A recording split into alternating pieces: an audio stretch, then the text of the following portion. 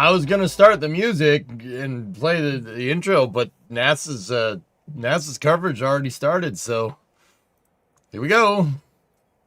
Can't listen to the music here though, because yeah, it'll demonetize the VOD. Go and drop because that's happened yesterday, so that's good. You know, that's lovely. Anyway, NASA.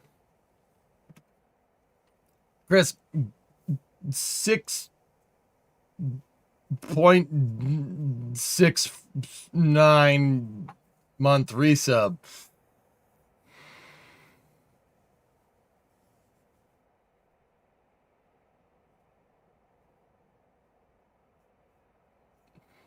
Dear Mr. Fantasy. Yeah. Dear Mr. Fantasy, play us a tune. Something to make us so happy. That's a good song, man. That's a really good song. It's Steve Winwood. No video audio. It will demonetize the VOD. Yeah, I know, because we played this video yesterday, Brimo, and it demonetized my space news from yesterday. Yeah, I had to dispute it. It's great. Lovely. His singing is going to demonetize. Thank you. Okay, so this is Ignition, NASA's new plan for the moon. To the stage, NASA Administrator Jared Isaacman.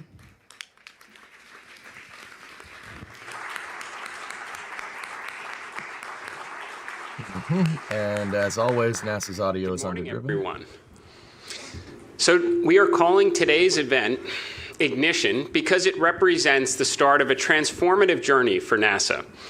I'd like to begin by thanking the leadership of President Trump for providing NASA the tools and policy to execute on our world-changing mission. You're very welcome. I also wish to acknowledge the coalition assembled here today. We have a bipartisan mix of members of Congress and staff from authorization and appropriation committees who have provided the direction and the resources. We have 35 international partner nations here, including ambassadors, ministers, and leaders of several space agencies who... All the ministers, the sinisters. Am I right, baby? Ray's not going to get much out of this because he's stone deaf. Space industry in the world. NASA never undertakes these grand endeavors alone. The presence of all of you here today sends a very powerful message about what we intend to accomplish together. Now, in the few short months since I began this role, we have moved very quickly. We have taken action to cut bureaucracy with dozens of regulatory changes underway and more than 370 sections identified for deregulation. I've also issued numerous directives, with dozens more in progress, all focused on removing friction and empowering the workforce and accelerating logical execution. That urgency reflects the moment we are in. It reflects the reality of a very great power competition, the importance of our mission, and the expectations rightfully placed on this agency by the American people, and the consequences if we fail to deliver. Taxpayers support NASA because we can change the world in air and space and science and inspire the next generation along the way. But we cannot be spread thin trying to undertake dozens of externally imposed and self-inflicted distractions, jumping straight to the dream state at the expense of an achievable strategy. For too long, we tried to satisfy every stakeholder. The results of that approach are very well documented in OIG reports. Billions wasted, years lost, non-conforming hardware delivered, programs that never launched, fewer flagship science missions, virtually no X-planes, less astronauts in space, which means less kids dressing up as astronauts for Halloween. I don't like it. The president doesn't like it. And the American people have waited long enough for the headlines only NASA is capable of making. For decades after the last space race, NASA was really the only game in town. For better or worse, the plan changed. We formed partnerships, spread goodwill, and tried to undertake programs that attempted really to make everyone happy. The outcomes became less important, skills atrophied, and now we find ourselves with a real geopolitical rival challenging American leadership in the high ground of space. NASA has stated we will return Americans to the moon before the end of President Trump's term. Our great competitor said before 2030. The difference between success and failure will be measured in months, not years. They may be early, and recent history suggests we might be late. This is why it is imperative we leave an event like Ignition with complete alignment on the national imperative that is our collective mission. Over the past few months, I visited all the NASA centers, and I've made a promise.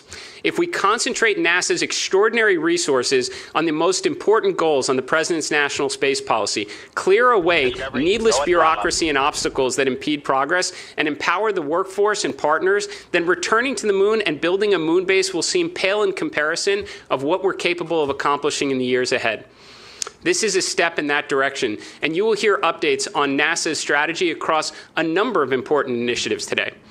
But to be clear, we are long past the time for words and PowerPoint.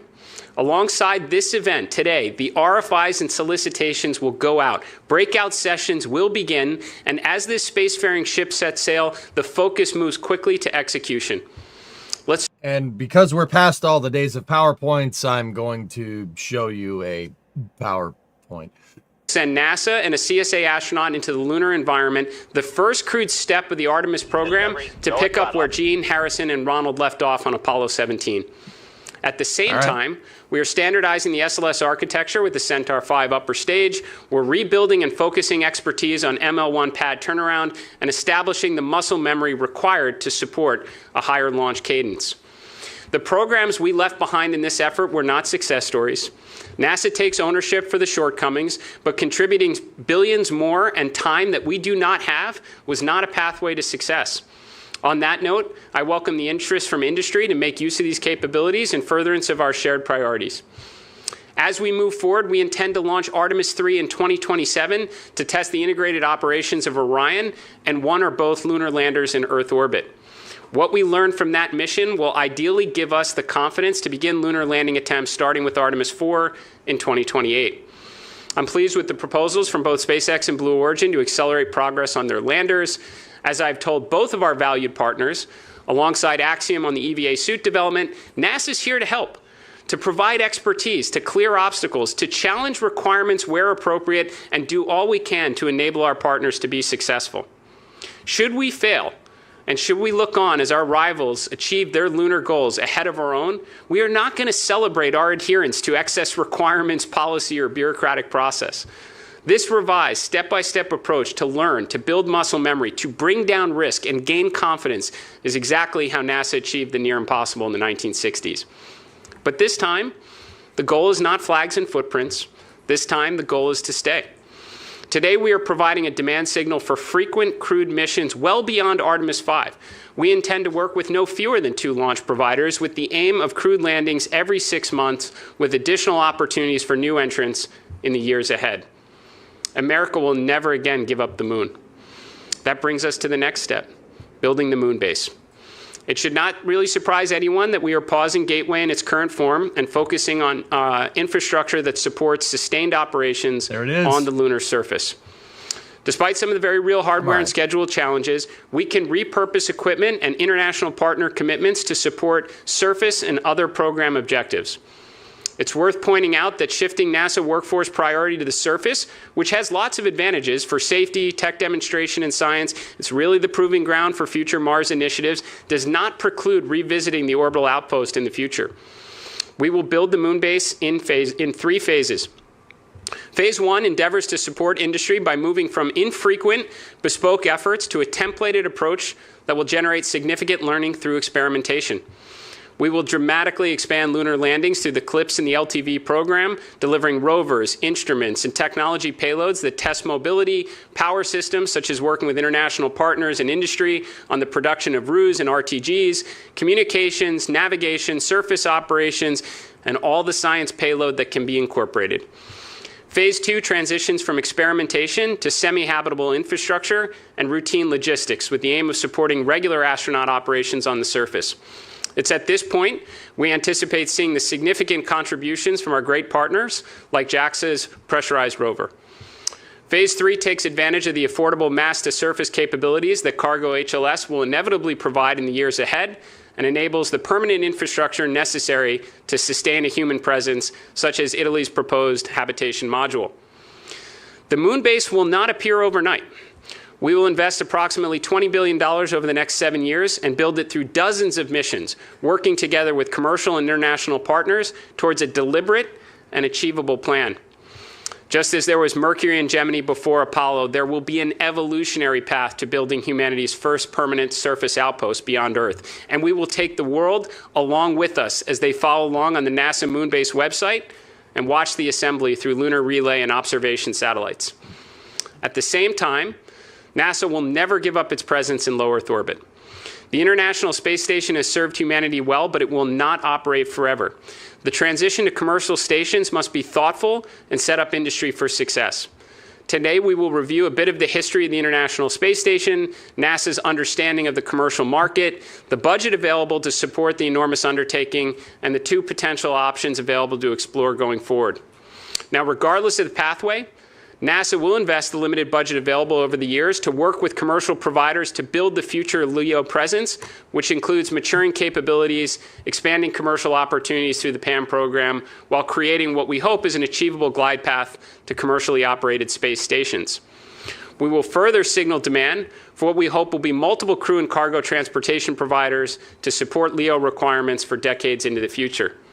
Now, NASA cannot force an orbital economy to exist, but we will certainly do all we can to ignite one. Science and discovery remains at the heart of NASA's mission. Today we'll provide updates on exciting flagship efforts like Roman and Dragonfly, alongside new initiatives like Da Vinci, bonus scientific payloads on the Mars Telecommunications Network, and rideshares designed to expand the pace of discovery. Public-private partnerships will turn NASA into a force multiplier for science. We are willing to challenge our approach to Earth observation and space weather, work with constellation providers, find efficiencies with legacy missions still yielding great science, and invest in flagship undertakings only NASA is equipped to pursue.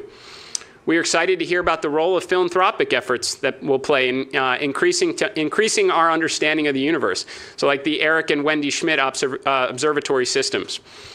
We welcome many such efforts and look forward to collaborating with and supporting them. The Moonbase itself and all the components that go into its assembly will become an extraordinary platform for scientific discovery. And there is one more thing. After decades of study and billions spent on concepts that have never left Earth, America will finally get underway on nuclear power in space. We will launch the first of its kind interplanetary mission named SR-1 Freedom before the end of 2028, demonstrate fission power and the extraordinary capabilities to move mass efficiently in space. When Freedom reaches Mars, a year after launch, it will release the Skyfall payload of Ingenuity-class copters to continue to explore the red planet. This Pathfinder effort will open opportunities for commercial fission power providers, be that propulsion, surface applications, and ultimately unlock the capabilities necessary for sustained exploration beyond the moon and missions to Mars and the outer solar system. Now, none of these efforts succeed without a very talented and capable NASA workforce. We are rebuilding NASA's core competencies. We are converting thousands of contractor positions to civil service and restoring the engineering, technical, and operational strengths expected of the world's most accomplished space agency. We are expanding opportunities for interns and early career professionals. In partnership with OPM and NASA Force, we are creating pathways for experienced talent from industry to serve at NASA through term-based appointments. And we are seeking to open opportunities for NASA employees to gain experience in the aerospace industry that is leading the world. Undertaking the near impossible should be extraordinarily difficult. It will require competence, ownership, dedication, like, and a great sense of urgency. We will recognize and reward only the hardworking contributors who deliver the intended outcomes. On that point specifically, we do not expect our partners to do this alone. We will embed NASA subject matter experts across the supply chain, attached to every vendor, subcontractor, and every part on the critical path, from Artemis acceleration to building the moon base. We will challenge the status quo where appropriate and help solve problems and pull in production. But to be very clear, we are not going to sit idly by when schedules slip or budgets are exceeded. Expect uncomfortable action, if that is what it takes, because the public has invested over $100 billion and has been very patient with respect to America's return to the moon. Expectations are rightfully very high. The taxpayers and their representatives in Congress should demand accountability from every vendor, every leader, every CEO if those expectations are not met.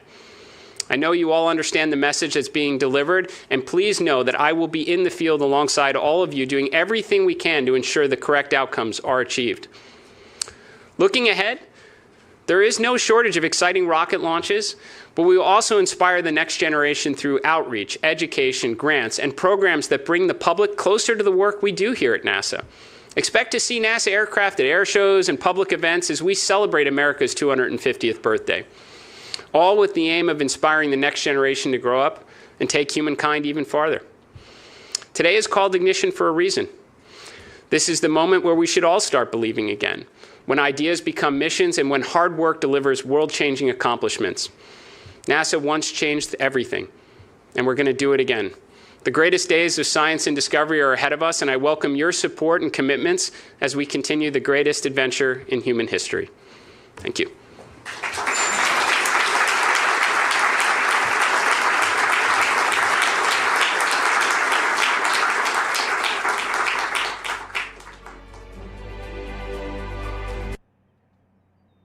Okay. That was a lot of information very fast. But I there was a lot of good stuff in there. There's a lot of pretty mint stuff there. Now what? Discovery, go at throttle up. Shy Wolf. Hey.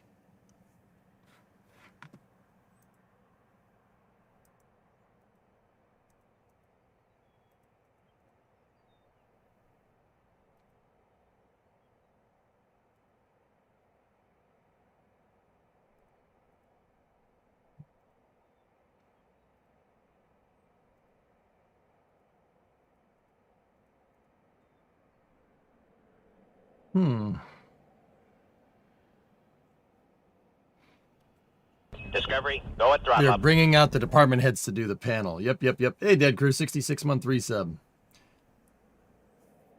Twitch decided to change my dashboard without asking.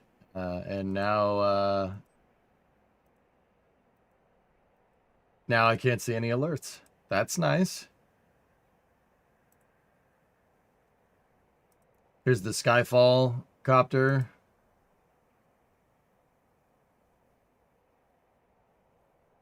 It's called Skyfall. That's awesome.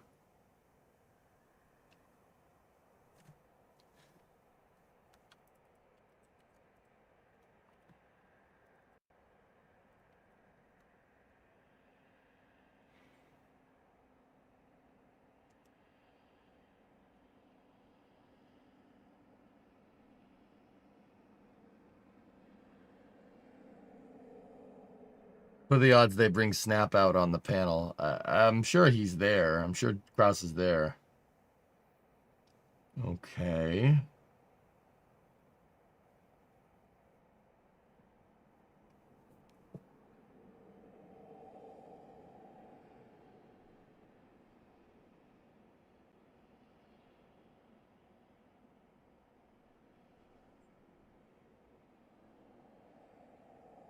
What?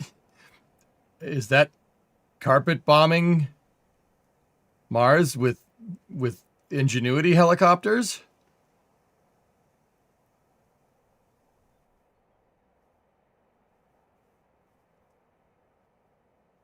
Oh, that's pretty cool. That's pretty neat. That's pretty neat. How neat is that? That's pretty neat. Yeah, that's super cool. Discovery, go at throttle up. Hey, Wally, tier 2, 60-month resub. You got your worm logo. Thank you, Jay, for the wonderful years of streaming and teaching. 5 years, subs, and watching even longer. Thanks, man. Thank you. I think these are going to be better than Ingenuity copters. I would hope so. Jared just posted his transcript. Okay.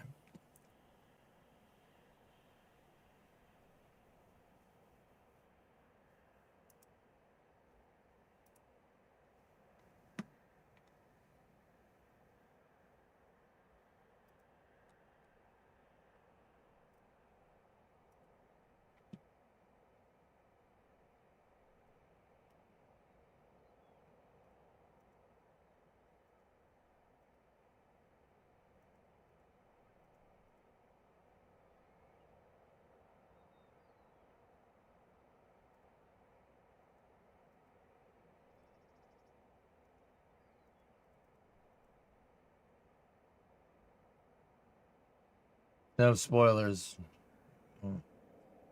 Angry Discovery, Medic, tier go and throttle up. 1 3 months in advance. Thank you very much. Thanks, guys. Yeah, we'll see. We'll see. Is Artemis trying to launch today? No, what this is it's called Ignition. Called NASA Ignition, and it is a huge, oh, here we go. It's a huge, basically they're retooling the Artemis program. Like, it's a big change in... Mission Directorate, Dr. Lori Glaze. Just listen. Good morning. It is NASA so does. wonderful to see so many of our industry and international partners here today. It is my absolute pleasure and honor to talk to you this morning about the very first, most critical step in that vision that Jared just spoke about, the return to the moon. If I could have the next slide, please. On February 27th, just a couple of weeks ago, the administrator announced his bold plan to increase the cadence of missions under the Artemis program to achieve the national objective of returning to the moon, of returning our American astronauts to the moon and establishing an enduring presence. This includes standardizing our vehicle configuration, adding an additional mission in 2027, as Jared just alluded to, and undertaking at least one crewed surface landing every year thereafter.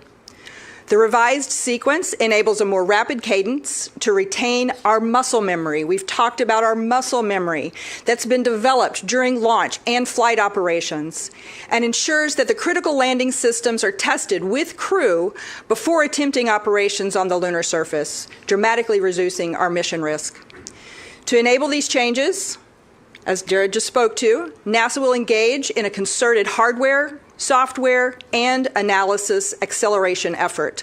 The effort will redeploy the workforce to engage more directly with our providers, to provide relief if needed, and bring some of the manufacturing in-house if necessary. Looking beyond Artemis 5, NASA plans to work with at least 2 launch providers, initially targeting landings every 6 months, with the potential to increase the cadence as the capabilities mature.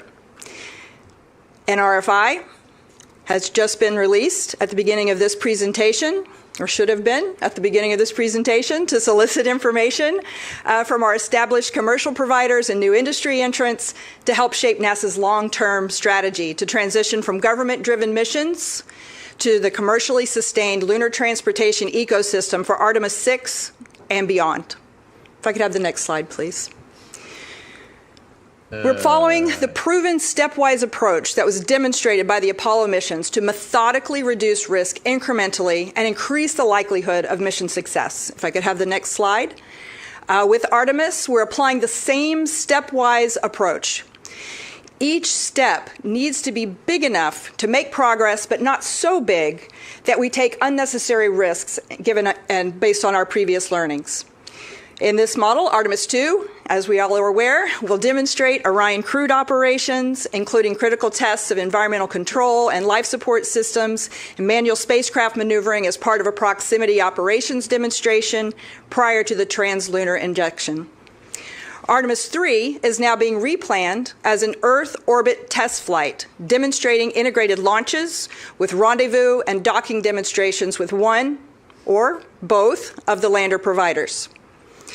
Artemis 4 will perform the first crewed landing in early 2028, and Artemis 5 is targeted later in 2028 to further accelerate towards establishing the lunar base.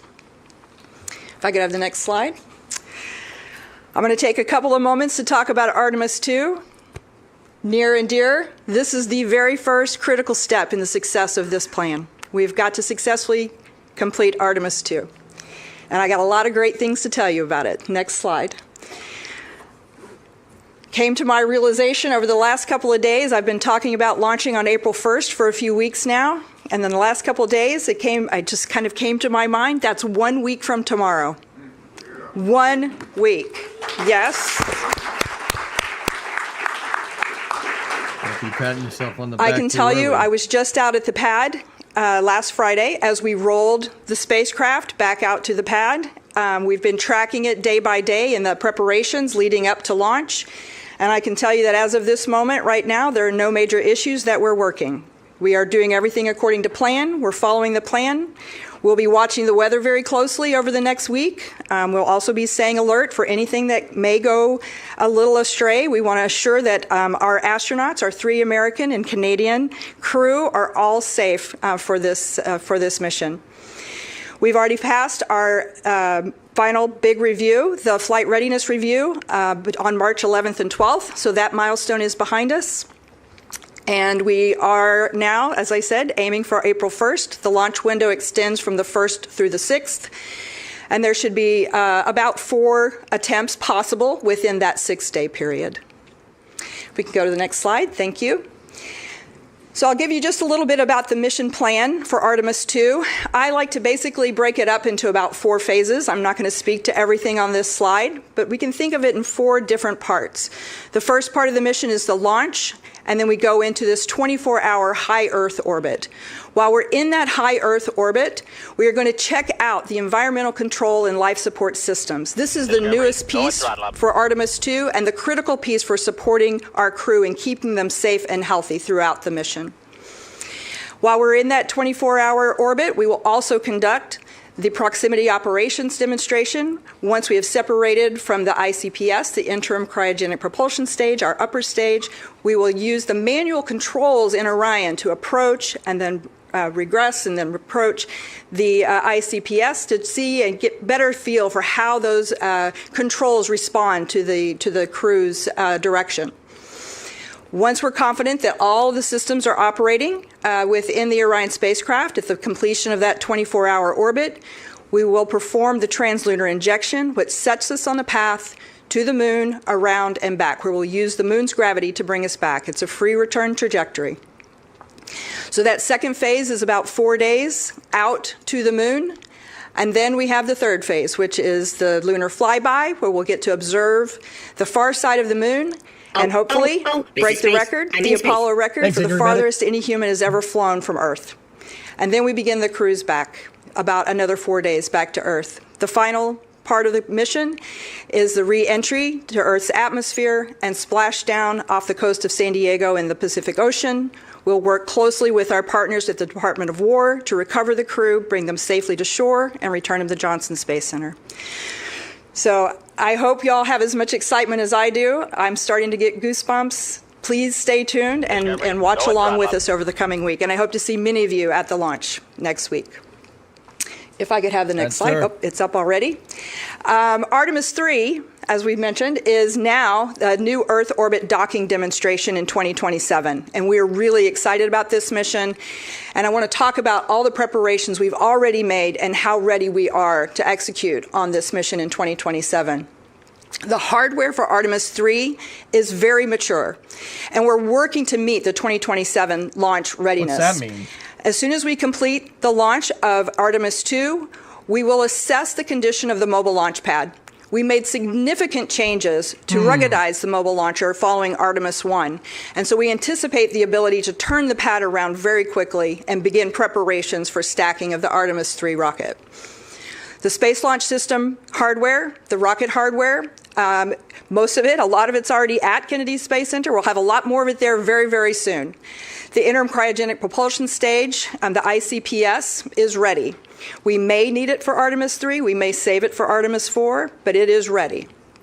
The boosters, the solid rocket boosters, have been ready for a while. They were just waiting for space in the vehicle assembly building. We anticipate shipping those and receiving them at KSC in April, later in April. You know, the engine section for the core stage for Artemis 3 is already in the vehicle assembly building undergoing integration work. The RS-25 engines are ready and they're shipping in April. The top 4/5 of the core stage should be shipping from the Michoud Assembly Facility in April, actually a week or two after the Artemis 2 mission completes. We expect to receive those down at Kennedy Space Center, the core stage. And the launch vehicle stage adapter is also ready in storage at Marshall Space Flight Center, and we anticipate that shipping to KSC as well. Next slide. Our Orion team is also working hard to meet the challenge of a 2027 launch. All elements are already at the Neil Armstrong Operations and Checkout Building at Kennedy Space Center, and significant progress is already underway. The Orion service module is in testing and checkout, making great progress. The heat shield that you see in the middle here has completed its fabrication and assembly, and it's in its final preparations to be ready to be integrated into the Orion crew module. The service module is also being integrated and tested. So we've got the service module, the crew module, we've got all the piece parts. We are in that integration stage. That is a redesign. Next slide, please. Yes. Of course, in order to perform this important docking demonstration, we are going to partner closely with both of our human landing system providers. The goal for this mission is for Orion to dock with one or both of those landers, and both of the HLS providers already have been given a task. They were given that task immediately following Jared's announcement to assess the options for this new Artemis 3 mission profile. In preparations, we're watching closely the development of both lander systems. The Starship flight test number 12 we anticipate happening in April, hopefully, no earlier than, but hopefully in April, will be the first flight of their version 3, which is a major step towards the lunar landing capability. The Blue Origin Mark I, which is their predecessor to the Mark II human lander. They've invested a great deal in the Mark I lander and anticipate launching that within a few months. Very excited. It's going to be flying one of Nikki's CLIPS payloads. And we'll be watching. There's a lot of commonalities with the systems needed for the human lander that will buy down risk with this Mark I mission. Back in the fall of 2025, NASA already began working with both of the providers to accelerate the human landing to 2028. Those accelerated landers are what we will be using for the Artemis 3 rendezvous and docking demonstration to buy down the risks. Have the next slide, please. So as soon as the administrator made his announcement, we began actively assessing the specifics of the mission profile and the objectives that can be addressed in this mission. The new mission will endeavor to include a rendezvous and docking with one or both commercial landers, as I said, from SpaceX and Blue Origin. It will include in-space tests of the docked vehicles, an integrated checkout of life support, the docked vehicles, the communications, and the propulsion systems. We also really hope to be able to include the new extravehicular activity suits in the landers to help reduce future risks on their development. NASA will further define this test flight after we complete the detailed reviews that we are conducting right now actively between NASA and our industry partners. And the agency will, of course, share the specifics, the specific objectives for the updated Artemis 3 mission in the very, very near future.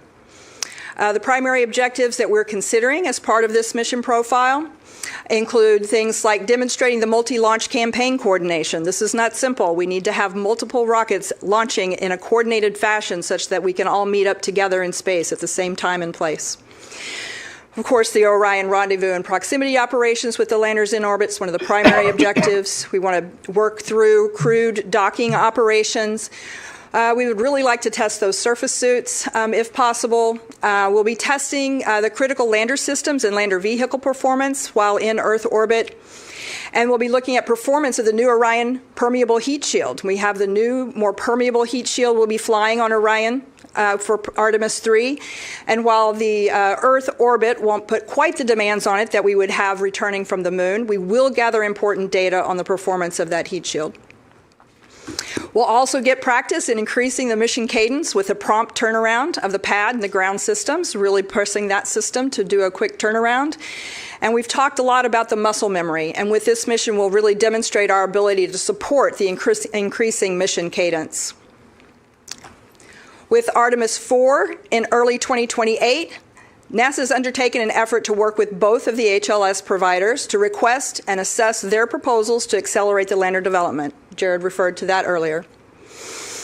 This includes modifications to our requirements and then also to the surface things that we want them to do on the surface and how we want them to work with us. We've got requirements to the hardware, the mission definitions, capabilities that enable us to move faster. We're really focusing on how can we move faster. The intent with this change, with trying to pull these forward and working with both providers, is to fly with whichever provider is ready first for 2027. We've already made significant progress on the government side of the hardware that's required for Artemis 4, both on the SLS and the Orion.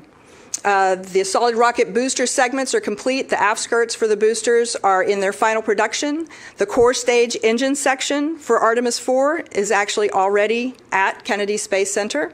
The RS-25 engines are in storage. The top 4/5 of the core stage are in their manufacturing at Michoud Assembly Facility.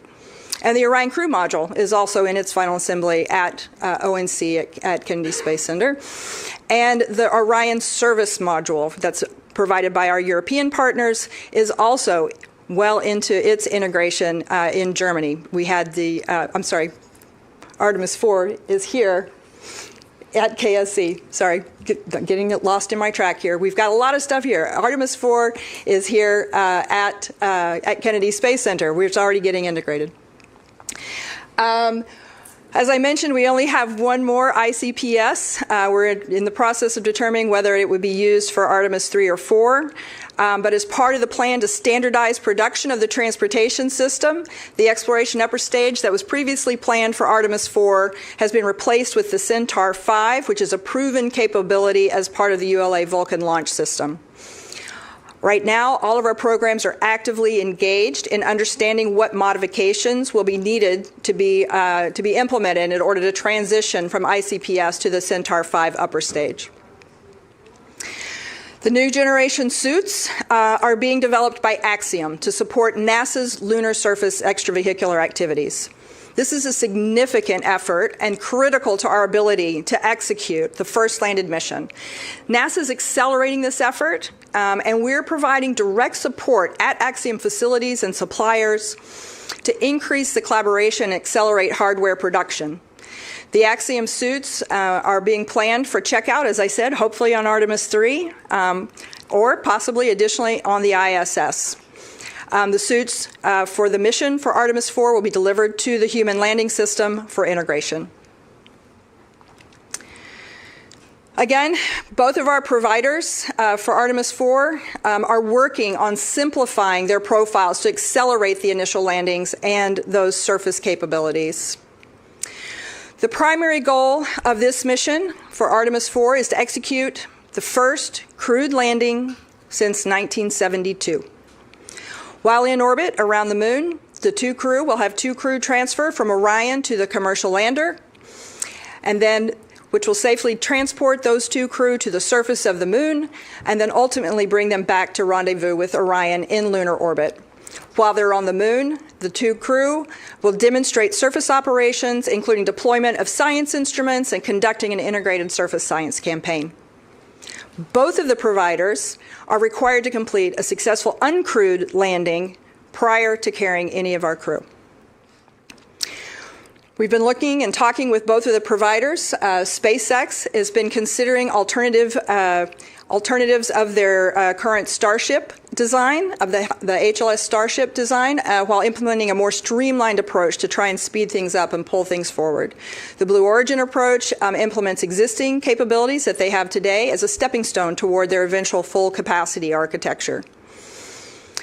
We've asked both teams for feedback. How can we help simplify these missions and how can we speed up the landing? And the overarching themes that we've heard from both SpaceX and Blue Origin were, first off, can we please avoid the near rectilinear halo orbit? Can we please avoid NRHO to help reduce the HLS workload, what's required of that system, and also improve lunar surface mission planning flexibility? We've also heard that simplifying the mission requirements for this initial mission while maintaining their long-term capability is also a strong desire. We want to simplify, but we also want to make sure we're building towards the future. So it's important to assure that whatever architecture we're using for Artemis 4 feeds forward to what's going to be needed in the future. In response to the feedback that we've received from SpaceX and Blue Origin, we are indicating, and we have indicated to both of them, that we are open to other non-NRHO lunar orbits. Some of these orbits could reduce our crew risk with abort opportunities that are available in hours versus up to a week if we were in NRHO parking orbit. It also opens up flexibility in surface mission planning, allowing us perhaps access to different sites on the surface or flexibility in the timing of when we land. The intent of offering alternate orbits is to balance the Orion and lander performance by parking closer to the moon and being able to have that more frequent or easier access. We're also looking at the surface requirements, trying to make them simple and sustainable. We're looking at more flexible surface planning that supports simplified interfaces leading to accelerated development. We are, of course, also looking for maintaining that long-term capability. So the simplification of the requirements allows us to focus on achieving the near-term goals while also preserving the long-term goals through evolution of the lander capabilities to support our exploration goals. Looking forward in working with the providers and with our teams within NASA, we're very focused on looking at the cross-program and mission planning. There are critical Orion interfaces, and those interface definitions need to be updated. They require being updated to trying to understand what it means in these new parking orbits that are closer to the moon and different mission profiles. So we're in the process of assessing that all right now. Moving on to Artemis 5, which would be the second landed mission in late 2028, as we begin our preparations for a lunar base. There is significant hardware, again, already in development for Artemis 5. Orion Crew Module, European Service Module, this one is in Germany still, but we expect it to be delivered next fall. They're on an excellent yearly cadence of providing those service modules. We've got engines in production, boosters in productions, and the core stage already also in manufacturing. So I'd like to wrap up here. I just want to hope to close with the impression that you'll take away that we are enthusiastic and excited to execute on these accelerated timelines. The new Artemis 3 mission standardizes the architecture and will reduce risks ahead of the first lunar landing. We have the hardware, we have the skills, we have the capabilities to accelerate, and we know this administration is committed to removing any of the obstacles that are slowing us down. We're also prepared to advocate for increased supply chain criticality, and we're poised to deploy the NASA workforce to build components ourselves if necessary. We're already embedding NASA personnel at key contractors and suppliers as active, not passive, participants in the supply chain to assure that the key components that we need are not keeping us from landing on the moon first. Internally, we're in the process of building new analysis tools that provide us insight and real-time resolution of challenges across the entire Artemis enterprise.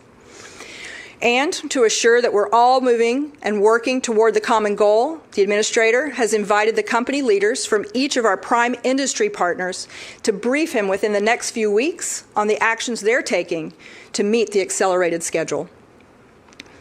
As I noted at the beginning, we're signaling demand and dropping an RFI for 2 pathways for crewed missions to the moon beyond Artemis 5.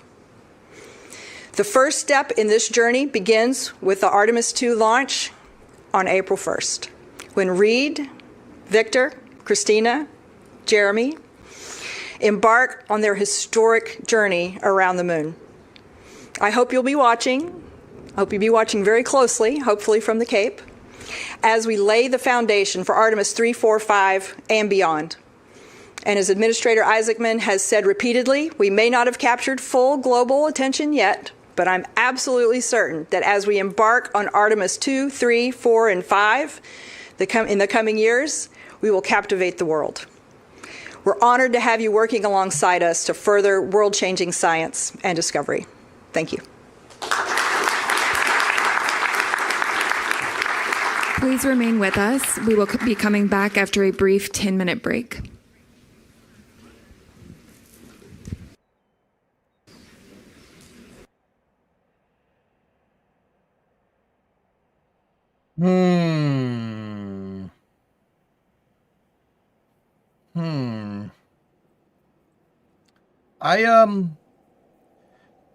Guys, I don't really mind what I see here, to be 100% honest with you, but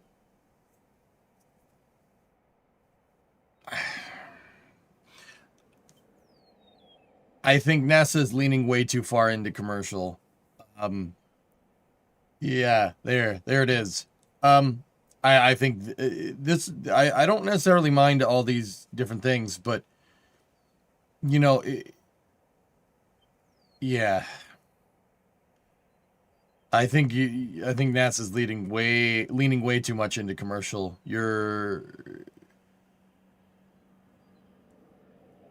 Yeah, it's especially with what Lori Glaze said post Artemis 5. This as expected, this strategy really seems like SLS's days are numbered. Honestly, there's really going to be no... I'm not going to say there's going to be no point in using it after Artemis 5 or 6, but that certainly seems like what they're, like, kind of shoring up to do. Kelly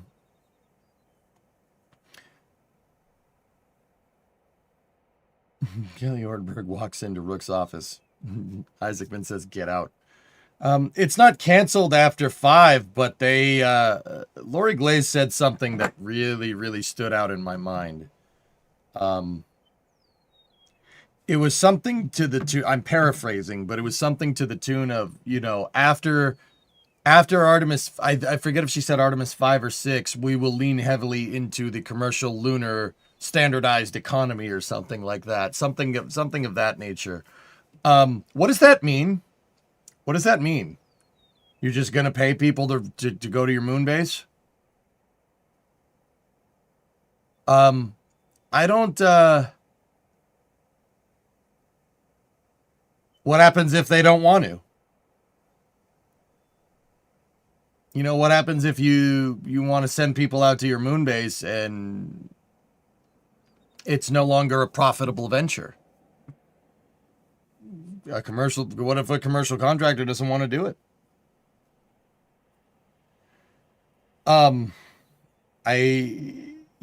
I've always said that this is kind of, if NASA doesn't have their own way to get to the surface of the moon, you're looking at a pretty awful precedent here. Now, does this historically have any precedent? No, not really. The closest one, though, that I can think of off the top of my head to this would be in the 90s when the Air Force, now the Space Force, wanted to, you know, utilize the commercial market for their utilize expendable launch vehicles, right? To launch all their Department of Defense satellites.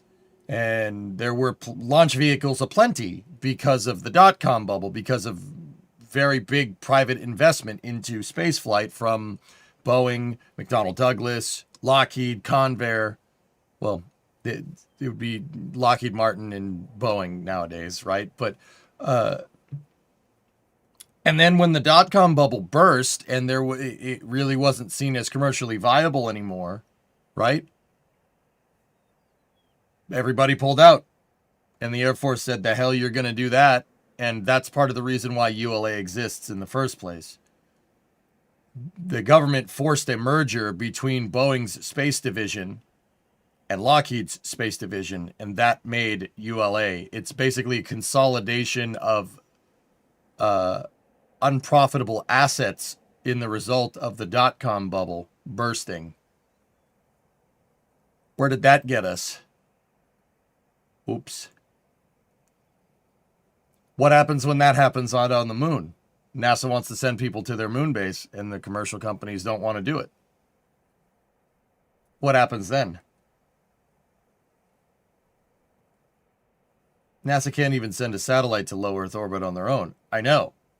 They should fix that. I think that this leans a little too far into commercial, if you really want my honest opinion. I think a rocket that is designed for scientific application is not necessarily designed for commercial application. And if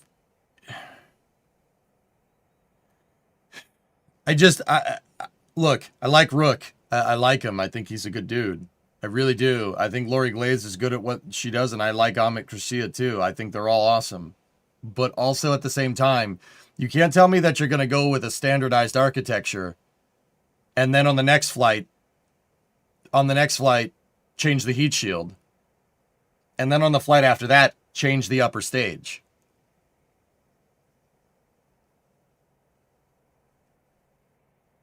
And then, so the next flight would be Artemis 3. Flight after that would be Artemis 4.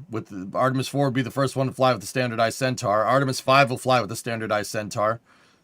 And then Artemis 6 with the standardized Centaur. And then what? Then dump it?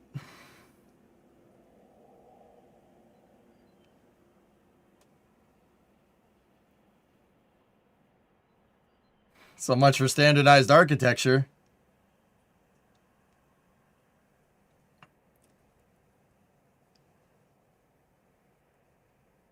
How far do you want them to go? I honestly would have standardized around the EUS. I would have standardized around the EUS. Yeah, that's what I would have done. Well, I don't like you. Ow, man, damn.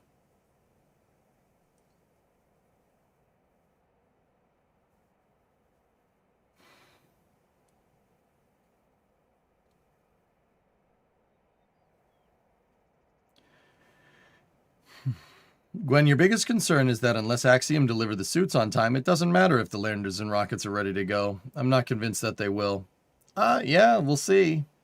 Doesn't SLS become irrelevant once Starship is routinely flying to and from? You're going to hedge your bet on a promise? S? You're going to risk lunar exploration on a promise? Okay. Bold strategy. Now you tell me, historically, has that worked out? Think about it, dude. I'm not saying that Starship is better or SLS is better. I'm not some crazy SLS fanboy.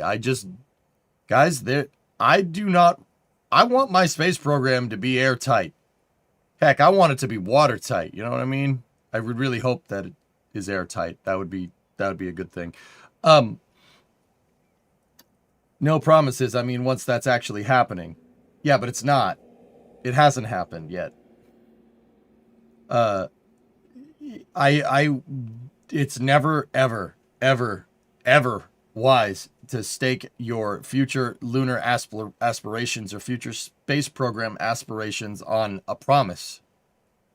Now, 10 years from now, after SLS has flown a bunch of times, if Starship is working and it's human rated and NASA is confident in its systems, you want to retire SLS and then have NASA just buy Starship launch sites, right? Maybe they transfer 39A over to NASA and NASA has their own fleet of Starships. I'd be okay with that, sure. But that ain't happening anytime soon.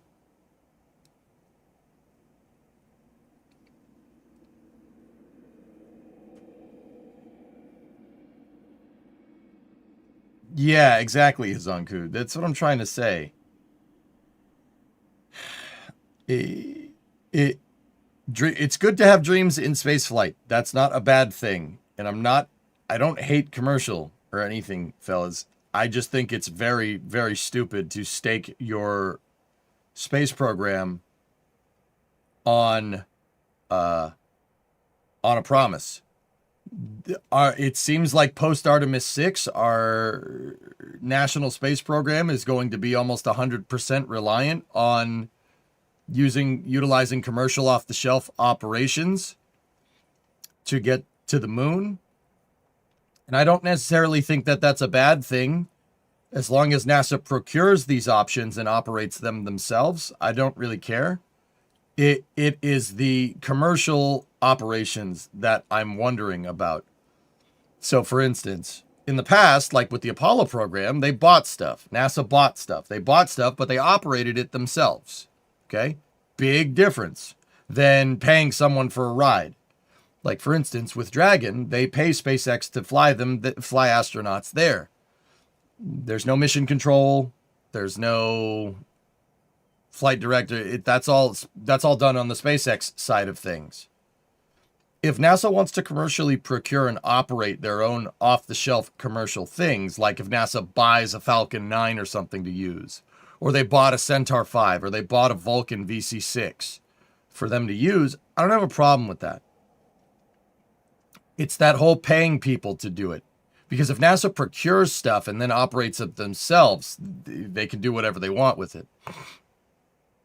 If you're paying someone else for operations, namely for launching, right? What's to say they don't, but what if they don't want to launch you into space anymore? What if it's not profitable for them? And then they decide to say no. And like I said, that's happened before. That's happened before. You're going to risk our national space program objectives on a market that is subject to capitalistic expanding and contracting conditions? Just food for thought. You don't think the government would force them? Well, they tried to, fake Brit. In the 90s, they tried to, and they said no. And then we ended up with one of the most stagnant spaceflight periods in human history since the inception of NASA. Look, all I'm saying, dude, is that there's historical precedent here. You got to be careful.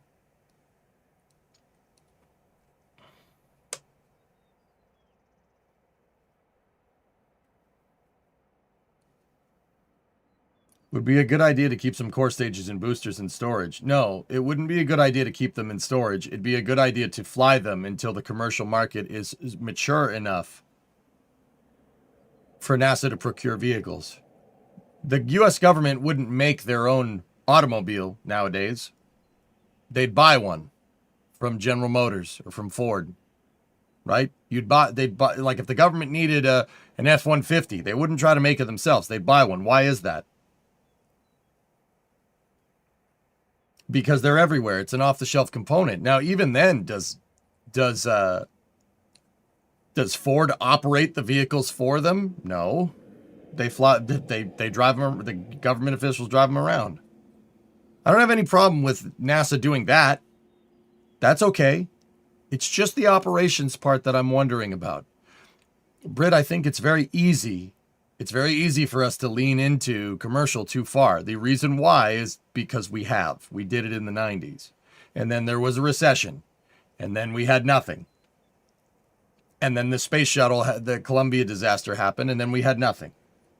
And then we had a brief period from like 04 to 09 or 2011 where the shuttle was doing excellent, right? And then we had nothing but expendable vehicles.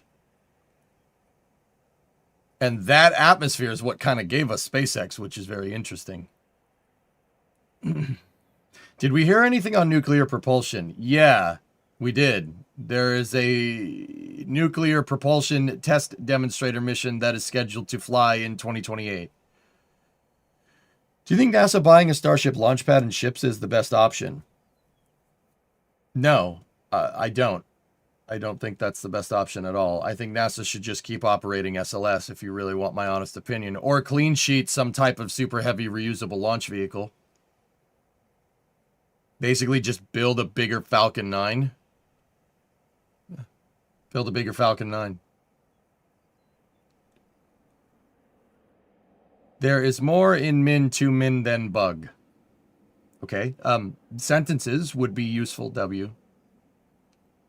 That would be, those are useful. That's useful syntax for proper communication, so I can understand what you're saying. Look, dudes, I'm not going to say that I'm not excited about this. This is neat.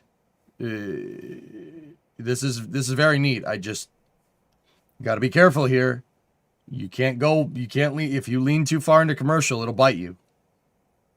But simultaneously, dudes, the flip side of that conversation is that if you lean too far into government. Discovery, go at throttle up. Hey, Favorite, thanks for that Prime sub, man. I appreciate it. The flip side of this, dudes, is that if you lean too far into a government program, right? Like the Apollo program. The Apollo is leaning way too far into a government program. Then at that point, some jerk-off freaking politician, Nixon, can decide that your space program doesn't need to be a thing anymore. Bye-bye. Right? And I would argue that market consolidation that happened in the dot-com era, when the dot-com bubble burst, right, led to a consolidated, like, kind of all government space program, right? There was no commercial program in the late 2000s. That didn't exist. They made one with commercial orbital transport systems as a result of this, right? And then, once again, some bonehead politician decided that we shouldn't be doing any of this, and that got us in the situation that we're in. It can't be one or the other. It has to be both of these things. NASA should be doing their own in-house space program. They absolutely should. Anybody that sits here and says otherwise doesn't understand the historical context here. If there's a healthy and active commercial market working, right?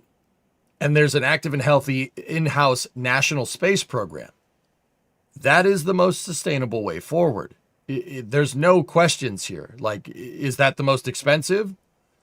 Yeah, absolutely. But, oh, geez, somebody gifted. God damn it.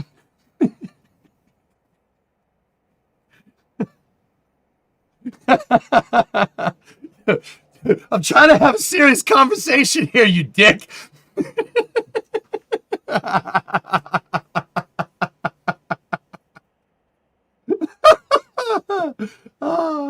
I'm trying to teach people. What the hell's the matter with you?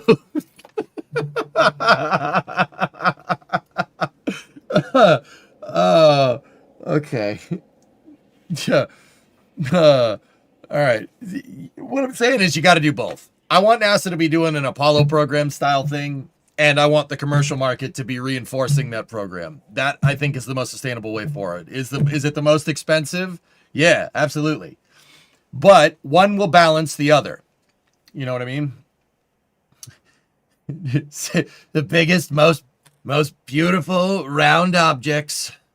There's two of them. Yes, round. Very, very, very round. Very nice.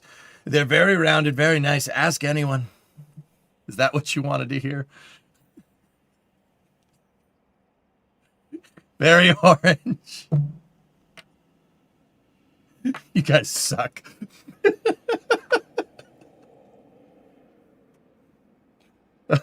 Hey, you remember when NASA said that we'll be with you in 10 minutes, 30 minutes ago? Yeah, you remember that? Anyone except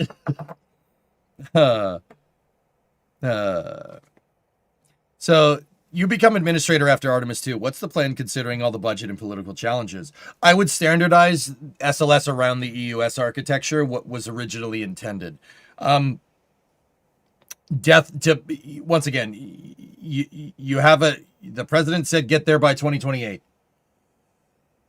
That would have been hard to do with the EUS, and I think Jared Isaacman did it because I don't think the EUS program was going to be ready, even if you tried to standardize around it. Using Centaur 5 allows you to get there quicker. But the problem is that in that hastiness to get there quicker, you basically screwed SLS's architecture for the long term. Because an SLS with a Centaur on top of it isn't going to do nothing.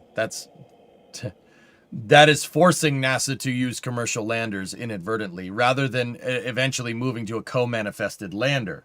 Meaning something like a lander flying on SLS Block 1B with Orion, so NASA could get to the moon all by themselves. Right? You're basically neutering the SLS program at this point. And some people think that's warranted, you know? Is it possible to put Glenn Stage 2 on SLS? Yeah, sure, Resi. I think that's possible. I don't think that's possible by 2028. Yeah. In fact, I think that's what they should do. That's what they should have done 10 years ago when that was an option. But they said, we don't want to put Glenn Stage 2 on top of it for two reasons. Seriously, Blue Origin said, why don't you put New Glenn upper stage on SLS in 2017? So it was 9 years ago, right? They said, do that, right? Put a New Glenn on SLS. This was in 2017. NASA said no for two reasons. The first reason was scheduled. They didn't think that a New Glenn upper stage would be ready in time.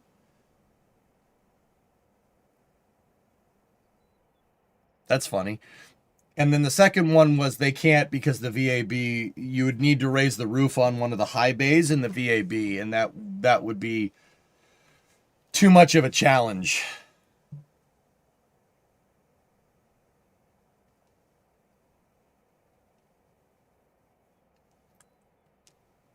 Yeah, they drew the line at we can't modify this steel building that was designed to be modified. We can't do that. Yeah, exactly, Coltec. Yeah, it's because NASA, you know, those dang challenges of theirs. We can't. Yeah. Yeah. Yeah, that's good. Oh, we can't do that.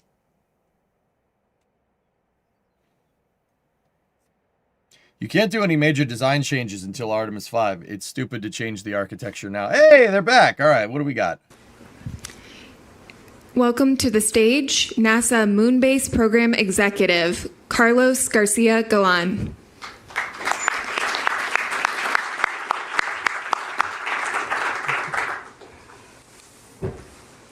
Good morning, everybody. I'm Carlos Garcia Galan. I'm your Moonbase guy. The first thing I want to do, though, is I want to address the Gateway program. National space policy is prioritizing sending astronauts back to the lunar surface and also building an outpost on the moon. When we evaluated the current Gateway architecture, which is focused on building an orbiting outpost, while that is still relevant for future exploration goals, is not required to accomplish our primary objectives. As a result, we're announcing today that NASA is pivoting the Gateway architecture to focus on building the moon base. We're going to focus the resources, the people, and all of our efforts on the surface and any orbital supporting elements to achieve that. There were other considerations that we assessed when making this decision. For example, the HLS providers and the performance penalties that we're incurring in trying to get to the orbit that we had selected for Gateway, and some other challenges that are still ahead of us with developing the modules and putting them in orbit. For example, right now we were projecting to achieve the first initial capability in 2030s, and as you're going to see today, we have a lot of things between now and then that we want to be focusing on. Consequently, we're going to be starting to work on evaluating what is it that we have today in terms of hardware, capabilities, facilities, and we're going to basically shift those to be focusing directly on what we're going to do on the surface of the moon. NASA, working together with our industry partners with Gateway and also our international partners, are going to be putting together options and concepts on how we take everything we got and we make it work for us towards building the moon base. Many facilities that we were using were already designed for an evolving architecture with the orbiting outpost, so those will be easy to transition. For example, our laboratories that we were going to use for integration test verifications, we're going to be transitioning those. Also, we have significant amount of hardware in advanced state, like the power and propulsion element, which you're going to see later on today how we're going to transition that to meet one of our near-term objectives. In addition, the habitation and logistic outpost module, which is also being built here in the United States, there's many subsystems and components that potentially we could use in other habitation modules for the moon base. So all of that is just beginning today. We're going to do it together with our partners. And in addition to like hardware and facilities, the NASA Gateway team, it is going to pivot to also focusing on our objectives on the surface of the moon and some of the other things we're going to hear about today. Additionally, we're working with our international partners to basically make this transition together, figure out how we repurpose the partnerships that we have, and we go hand in hand in this transition, this pivot to the surface of the moon. Having said that, let's talk about the moon base. President Trump's vision for space exploration requires that we establish the initial elements of a lunar outpost by 2030. What you're looking at today is certainly not the initial elements. It's more of our vision of what it would look like in the future.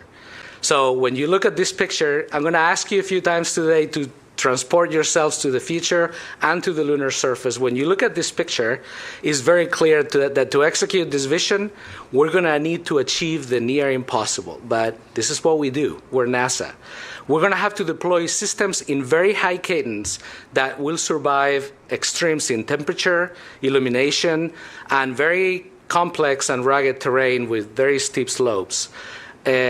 Everything that we're going to want to do in the moon, unfortunately, is hard to get to. So all of these things we're going to have to do together. And eventually support permanent astronaut habitation there, which is no small feat. We can only do this with a vibrant American industry base and our international partners. And in addition to that, we're going to leverage the entire might of the NASA workforce, from core competencies to facilities to our ingenuity, to make sure that this dream happens. We're going to ensure that American leadership remains in space and on Earth, leveraging, doing things that today seems like science fiction. It does look like science fiction, but guess what? We're planning to turn that into reality. And with your help, we're going to inspire the world in the process. But this picture of the moon is not going to show up overnight. That's not where we're going to end up. We're going to build it in phases. Phase 1, which starts today, it's all about getting to the moon reliably, learning how to get there in high cadence, deploying assets in different areas of the moon where we think we may want to build this moon base. We're going to experiment with new technologies that we know we're going to need for future infrastructure development to support that permanent habitation. And we're going to actually start the infrastructure in this phase that goes from now to 2028. That infrastructure is going to start with constellations of communication satellites that can also do observation. Transitioning to phase 2, which we estimate will start around 2029, we're going to think about establishing the infrastructure. So we've tested some new technologies. We're transitioning to actually establishing and laying out what we think are permanent elements of that infrastructure. And we're going to talk about this, but it includes power, surface communication, surface preparation, and mobility.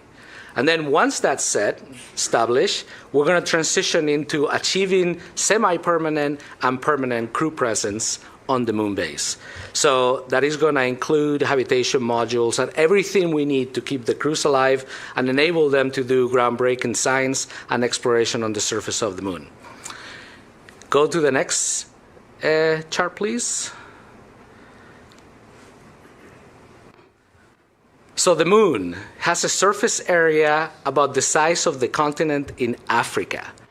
Imagine, talking about why are we going back to the moon? Imagine sending 6 missions to Africa for short duration and saying, hey, we've explored, we've learned everything we need. We're going to start doing that again. The lunar South Pole, for example, it's about the size of the state of Virginia. So I think you can go one page up. Oh, there you go. We got it. This false color image that you see is the dramatic terrain that's in the lunar South Pole. The Shackleton crater, for example, is one of the areas where we're interested in going. That is double the depth of the Grand Canyon. I don't know if any of you have had the chance to hike the Grand Canyon. I have. So it's quite impressive, and we actually want to explore in the areas of the bottom. We're going to have to build systems that also provide power, mobility, and habitation around those places, and also consider lighting. Like you see today, some of these areas that are very interested for science and exploration are sometimes permanently shadowed or have significant length of shadow periods. So having systems there that can survive the temperature gradients that we're going to see and the lighting are going to be critical. Unlike the lunar equator, the ratio of sunlight can really widely change. And when the sun comes up, it's not like on Earth or different places on Earth where you see it just straight sunrise or the equator of the moon. Is going to basically hover in the horizon. So power systems and even communication having to go through those craters to work is going to be very challenging. So let's talk a little bit about phase 1. Go one more slide. Phase one, these are the top-down objectives to establish the types of things we're going to need in the missions that I'm going to talk about in a minute. We want to achieve high-rate, reliable surface access. Talked about that. Establish the ground truth for the moon-based landing sites. We have a ton of data from satellites, a little bit of data from rovers and other probes and landers we've sent, but there's nothing like going there and experiencing that environment that I was talking about, and prospecting and looking around. So we need to do that in phase one with a high rate of assets. We also need to test and experiment on the technologies that we think we're going to need. They're not a nice to have, they're a must have. We got to make sure that we understand how those are going to work in that environment. And we're going to host the first crewed mission to the South Pole in this phase. So if you're an astronaut, transport yourself back. If you look at the perimeter of the moon base, you're basically going to see, of course, you're right, to the moon and back to Earth. You're going to see other landers that were there before you, and then several of other landers and rovers that we were using to achieve that high rate and that prospecting. So this is kind of what it would look like. To achieve that, go to the next slide. We're investing significantly and projecting about 25 launches, 21 landings in that period of time. We're going to put about 4,000 kilograms of payloads on the surface. So the payload capacity is going to drastically change. We're hoping changing the paradigm of what we've been able to do on the moon. We're going to also deploy 2 lunar orbital comm satellite constellations to have reliable comm and observation. And then we're going to do technology demonstrations like radioisotope heating units, which are key to address some of the challenges we were talking about before. If you go to the next slide, these are just imposed on the picture some of the things that we're planning to do. I talked about the constellations that will give you navigation, comm, and observation. We're going to have drones on the moon, and I'm going to talk a little bit more about that later. Well, of course, we'll have the human landing system. We're going to use the CLIPS program that we have today, drastically expanding that to do that high cadence of landers.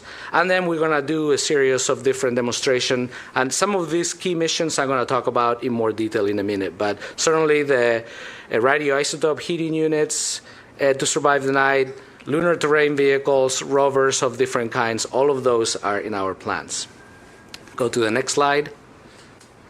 I'm going to start talking a little bit about some of the key characteristics of the key assets that we want to put in there. So lunar terrain vehicles. These vehicles are about the size of a golf cart. There's 2 versions of them. One is going to be crewed, and one is going to be uncrewed. The crew version, of course, is going to allow the astronauts on an EVA suit to move around farther distances from their landing site, potentially going from the landing site to the areas where we're going to start setting up some of the elements of the moon base. And the uncrewed version, equally important, is where we're going to be able to do exploration and prospecting. We're going to put payloads on them, maybe some of the technology demos. Imagine perhaps a lunar terrain vehicle with an RH2 attached to it, or maybe carrying something related to surface preparation to see what things work and what things don't. Can this thing, push a rock on the moon? Can we level? Those type of things we're going to explore. And here you have some of the key characteristics, 500 kilograms. It can go up pretty steep slopes. 20 degrees doesn't seem like a lot, but if there's any cyclists here, you know that that's pretty impressive. Surviving 150 hours in the shadow and about a speed of about 10 kilometers per hour. Let's talk about the next one, lunar drones. We're calling this Moonfall. So I'm pretty excited about this one. This is built on the legacy of the Ingenuity helicopters on Mars. Obviously, we can't have helicopters on the moon, but we're going to take everything we learned from GNSS systems and the avionics, all of that, to build this. It's going to be used for site surveillance and terrain survey. We want to send this to places that are hard to reach, which is, by the way, points where maybe are the ridges where we see more sunlight, or maybe are places where eventually we may want to put a lunar cellcom tower. So we're going to send them to do the prospecting, and potentially they could host a variety of payloads as well. like an RHU, for example, to further survive the night. Here's a video with some of the characteristics. So the drones themselves are going to be independent from each other. They're independent spacecraft. We'll bring them in and basically deploy them as the spacecraft is coming in. And each drone is going to be capable of basically several propulsive hops that can go about 50 kilometers each in total. And then it's about 150 seconds from launch to landing on each hop. And then eventually we'll place them in a place when we run out of fuel, where maybe they can, if they have something that allows them to survive the night and stay longer periods of time, we can leave them there and have a function, like maybe communications or something like that. That's a good idea. I like that. Of course, everything we talk about is going to have pretty awesome cameras. The next one is that I want to talk about is communications and observation satellites. Communications is key. We can put all the assets we want, but if we cannot get their data back, or even look at prospecting from the top to see what things are doing, or bring you along for the ride, we're going to get much lower value of that. So building a constellation of satellites, we're very, very used to this on Earth, as you know, GPS, communications anywhere in the world. We got to establish that on the moon as well. So we want to increase the throughput to about more than 500 megabits per second. We want to increase and establish a good amount of surface lengths to orbit lengths, and basically being able to communicate with our assets anytime we want. We're also going to start establishing protocols. So, I mean, all the stuff we're going to put on the moon, we want to make sure that it's, standard. And even though the initial set may not have those requirements, we want to test some stuff in phase 1. So maybe by phase 2 or 3, we can deploy those protocols and have a unified comm system on the moon as we develop other capabilities. If you go to the next one, another one I'm excited about, the Viper rover. Viper is also another golf cart size rover. It's built, it's tested, it's ready for a ride, and now we're going to give it one. It's going to go in the Blue Origin lander, serial number 2, which is scheduled to go to the lunar South Pole by 2027. What it's used for is going to map the water and volatiles from lunar resource prospecting. And these are critical for some of the reasons why we want to go to the moon. Some of these areas that have permanent or semi-permanent shadows have things that are billions, volatiles that are billions of years old, and we're going to go after those things and to try to understand our universe, where we come from, our neighborhood, to say in a different way. So yeah, this rover is going to get deployed. It's going to help us do a lot of the prospecting and trying to find out where are the cool places to go do science on the moon. Next one. Radioisotope demos. I talked a little bit about the lighting conditions on the South Pole. Very challenging. So lighting, of course, is related to also the thermal environment that these assets are going to see on the moon. As a matter of fact, at the beginning, during phase 1, some of the things we put there are not going to last very long because of this very reason. So anything we can do to not rely necessarily on solar power and allow the assets to get heating and maybe some power is going to be golden for our ability to take that forward. So we're actually trying to incentivize any of the people that have landers. If you can find an RHU or anything related to that that works for your asset, bring it on, and we're going to reward you for that. As a matter of fact, also, we're thinking of several things along this area, but I'm going to talk about this later too. We're going to put an RFI today, dropping it, for any ideas that you may have. We want to hear them. So anything in this related to this technology area is going to be good. Basically, we want to put things that will help the lander survive more than 120 hours of continuous operations in darkness and be able to send signals back to Earth. Let's see. Let's go to the next chart. So all in all, this is phase 1 for you. It's very challenging timeline that we completely understand that, but as I show you in the first picture, we need to achieve the near impossible, so we cannot operate the way we've been talking and operating until now. We're committing about a $10 billion investment in these years through 2028. In 2026, we already have 2 missions planned to the South Pole using our CLIPS program that we're folding into the moon base. 2027, we're drastically increasing that mission cadence with 10 launches to put 9 landers. And all of this we're going to do depending on what we get from solicitations, the stuff we have on the books today. So these numbers are obviously approximate. In 2028, we want to maintain that cadence and potentially do 12 launches to put 10 landers on the surface, including the HLS provided landers for demos and of course to bring the crew for the first time. Go to the next chart.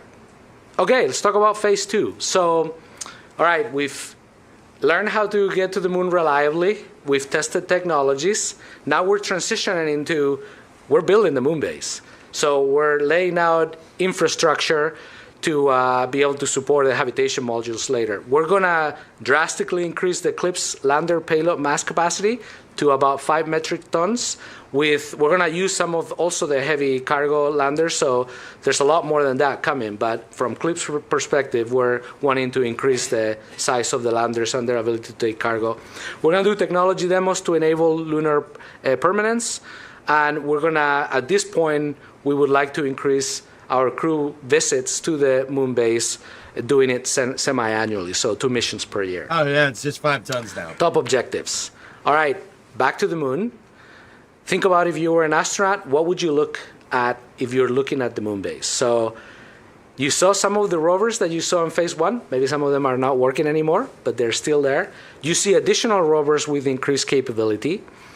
Definitely you see lunar terrain vehicles that have been hard at work, maybe preparing the surface for a potential habitation module or multiple modules we're going to connect. You see some of the infrastructure that's coming about, like solar tower masts and so forth. So if you go to the next chart, that's about what it looks like. 27 launches, 24 landings, 7 rovers, and drastically increasing the payload capacity that we want to put on the lunar surface. By this time, we would like to also have, you see, a pressurized rover that we're doing with our partners at JAXA. You see solar power stations. Definitely, we're building up on this nuclear capability, maybe graduated from RHUs to RTGs, maybe something else, if we get good ideas from you guys. So we'll start setting up this kind of infrastructure. And some of the assets, if you go to the next chart, in addition to what we did in phase 1, we definitely have solar power augmentation. So you start seeing some of those solar masts growing. We'll have RTGs, maybe on a rover, maybe on a lander, maybe some things that we can connect together. We start seeing some of the infrastructure like surface communications, our cell towers, which also give us the ability to do navigation. Pressurized rovers, of course, excavator rovers. So we need to, connecting things on the surface of the moon is going to be almost harder than on orbit because you got to deal with the terrain. So we're going to work on the technology for that, but also having an even surface, even if it's just clearing up rocks, is going to be key. Site preparation logistics rovers, logistics, if you want to have a vibrant moon base, you have to have a logistics train. From launches to in-space transportation to landers, and then getting that cargo from the landing site to where it needs to go. So using perhaps LTVs or an extension of other rovers, we're going to have to experiment and start setting that up from when crews are coming there. All right, so transition to, let's talk about the assets that we're going to have there. Of course, one of the great ones is the pressurized rover that, again, we're doing with our partners in Japan. It's a mobile habitat that is going to extend the human exploration range. They'll be able to work in a short sleeve environment, so it's kind of a habitation on wheels. And that will allow them to travel significant amount of distance. Of course, it will have power systems and so forth. We're designing this to have a 10-year design life, and it's about 15 metric tons. So, of course, to deliver that pressurized rover, we're going to have a heavy cargo lander already in the books. Can traverse quite a few degrees of Yeah, slope just and then 15-ton survive cargo up to lander. 150 hours Sure. in the shade. Who's making The that? whopping speed is 3.5 kilometers per hour. But trust me, if you're in that, you probably don't want to go any faster. So anyway, pressurized rover. Transition to solar power augmentation. Power is the name of the game. All of these things we're showing require power. Some of them require power to heat themselves during the long shadow periods. So we need to demonstrate the ability to deploy these systems, test them, and then chain them together eventually to be able to provide the power that we need for the moon base. So anyway, we're definitely going to be investing in this capability, deploying it, testing it.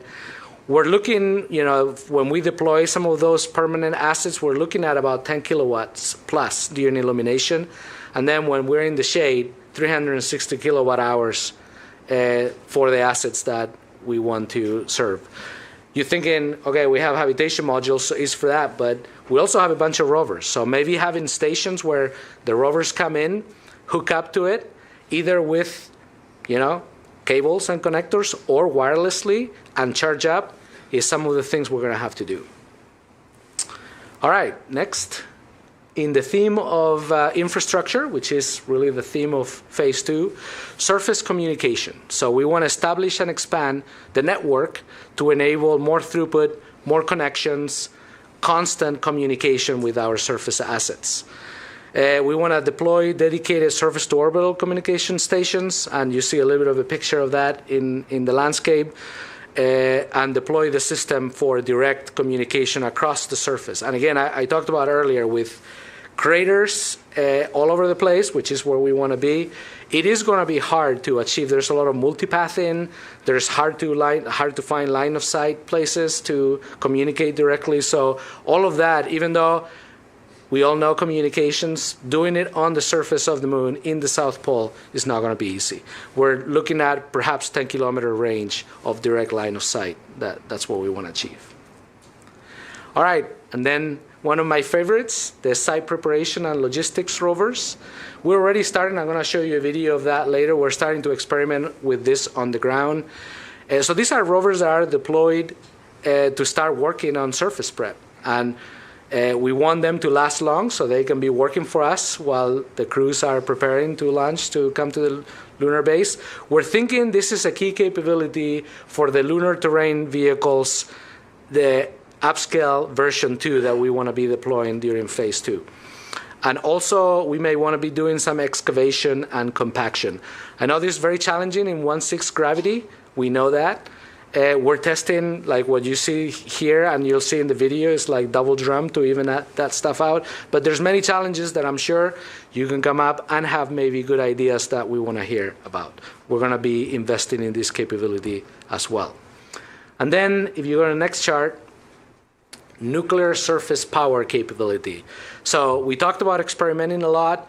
Maybe the beginning in phase 1 is really just to heat yourself while you're in the long lunar night. But now we're going to want to be working on these things to supply power to multiple assets so they can survive the night, and eventually also provide power for operations. So we're talking about hundreds of watts, demonstrate technology, process, and operations at a larger scale, connected together, thermal management concepts for larger applications, anything related to systems that can give us a significant amount of power. So anyway, if you're working on that stuff, you'll be excited to hear that today. All right, so if you rack and stack phase 2, which goes from 29 through 32, 29 we're planning approximately 6 launches, 5 landings, 2 rovers. The cadence, the number looks smaller, but all of these systems are heavier. So we're more in the medium to large class of landers at this point. So the delivery of mass is greater, but the numbers are a little bit less. So 29, 6 launches, 5 landings, 2 rovers, 2 surface infrastructure elements. 30, 7 launches, 6 landings, 2 rovers, 4 moon-based drones with upgraded capabilities. 31, 7 launches, 7 landings, 2 rovers, 3 surface infrastructure elements. And in 32, 7 launches, 6 landings, 1 rover, and more drones. This may not be exact, but these are the numbers we're working for. And we want to show you the signal that we are this is the type of cadence we think we're going to need to develop this moon base in the time frames that we want. So we're going to talk about challenges, and clearly it's perhaps out of our experience base, but that's where we need to get together, come up with the things, identify things that are slowing us down, preventing this type of cadence, working on that together, addressing it head on, and putting it in play. All right, phase 3. So top level objectives: long duration and long distance human exploration. We want to increase the CLPS lander payload mass capacity to 8 metric tons. We want to do a bunch of regolith manipulation and site preparation capable rovers. We want to start the routine logistic flights to deliver to Earth. And then we'll do initial uncrewed mission cargo returns, maybe up to 500 kilograms. So we start having a serious both ways train of logistics. Back to the moon. Just take a moment to really picture yourself in an astronaut suit, looking around and imagining what you would see there. Definitely see a bunch of infrastructure for power, both potentially nuclear, which is maybe shielded, to a bunch of solar array towers that are either directly connected to the habitation modules or perhaps on the side at different locations, providing power to some of the assets that are moving around. Pressurized rovers, advanced LTVs, and then different landing sites for human landings, cargo landings, and potentially launching cargo vehicles back to Earth with a bunch of moon regolith.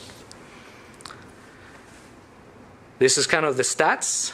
At this point, we're talking about 150,000 kilograms of payload on the surface when you account for all these things that we're talking about. One more chart. So again, some of the highlights that I've been talking about. Habitats, that's the highlight of the moon base in its end state, and what we're going to be focusing on phase 3. Logistics, can't talk enough about logistics and the need for that to do it reliably. We've learned anything we've done long duration, whether it's on Earth, low Earth orbit, we know we need logistics. So, I mean, everything that has anything related to that. In situ manufacturing or resource utilization, we're going to start seeing some sites on the moon that are kind of like the industrial neighborhood, where we're trying some of that technology and also using it to actually keep the moon base growing and viable. We'll have different locations for habitats, and then widespread power distribution, and then we'll see an increase on communications as well, surface, and potentially we have additional constellations at this point. Okay, so the focus areas for phase 3, talked about logistics. I won't impress that upon you anymore, but we're thinking about 8,000 kilograms of carriers, consumables, and other items. Some of the challenging stuff is going to be to go get the stuff from where it is and put it where it needs to be. So when the crews come, it's there for them. And, what we know from doing permanent habitation in low Earth orbit, for the crews, that you need clothes, of course you need water, you need air. There's a lot of mass for even short duration missions. Like a month, staying there for a month requires a significant logistics and supply capability. So if you go to the next chart, we'll talk about habitats, star of the show in this phase. So we want to enable continuous human presence there. We potentially are looking at multiple locations. Very placeholder. We would like to expand into different modules that are connected together, but we'll evaluate if that's the best play. We definitely want to expand our capabilities in ECLS, surface mating, and of course, airlocks. We are, we're going to be experimenting with this, and of course, the pressurized rover and the things we have already done with ISS, all touch on these things, but it's going to be the next layer of complexity when we try to go to the moon. The basics, air, water, food, space, all of those things, a few nights in space, in the size of a minivan, it's manageable, but when we expand to short trips, those needs get much bigger. Let's see, I think I'm going to move to the next chart. Cargo return. So initial demo we'll do in phase 2, but here we want to use it at full scale. So at phase 3, we want to definitely increment and implement a capability of a mass goal of 500 kilograms sustainably. So here we'll put our science returns, critical hardware, and anything we can do to inspire the world will have a place in our cargo return missions. All right, and then the last one, I talked about this a little bit earlier, but in situ resource utilization and manufacturing as well. 3D printing with regolith on the surface of the moon is something that we should be striving to do. So we'll experiment a bunch, and then we can hopefully put this into play for phase 3. This is something, when we talk about moon to Mars, clearly when we get to Mars, we're going to need some of this capability, and when you get there, it's going to be tried and true and something you can rely and count on. So that's what we're going to be learning on the moon, how to achieve that. Key commodities that we may extract from regolith, of course, oxygen, water in general, rare earth elements, hydrogen, all of those things we're going to experiment with. Lunar bulldozer. Lunar bulldozer! Next chart. Lunar bulldozer! So here's the timeline for missions in phase 3. So another about $10 billion investment in this phase. We're currently planning for a capability to include 3 new habitats, including the multipurpose hab that we're already planning, 3 more rovers, 2 more surface comm nodes. By 2033, for example, we expecting to add 2 rovers and our first habitat and supporting logistics capabilities, 6 landers, over 7 launches. 2034, we'll add our next habitat and supporting logistics, more surface communications. 2035, 1 more rover, perhaps another habitat, supporting logistics, and a bunch of launches and landings. And then in 2036, potentially more habitation volume and all the things that come with that. Yeah. In total, when you rack and stack the 3 phases, this is what you end up with. So it's pretty impressive, equally challenging. Remember, trying to achieve the near impossible here. And this is what's going to take to accomplish this goal. So I'm not going to rack and stack these numbers for you, but you have it there. You're going to start getting your brain around it. All right, so the next chart. We talked about some of the things that we want to experiment on the moon. Of course, we can also do that on Earth. We've already started.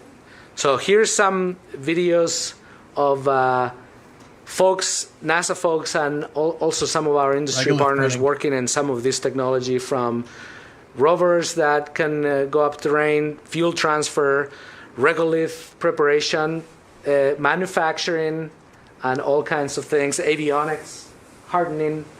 All of these things we're already investing in, and some of these things, surface mating and docking, some of these things are ready to go to get, they're just waiting for a ride and a lander to get to the lunar surface and basically showcase what they can do, and that's what we're going to start with.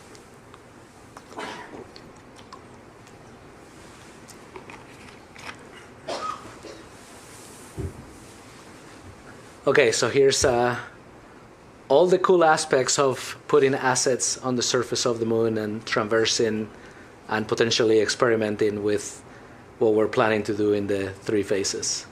I could watch these videos all day. All right.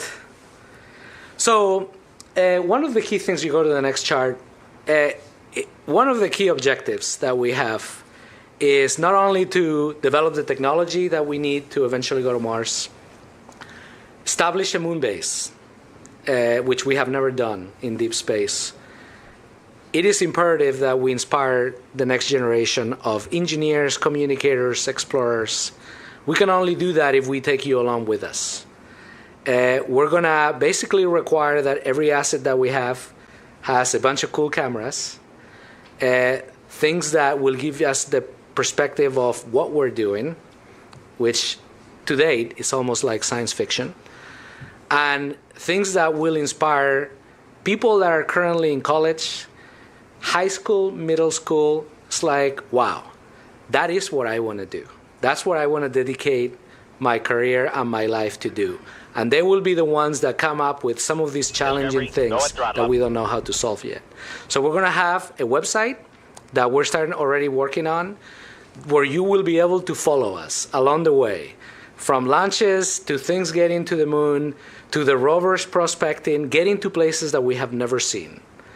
We're going to enable that capability with constellations of satellites that are looking down at the moon base and checking out what things are doing. We're going to follow the drones, the moonfall drones around the moon, to see where they can get to and what they discover. And all of that, you'll be able to do it along with us and hopefully eventually work with us in some of this cool stuff.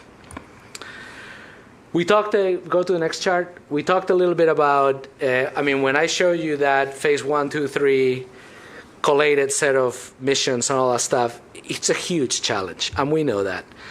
To achieve the near impossible, we are driving to high volume of complex missions with challenging execution timelines. We know we're going to stress the supply chain. Maybe as of today, supply chain is not ready for this.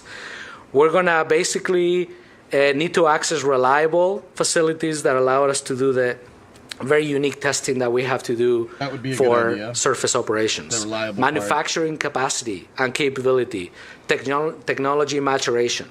All of those things we understand. That's why we dropped the RFI today, to get your ideas on what can we do better, what's slowing you down, what are things that could turn your capability to enable us to turn science fiction into reality. What are those things? Bring it to us.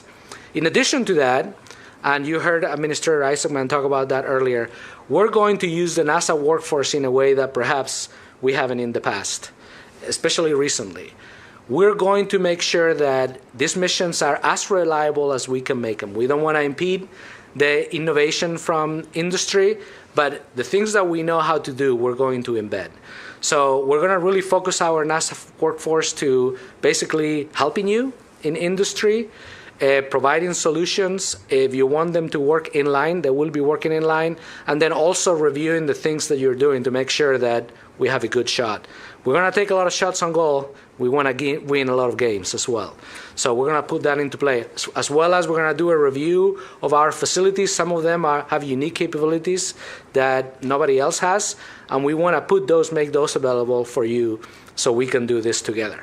So again, we need your ideas. Drop them in the RFI. Okay, so we've talked a lot about what are we doing. Now we're going to talk a little bit about how we're doing it. So we basically structure this in different functional areas: transportation, launch, and also orbital transfer vehicles for whenever we need those, perhaps for logistics; surface mobility, transportation for landers; infrastructure, logistics, and habitation. So I'm going to touch on some of these things. If you go to the next chart, realize that we've actually been working a lot of this stuff for a while. Today, there's teams, projects, programs that are working on all of these things individually. What we want to do, and this chart is not to project a future org or anything like that, the point we want to make here is that every asset, every kilogram, all the lunar exploration resources that we have are going to be focused on one thing, and that is to build the moon base. We're going to partner with our science teams to really think about what are the capabilities we need, what are we deploying, what's the science that should go with it, and put it all together. If you go to the next chart, I'm going to basically step through some of these things. For launch and transportation, we're planning, you saw the launch cadence, which is pretty significant. Moonbase will leverage Kennedy Space Center's launch service program and the deep space logistics projects to their expertise to manage, sustain commercial lunar delivery services. Building from our reliable surface assets with access, which we're going to set up and starts in phase 1, we will manage a commercial mixed fleet strategy that enables diverse, flexible mission support, standardized delivery interfaces. We're also thinking that, we're going to help with, perhaps helping with, get the landers, get the infrastructure, and maybe have basically a conveyor belt of landers, payloads, ready to launch, put them in the rocket type of thing. Moving forward, Of course, landers, key thing. Here's a picture of some of the things that we have been projecting through CLIPS and HLS, things we have today, low mass, medium class, and heavy class landers. If you go to the next chart, the CLIPS program is one of the tools we're going to leverage pretty heavily. So originally, CLIPS was set up to enable low cost, more risk tolerant, lunar payload delivery opportunities, basically to incubate new US-led industry base to work on landers and capabilities to deploy them. What we want to do requires a lot more than that, so we're drastically expanding the CLIPS program. So the lander payload delivery capability is going to now go through phase 3, potentially beyond. We want to increase mission reliability, and that starts now. We're putting things in the contract updates that we're doing to allow you to leverage the NASA expertise for both inline work and also, us looking over things that you're doing and areas where we can help. Also to increase the mission quantity and cadence. To achieve this goal, I'm gonna have some procurement charts also coming up, and we're gonna talk about extensively tomorrow. But we're gonna release 2 new requests for proposal for task orders to support phase 1. So it's taking what we have today with the current providers and expanding that. And then we're going to structure a way in which you can leverage on the NASA workforce more than you could before. And then we're going to release a follow-on CLIP solicitation to support phase 2 and 3, where we're going to open up again and expand the pool of providers potentially that can bid on those things.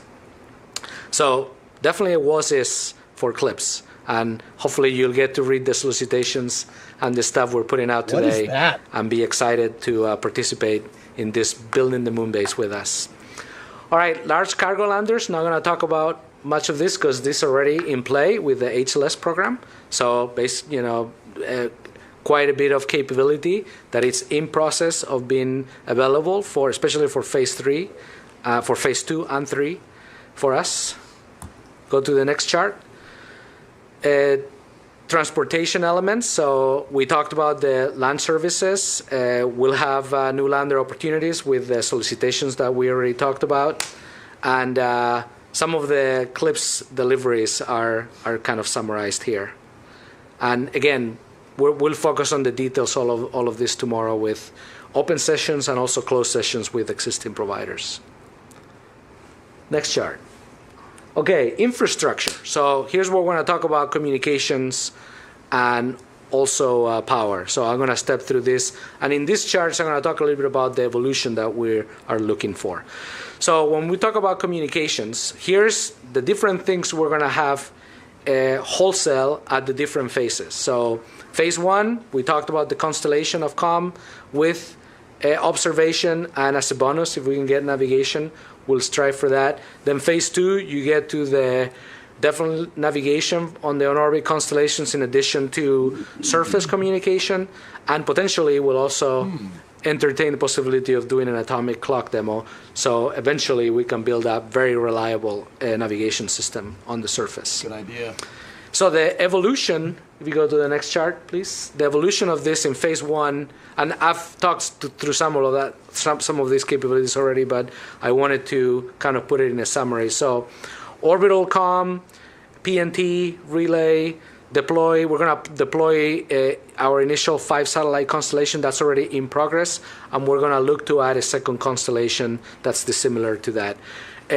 One of the things we want to do is get in there and put significant observation capabilities and start playing around with protocols that we can then count on in the future. Phase 2, we go to the surface for permanent surface cell towers, and then simultaneous support and comm from different assets.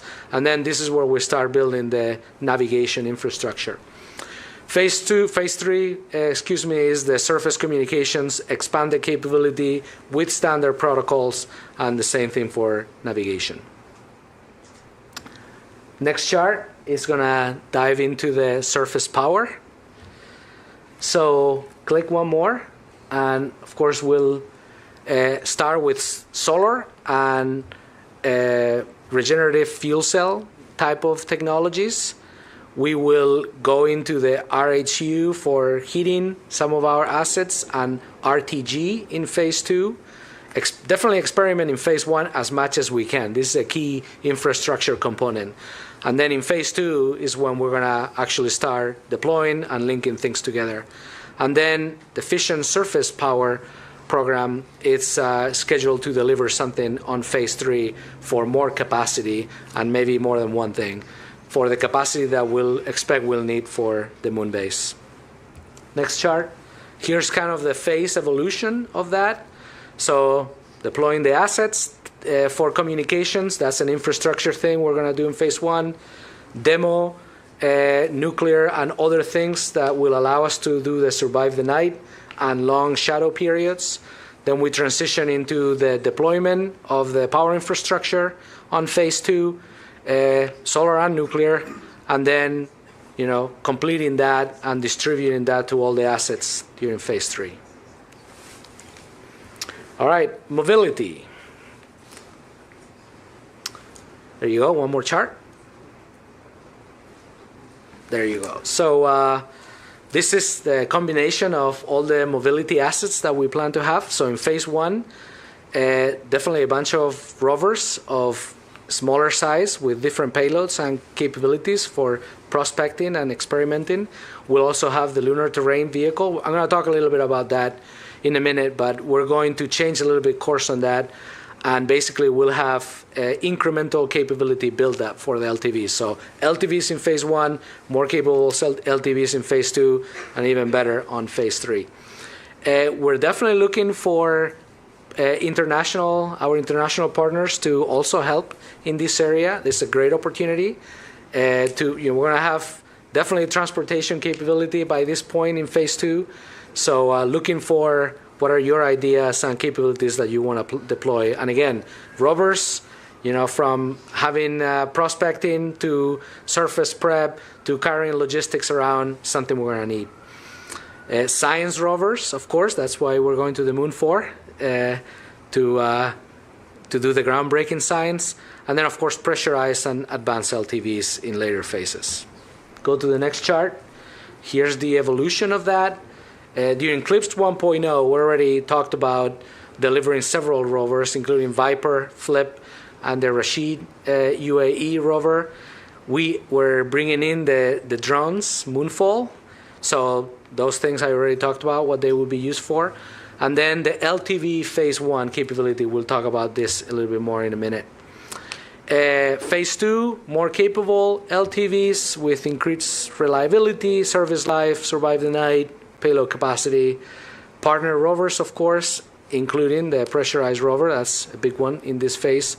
And then science of all kinds, and of course landers. And then phase 3, we are in an operating mode with permanent habitation there. So certainly anything you need in a moon base, crewed and uncrewed, of course, more surface preparation, a lot of things that can do logistics movement. And all along the way, partner rovers, we're open for business there. All right, for the LTV, I want to talk a little bit about the pivot that we're doing here. So the original contract was really set up to deliver a fully capable crewed rover to survive 10 years. So pretty hefty requirements. In our current schedule and the challenges to get to that state, we were projecting a delivery to the lunar surface by 2030. So you can see we've shifted in our objectives because we want to start right now and we need stuff in phase 1. So this approach really put us in a significant cost to deliver the one asset later on. A lot of technical complexity to I have to address immediately instead of build up incrementally. And schedule put us in a kind of a no-fail solution space. If the rover was late, or if it didn't pan out, didn't have the capabilities, by 2030, we're going to need that capability pretty significant. So we're pivoting. Okay, so anyway, what we're going to do is to enable basically gaining quicker access to crewed and uncrewed, we're going to change the procurement strategy for that and basically talk to our partners that were already on board and talk about deploying, doing solicitations for much earlier perhaps less capable rovers, and then incrementally build that. So we're changing the current contract today, and then we're going to put solicitations for phase 2 of that, and then eventually we absolutely predict the demand of that, where we have to deliver an LTV, every certain months for the duration of the moon base. So pretty exciting evolution where we're going to need a lot more capability, just a little bit of a change from where we are today. A little bit of a change. And this is what it looks like from an procurement strategy perspective. I'm not going to read that to you. And again, we'll have sessions on this tomorrow. Next chart. Okay, habitation and logistics. So you go to the next chart. In the picture of the moon base, this is what we're planning. Phase 1 is when we'll start really working on the technology development and trying out things for logistics deliveries. Phase 2, of course, we will have pressurized rover as a habitation kind of a demo and trial. And then phase 3 is where we get the habitats and then the cargo return. And here's the evolution of that. So phase 2 started deploying the logistics capabilities from 500 kilograms to 1.5 metric tons, demoing some of the things related to the logistics train, demo habitation with early capability and the press rovers, and then the build-up of that in phase 3. All in all, if you go to the next chart, in the next few months, this is what the procurement opportunities look like. From CLIPS 1.0, expanding that for science payloads as well. Starting CLIPS 2.0, it's coming up. We'll be awarding that in this year, in the summer. Rephasing LTV procurement the way we had designed it, and then the moon-based capabilities, RFI, which we really hope you take a look at and give us your ideas, because you can see the next several years is going to be insane from the perspective of the amount of capability potentially we'll be able to put on the moon. So I hope that sends the signal to you that we want to work with you, we need you, we got to do this together. And we're starting with a significant investment to make that happen. And then, before I close out, I just want to reflect on the picture you're seeing and what that may mean. So, starting today, we're building humanity's first deep space outpost. We will learn how to reliably get to the moon, build habitation, systems and infrastructure that allow us to conduct groundbreaking science. We will take you along with us and inspire the world for generations to come. We have to do this, just as we did with the Apollo program when we first got to the moon. NASA's partners are essential to building the systems we need to live and work in the lunar surface. We're going back to the moon, we're going to stay there, and we invite you to help us build the moon base. Thank you.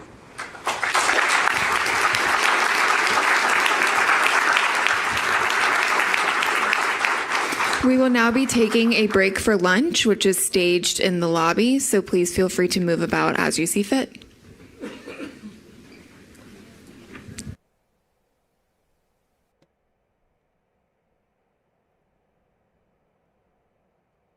I might need to watch all that again. That was a lot of information real fast. Element, you are profoundly unimpressed. Interesting. First opinions.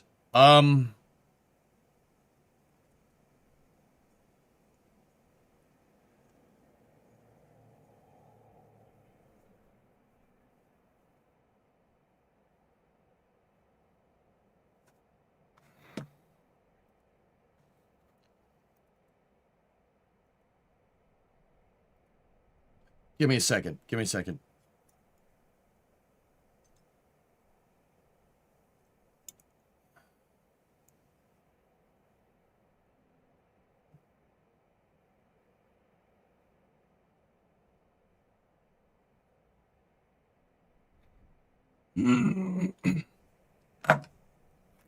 I don't mind it.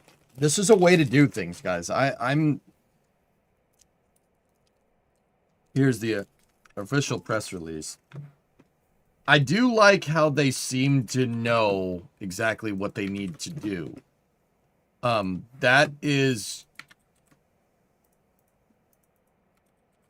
That's super useful.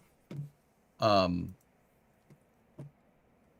really like how they seem to have a pretty good plan. They know what they need to do. They know they need power systems. They know they need rovers, etc., etc.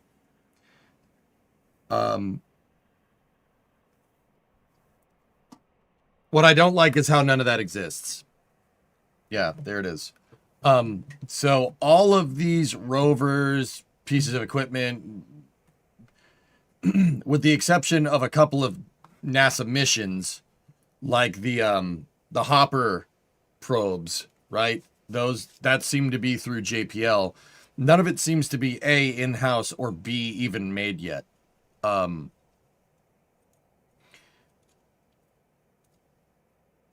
even then, the entire mission, all of this, you know, that's not necessarily a bad way to do things, okay? You know, putting out requests for information from industry, not a bad idea.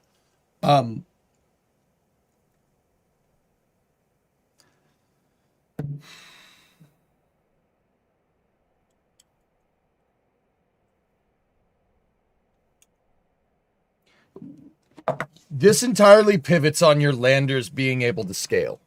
Now, I don't necessarily think that that's going to be an issue with like HLS. HLS is already pretty big. And if SpaceX does what they want it to do, then you're okay.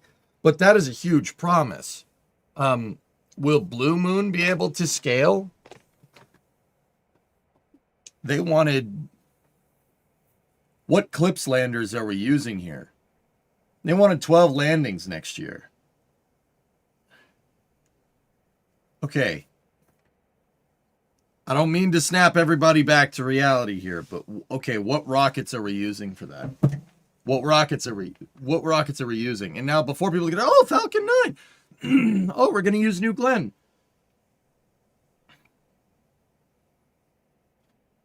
New Glenn, the rocket that's flown twice and is tooling up for a third mission. You're going to launch that? You're going to use that for 12 landings next year? Blue Origin has 2 Blue Moon landers right now. The first one and the second one is in pieces. 12 landings, dudes. 12. 12. Could they speed up? Yeah. Is it going to happen in 6 months? Probably not. Could they use Falcon Heavy? Sure. With what lander? It's an honest question. What lander are we talking? What lander are we going to use here? 12 landings. What are you doing all this with, I guess, is my big question. You want to scale to 12 landings per month and then level off at about 6 or 8 landings for the next couple of phases for all this equipment. We don't think Jeff Amazon can scale. Dude, I ain't trying to harp on Blue. It's very clear that scaling your rockets are a very big problem. If it wasn't a big problem, Blue would have done it already.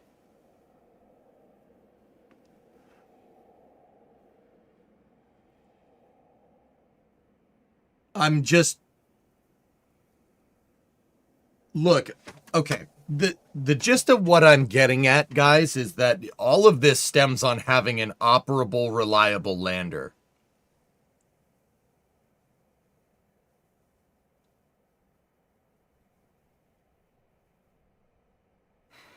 What are we using here? Clips? Are we using Astrobotic? Are we using the Griffin lander? Are we using Blue Ghost? He said that... Tranquility Base here. The Eagle has landed.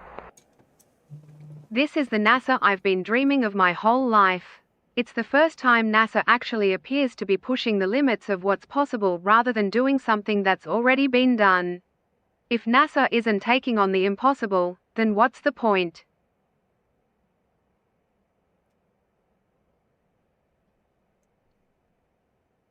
Discovery, go at throttle up. How is NASA pushing the impossible when they're just going to farm everything out to commercial? They ain't pushing nothing.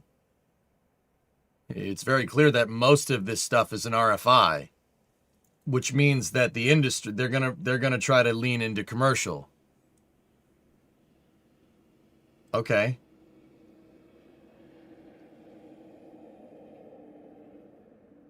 I wouldn't call that sustainable, to be honest with you, leaning that far into commercial. I think NASA's leaning way too heavily into commercial. I think they need to be building the rovers.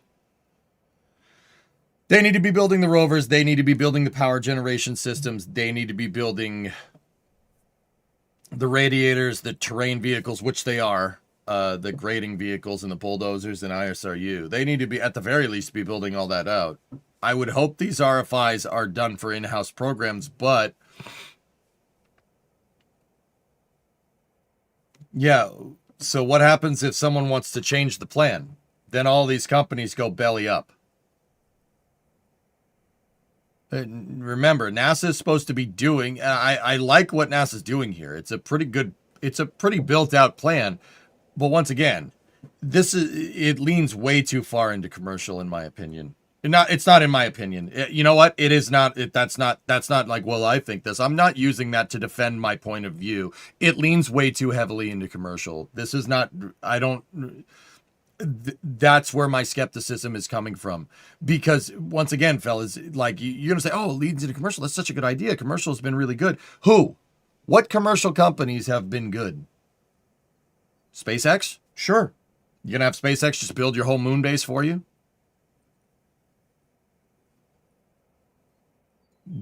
Blue? What are they going to do?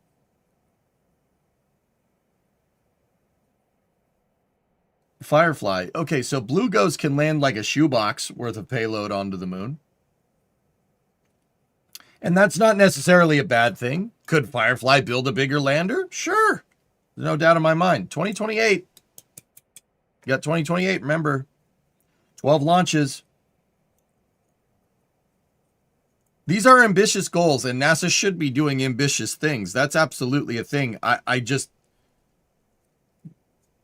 You're leaning way too heavily into commercial.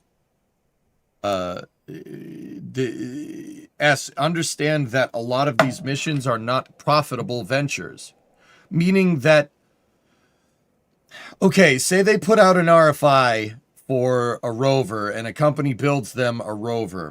What does that company do other than build rovers for NASA?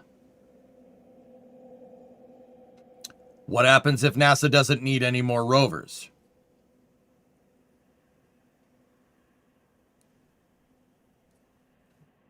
You pivot, what do? That's not a profitable venture unless NASA exists. Okay, that is not the right way to employ a public-private partnership, in my opinion. It's not the right way to do that.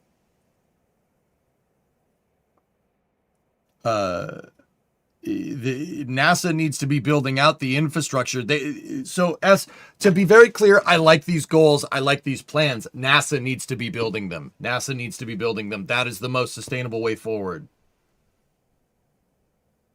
Lunar chip fabs need Earth deliveries.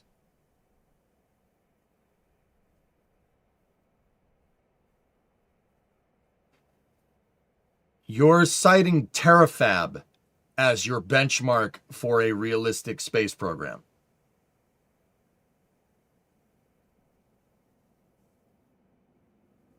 Terafab.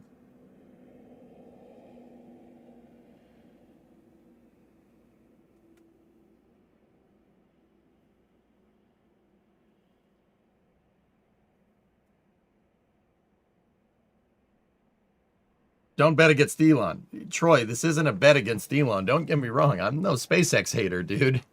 I'm no SpaceX hater. Guys, remember the context here. Could Terafab happen? Yes, but even by Elon's own admission, that might happen in his lifetime, okay? That means that's a 20-year program.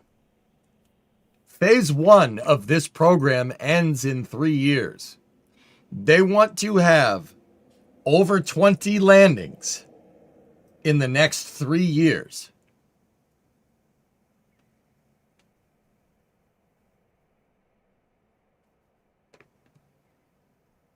Time frames, dudes. Time frames. I'm not saying that it's impossible. Don't get confused. I'm saying in the near term, this is like, why would you do this?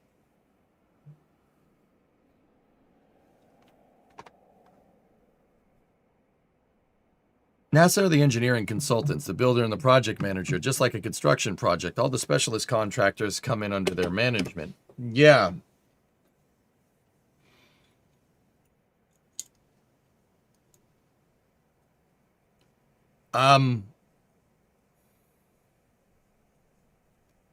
So, Craig, that is a very, very romanticized way of saying what NASA does. What happens when the commercial contractors realize they don't need NASA anymore to do what they want to do in space? What happens when that happens? What happens when people realize that NASA is just basically a glorified FAA for space? What happens when that happens? Does that you're bleeding NASA dry of all of its intellectual property, quote unquote, doing stuff like that, reducing it to that, and then you're going to have no NASA left. We already seen the fruits of this labor because NASA has no way to get a payload into low Earth orbit. They have 20 landings in 3 years, but we're not getting a moon landing from Artemis for another 3 years. So math don't be mathing. Well, they're using smaller stuff, Goalie. Like, once again, guys, this feels like step 1 in negotiation. Ask for 20 times what you really want. Is that really the best use of NASA's skill, bartering for the best deal when they could just build their own rovers? It just seems like this policy, I don't mind this policy. I don't mind the plan. The plan's great. The real thing with me is that, look, if NASA is not doing this stuff in-house and using... NASA needs to be doing stuff that's not profitable for a company, right? They need to be doing stuff that's not profitable. That's the whole point. That's why it's good to have an in-house national space program. And that's why I always said the EUS should have been expanded and not contracted. They shouldn't have canceled it. But, you know, that notwithstanding, like I said, you know, you're going to build all these rovers. You want to have commercial, public, private partnerships with all these rovers. That's fine and dandy. How are you getting them there? With another commercial lander? That's really, and is the commercial lander, are you operating the commercial lander? Are you going to procure one? Are you going to buy one? How is this all going to work?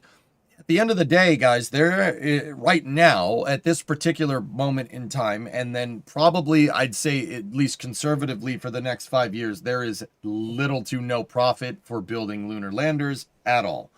The only reason why Blue Moon Mark II and HLS exist is because NASA wants landers. All right, that is not a market. Okay, that's single source government contracts. Now SpaceX has diversified, and so has Blue, and that's fine and dandy, right? But the lunar lander is not a profitable venture. SpaceX with Terrafab in the far future, it could be a very profitable venture, right? And when that happens, NASA shouldn't be making the landers. But right now, there's no profit in building a lander. The only reason why lunar landers exist is because of NASA. And if that's, I think therein lies your problem. All right. If NASA is if a business only exists, right? If a commercial business only exists because NASA and their single source supplier for NASA should be making it in-house, or at the very least operating it and having somebody build it for them and then go from there. That is where I think this plan is very weak. in its proposal. It's very weak. All of this is subject to commercial markets. All of it is. What happens if they put all these RFIs out and nobody responds? Nobody responds because nobody in their right mind is going to go for a single source contract to build solar panels or something on the moon for the next 5 years, right? When there's really little to no reassurance that that is going to be a profitable venture in any way, shape, or form in the next 5 years. That's pissing money away. No, I would be very hard pressed to see, maybe I'm wrong. Maybe I'm incorrect. No one's going to make that type of business decision. That's a ridiculous thing to ask for. And that's what I mean. If it's a ridiculous thing to ask for, it's something NASA should be doing. Why does NASA, like I said, there's been this incessant need to commercialize every aspect of NASA, right? And that's not necessarily a bad thing in some regards. I do think that eventually spaceflight logistics should be, commercial spaceflight logistics should be fine. Like the Commercial Crew Program, great example. Commercial Orbital Transport Services, great example. Those are good ideas. But those programs don't exist without the multi-billion-dollar investment that is the ISS. They're relatively useless without the ISS, right? They're useless without the ISS and the space shuttle. I'm sorry, they're useless. I don't mean to be a jerk, but that's the truth. If you want to, and in that regard, I suppose landers are okay, but it's all this other stuff. I suppose I wouldn't even have a problem if NASA just built all this surface equipment in-house and then just paid SpaceX and Blue to move it to the surface. I don't have a problem there. Even then, I would say that that's all right. That's fine. But at the end of the day, Blue Origin and SpaceX are very ideologically motivated. They're motivated to push people further in space. The goal with those companies is not necessarily profit, right? Not necessarily. Elon's very ideologically motivated, and so is Jeff Bezos. They are both spaceflight fanatics. So what happens when they move on to bigger and better things?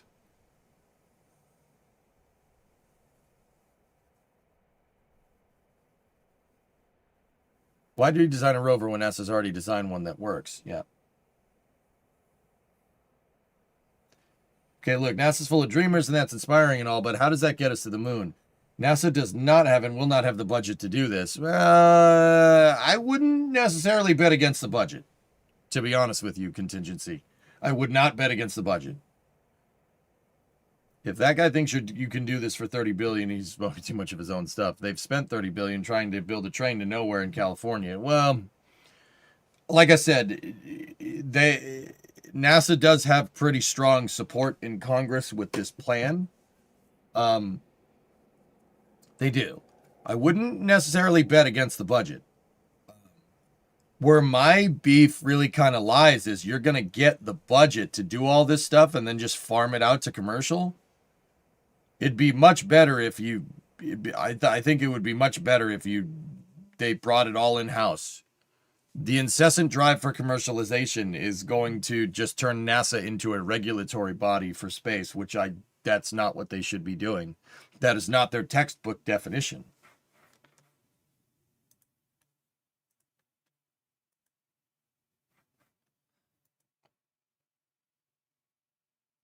What about fighter jets then? That business only exists because of the military.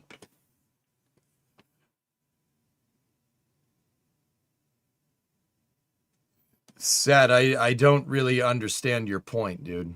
What do you mean, what about fighter jets? They only exist because of the military. Who operates the fighter jets? Does Boeing have a private air force to fly their fighter jets around? No. The U.S. government operates them. That's what I'm talking about. That's what I'm getting at, dude. Sorry if it was not conveyed correctly. There was a lot of information that was dumped really, really quickly. You know, if NASA builds their own rover and then they need 50 of them, sure, farm it out. Farm it out. But leaning into commercial to do all your just outsource, let's call it outsourcing. Outsourcing your rover design is not going to get you exactly what you need to explore the moon, dude. Why don't do commercial for habitat and rovers to mass produce them and through NASA science on them? Once again, the whole thing stems on operations, guys. I don't mind if NASA wants to buy all this stuff and then operate it, but I guess that's okay. I've said many times today that that's all right. If they want to operate it, that's fine. If they want to put out an RFI for a rover design, right, and then have somebody propose a rover design, that's okay. As long as they operate it themselves. But I don't see that happening. Even if you do operate it yourself, right? Even if NASA brings the operations in-house, it's still launching on a commercial lander on a commercially operated rocket. I don't necessarily think that's a wise decision.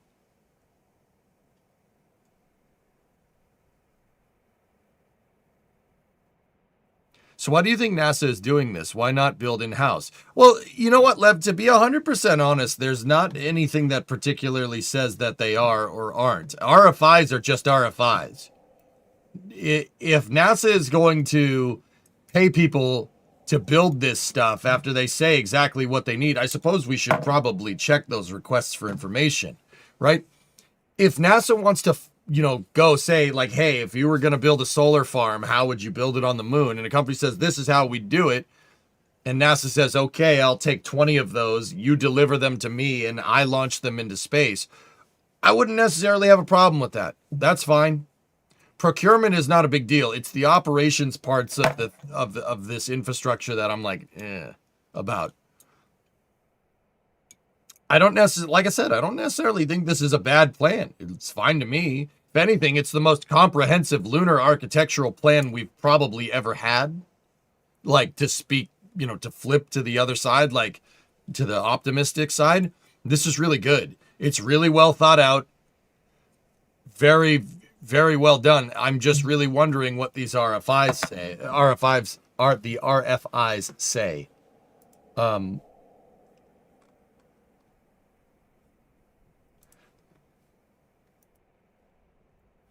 Am I just missing something? But I didn't hear them say who was going to operate it. Fish, I didn't hear anything about that. They just said, we want this, this, this, and this, and they didn't say how that's all going to be done. If they're operating the stuff in-house, I don't really have an issue here. If I'm going to pick a bone, it would be with NASA not having their own way to get their hardware that they procured to the surface.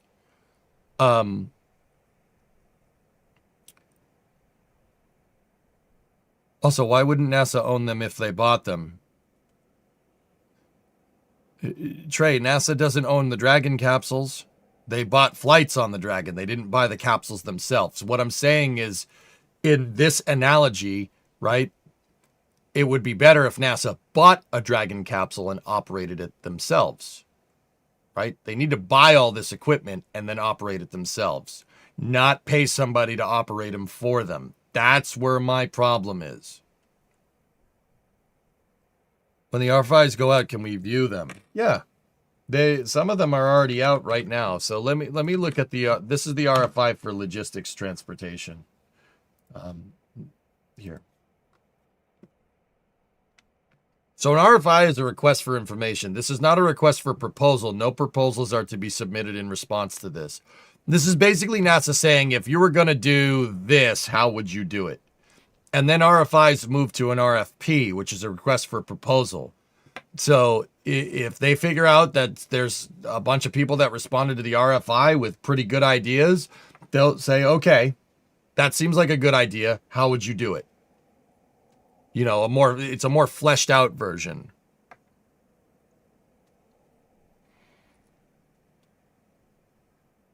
Do you think NASA should have built Altair? Yes.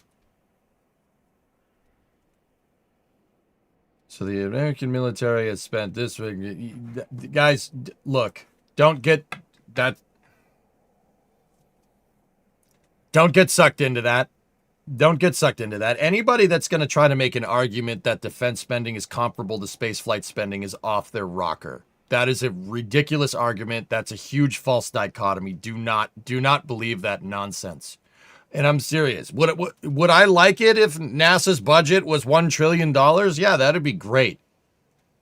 That'd be fantastic. But you got to remember that the military does something different than NASA. Comparing budgets there is a little bit ridiculous.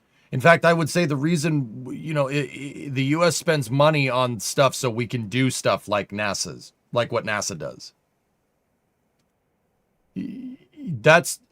Don't fall for that. That's nonsense. That makes no sense. Just careful with that, because you can sit there and think about that, and it'll annoy you. But that's like, I mean, everyone's going to make that argument for the military. No one's going to make that argument for Medicare. Oh, well, we spend over, dude, you want to look at big budgets? Look at Medicare. Medicare is way bigger than the military budget. We spend all this money on Medicare. Why don't we spend it on NASA? You see how stupid that sounds? Same thing with the military. Don't do that. That is a false dichotomy. That's not a good argument. Trust me on this one. Don't make that argument. NASA doesn't need that much money. All right. If anything, if NASA had $1 trillion budget, do you know how much waste there would be? There would be a lot of waste. That'd be a lot of waste. Just like there's a lot of too real. Okay.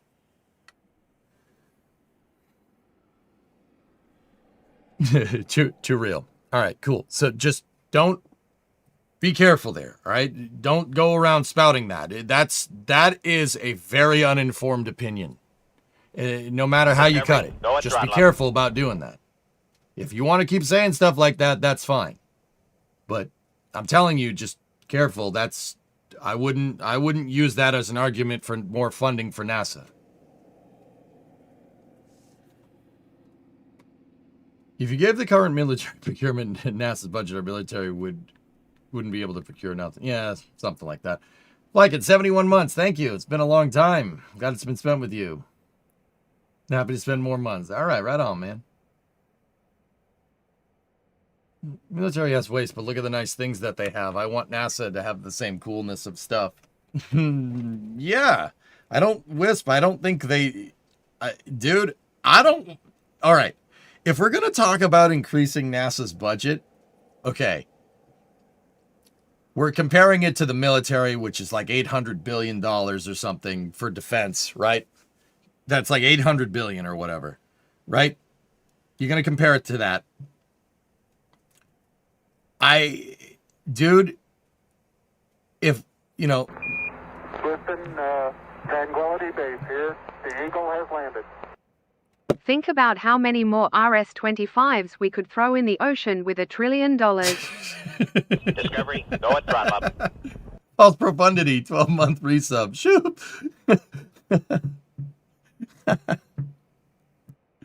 Jeez.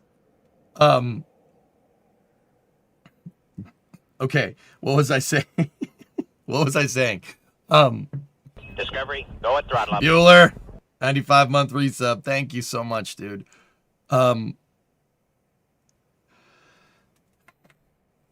If NASA's budget was, let's say, quadrupled, it's hovering between 24 and 25 billion. Let's say it was 100 billion, okay? 100 billion is enough to do what we did during the Apollo program.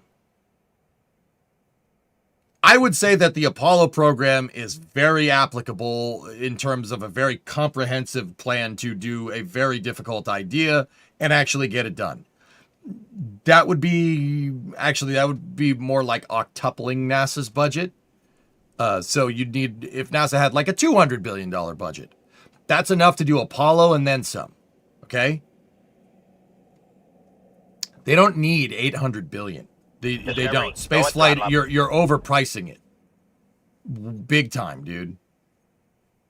another Apollo program, I think, would be comprehensive enough for everybody for everyone to agree that that's pretty much money well spent.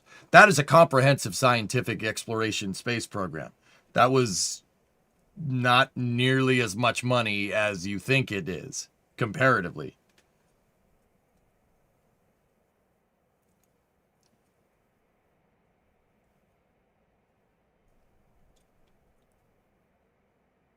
Someone on Reddit explained it better. I'm now 50-50. Hovering over it was a stupid comment.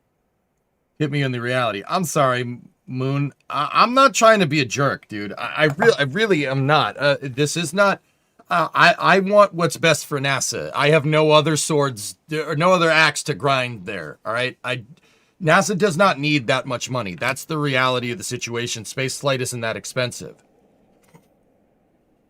You know, if somebody came at you and said, hey, you want to buy this really, really, really nice house? And you said, okay, how much is it? And they're like, oh, $5 billion. And you look at it and it's like maybe $1 million house. You're going to look at them funny, right? You don't need that much money to buy something like that. A house doesn't cost $1 billion. Well, not yet, at least. Too real? Okay, too real again. You see what I'm saying? Like the prices don't make sense. That Moon, I'm not going to lie to you. The people that kind of spout that opinion don't really understand why we spend $800 billion on defense. They don't really understand why. You know, implying that, oh, war is bad, war is bad, war is bad, or something like war isn't something that humans do or something, and we could somehow exist in a world that does not have a human created construct, which is hilarious to me. You know, it's just, oh, war is bad. We should all live as one or something. Look, that is at odds with human nature. All right? Like that's like saying, well, if everybody had $1 billion, right? If everyone had $1 billion, you know, everything would be fine. No, it wouldn't. No, it would not. People use that as an argument for this is why I'm worried that the type of people that say this are just using it as an excuse to A, have more money for whatever they want, or B, weaken America's position in the world for some reason. I don't understand how you would want that, because like I said right at the beginning, dude, the military spends all that money so NASA can do stuff like this. The military spends all that money so we can have Medicare and Medicaid and stuff. It kind of goes hand in hand. You know what I mean? Like, not to get too far into like political discourse or something, like, but you don't need that much money, and B, I find that people that mention that crap, to be quite frank, that's just verbal diarrhea, to be 100% honest with you. The people that mention that either A, don't understand, or B, have some nefarious purpose that doesn't have our best interest at heart. That's the truth. NASA doesn't need that much money to go to space. They really don't. We could do the Apollo mission for a fraction of the military's budget. Should we? Yes, absolutely. Oh yeah. If I had my way, NASA's budget would be tripled by tomorrow. If NASA's budget was tripled by tomorrow, you could get all this done, no problem. NASA could do it in-house, and we could have a healthy commercial market behind it. It really wouldn't be that big of a deal.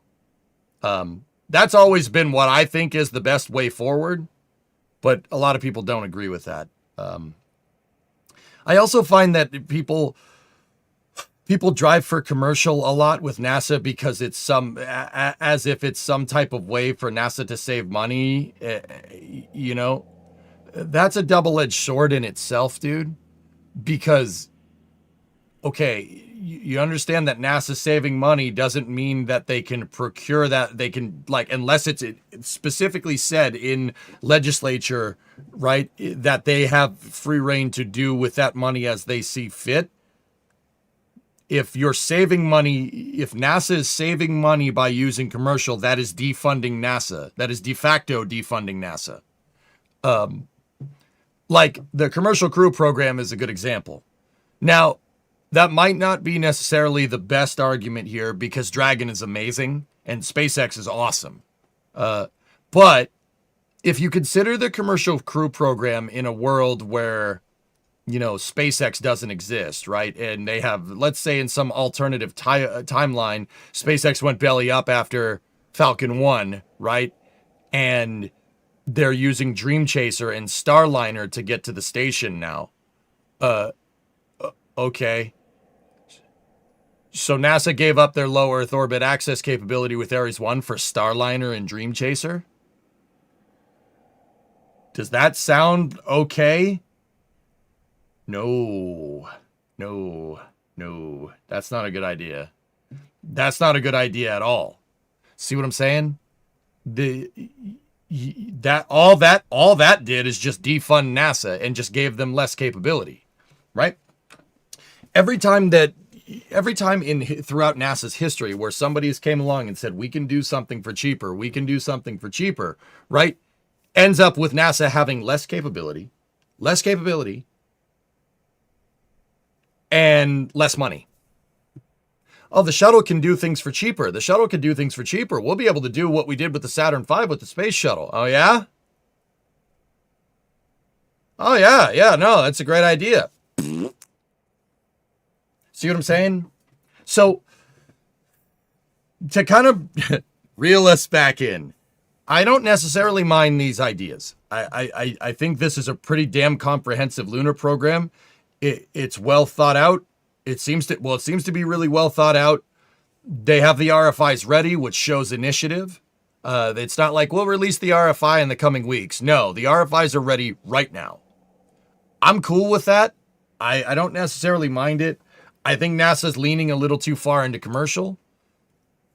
Remember, every time that NASA saves money by having some commercial company do something for them, that is inadvertently, historically, that is giving NASA less money. That is de facto defunding NASA. Just careful with that. So think about it. We had something like the EUS here. The EUS is gone. So where's that money going? Is that money going towards this? I don't know. Gateway is now out the door. What are we doing with that? Where's that money going? Right? Where's it going? Is it going towards these programs? I don't know. We'd have to look. Most likely not. Most likely you've swapped it out for RFIs, and these RFIs are going to turn into RFPs, and those RFPs are going to be either funded or not funded in the future. They said they want to spend something to the tune of almost $3 billion a year on the moon base program and lunar exploration over the next 20, 30 years? I think 20 years. Okay. Where's that money coming from? Is that money procured from other programs? Because the EUS and Gateway, there was no way we were spending $3 billion a year on those programs. I'm pretty dang sure. Where is this money being allocated from? Is NASA's budget increasing? I mean, I would be cool with that, to be honest with you. I don't care about ideas. I care about getting it done. This is, Hellfish, I will tell you that this is not a bad way to get things done. You're not going to like hearing that, but that is the truth. It doesn't matter if you don't like the truth or not. That's not really my issue. This is not a bad way to do things. It is a very comprehensive architecture. It's really well thought out. But if the argument that you're making here is that it's just plans, well, yeah, I mean, time is going to tell whether this good idea was implemented correctly or not. And that's kind of where I'm like, there's a lot of contingent stuff with putting out RFIs for literally everything about your moon base. That is a hard task. It's a hard task to deal with. NASA has they know the architecture that they want, which is great. The argument that I'm making right now is that, okay, you know what you want, just build it. Just build it. You build exactly what you want. Build a one-off, exactly what you want, and then contract that out to commercial to make those things for you. That is what has historically worked in the past. That's how the Saturn V was made. And the LEM and the CSM. NASA knew exactly what they wanted, right? If they pursue an avenue of procurement that follows that, oh yeah, that will set them up for success. But it remains to be seen if that's going to happen or not.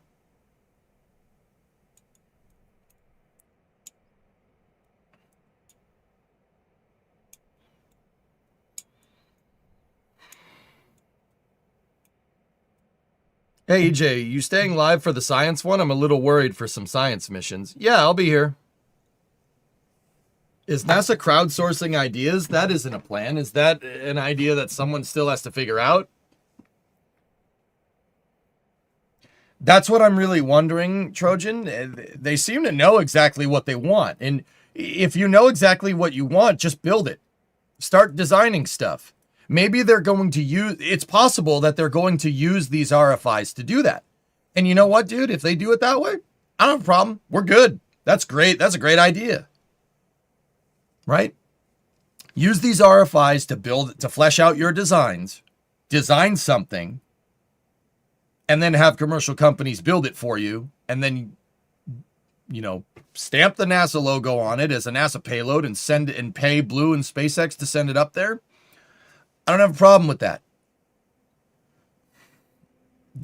My problem really is with the operations and design of things. That's if NASA does this and then they start handing out contracts like, oh, we're going to commercialize the spacesuit with Axiom and the AXEMU, right? We're going to have Collins Aerospace design our spacesuits for us, right? I don't like that. The reason why I don't like that, that's not a sustainable business model. NASA did do that. They gave out procurement contracts for Axiom and Collins Aerospace to design and build new extravehicular activity suits. Collins pulled out of the program because they didn't find it profitable. You can go look this up. And Axiom is behind schedule because they're designing something and NASA goes, nah, that's not really what we want. Redesign it. We also see that happening with the landers. SpaceX says, oh, we want to automate it all the way down to the surface during landing. And NASA says, nah, I don't think that's a good idea. We should be able to take manual control. And SpaceX says, no, I don't think we should. So who is in the right there? This is what I mean about commercial procurement. You have to be careful with this stuff. They're supposed to be landing operational stuff next year. Most of the operational stuff that they're landing this year and next year is stuff that was already getting made. It's just on an accelerated timeline. And once again, Alfish, I think that is it's a very comprehensive program, but that isn't without difficulties. I agree with you.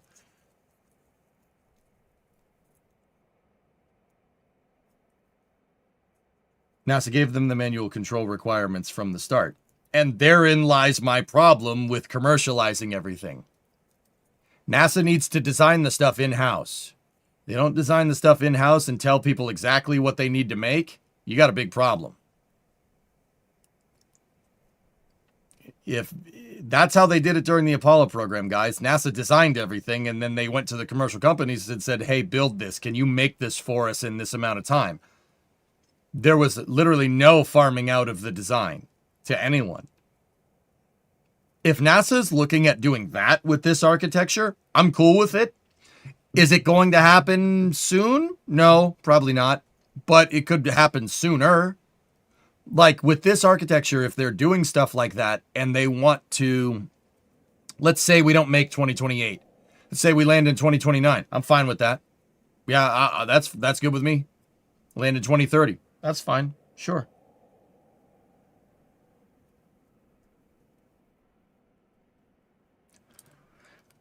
To be fair, it sounds like the manual control discourse is more about what's manual enough rather than having manual controls or not. You're missing the point, Tennyson. The point is that there's contention over it because NASA doesn't know what they want.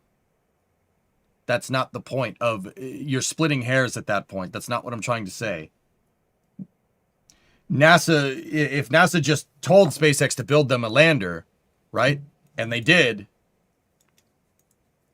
they built exactly what NASA wanted. There you go.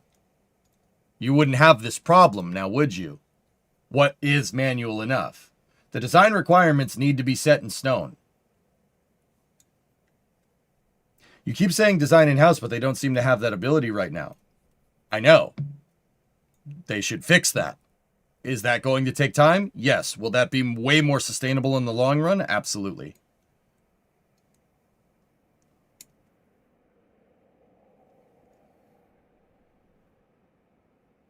Design is the unknown. That means cost plus contracts. I don't mind cost plus contracts if you have a secure deadline, one man. In fact, that's why cost plus contracts were made in the first place.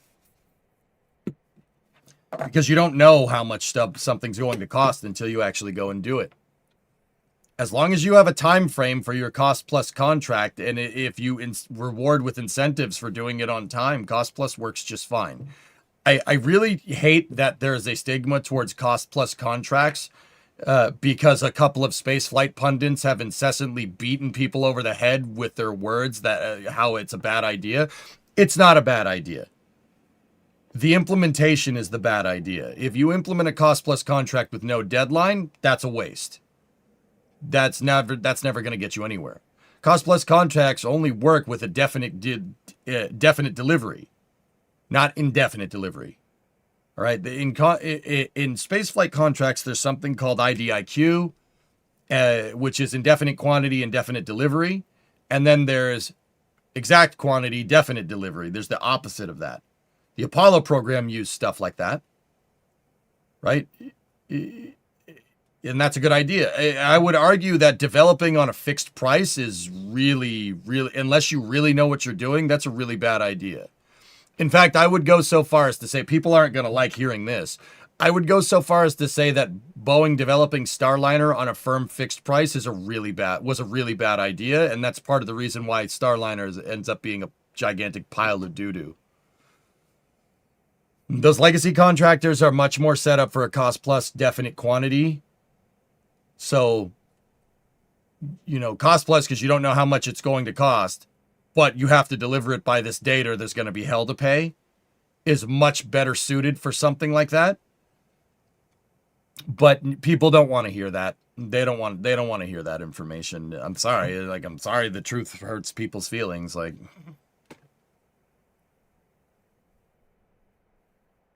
Yeah, exactly, Buck. So there's pros and cons to each. I don't consider one to be particularly bad or one to be particularly good.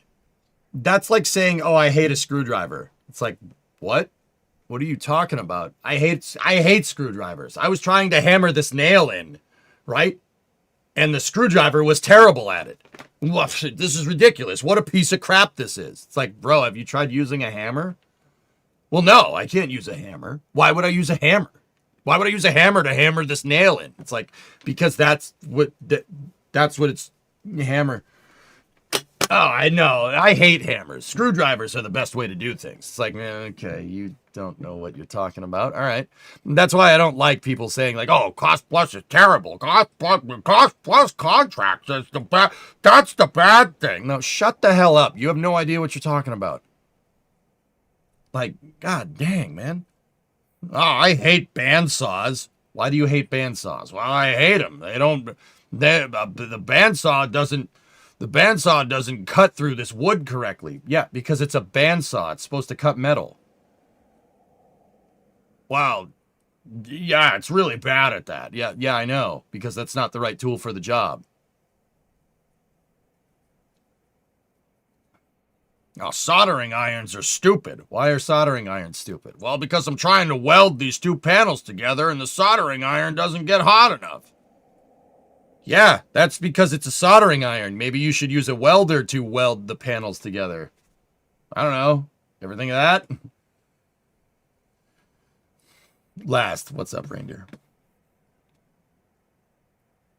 Man, these wire cutters suck at cutting plastic. That's what I'm saying. Yeah. This all smells of Augustine's influence.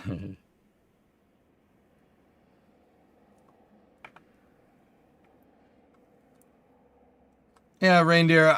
Like I said, guys, I'm totally unbiased opinion. I would not be worried about budget. I'm not even kidding. I wouldn't be worried about budget. Seriously, I think the money is there. If you really want my honest opinion, and that's what this has really going for it. This is a definite plan. It's a long-term plan. Politicians can get behind long-term sustainability. SLS is a good example of this. I really would, honestly, I'm not necessarily worried about them having the money to do this. What I'm really wondering is where that money is coming from. And if that's where your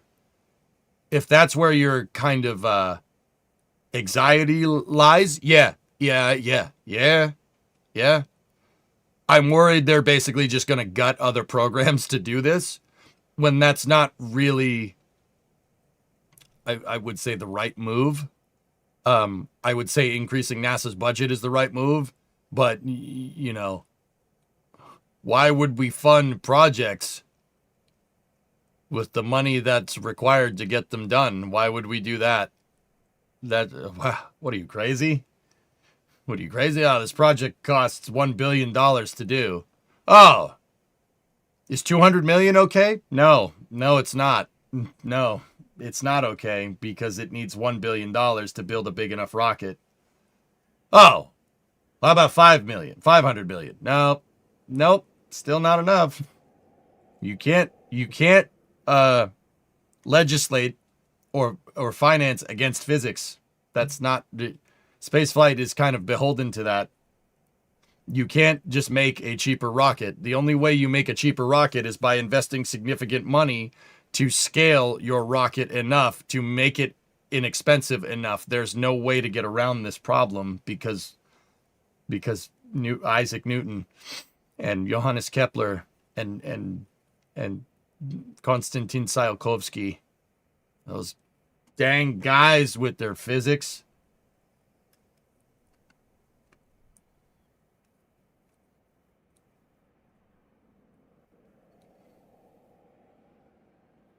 Yeah, what do you mean your $1 billion project failed on a $250 million budget? NASA's bad.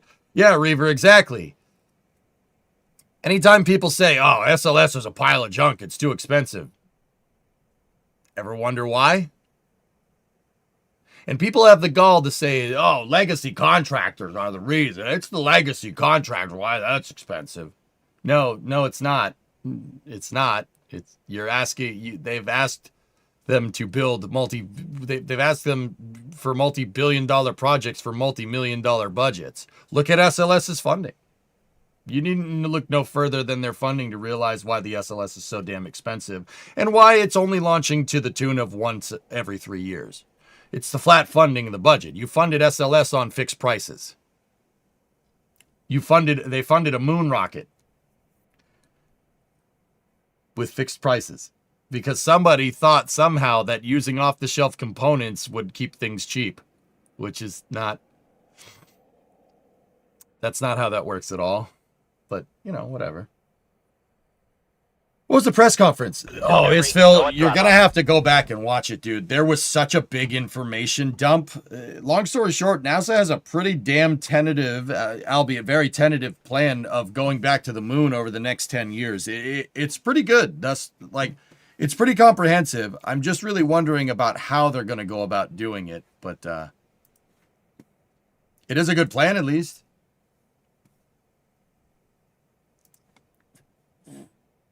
Hey, Crafty Geek, Tier 3, 26-month resub. Side question, did you go to the movies? Yeah, I did, Zizep. Yeah, no spoilers, because... Yeah, no spoilers.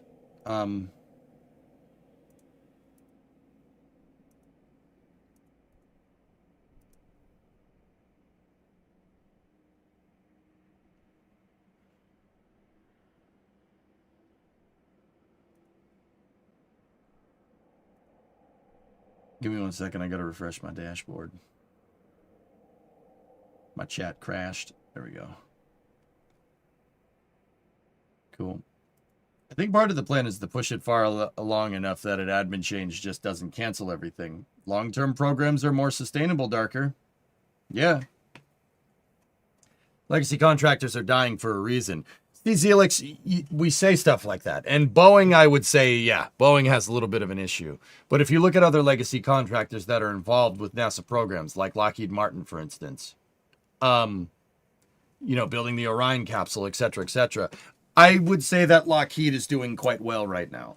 I don't think they're dying at all. Northrop Grumman, same way. Boeing does have some problems, but if you think they're going anywhere,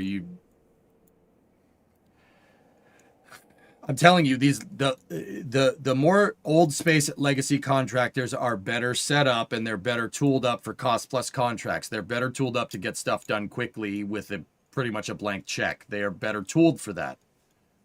I would even argue that SpaceX is going that way to an extent, but people don't want to have that conversation. Lockheed's doing just fine. In fact, I would say that the F-35 program is one of the best fighter procurement programs ever devised. Ever. F-35s cost like $80 million to make. That's ridiculous.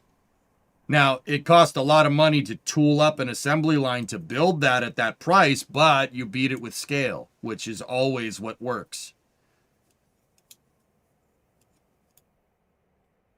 How much of that is military versus space? I'm not arguing. They just don't seem to be able to keep up right now. They don't seem to be able to keep up, Zelix, because they don't have the funding. NASA, that's the reality of the situation here. NASA gets table scraps. And if you have a problem with that, yeah, I don't blame you. NASA has table scraps. It's an afterthought. I don't like that. I really don't think NASA should be an afterthought. And I'm happy that it's changing with this plan. Yeah, the B-21 Raider is on time and came in near budget. They're just tooled up for these bigger programs, dude. Like, I would argue that nobody would have a problem here if SLS was a cost plus with a definite quantity delivery. Guys, if you look at the SLS program during development, the NASA asked the government for money to build this thing, right? And the government said no, because NASA is an afterthought. Like I said, now, if you want to make that point, yes, absolutely. I would absolutely say that that's right. It is unacceptable for NASA to be an afterthought. Our destiny lies in the stars. I firmly believe the United States is an aerospace republic. Okay? We are an aerospace republic. We should go further into space. We should lean into that. We invented the damn airplane. Okay? Just saying.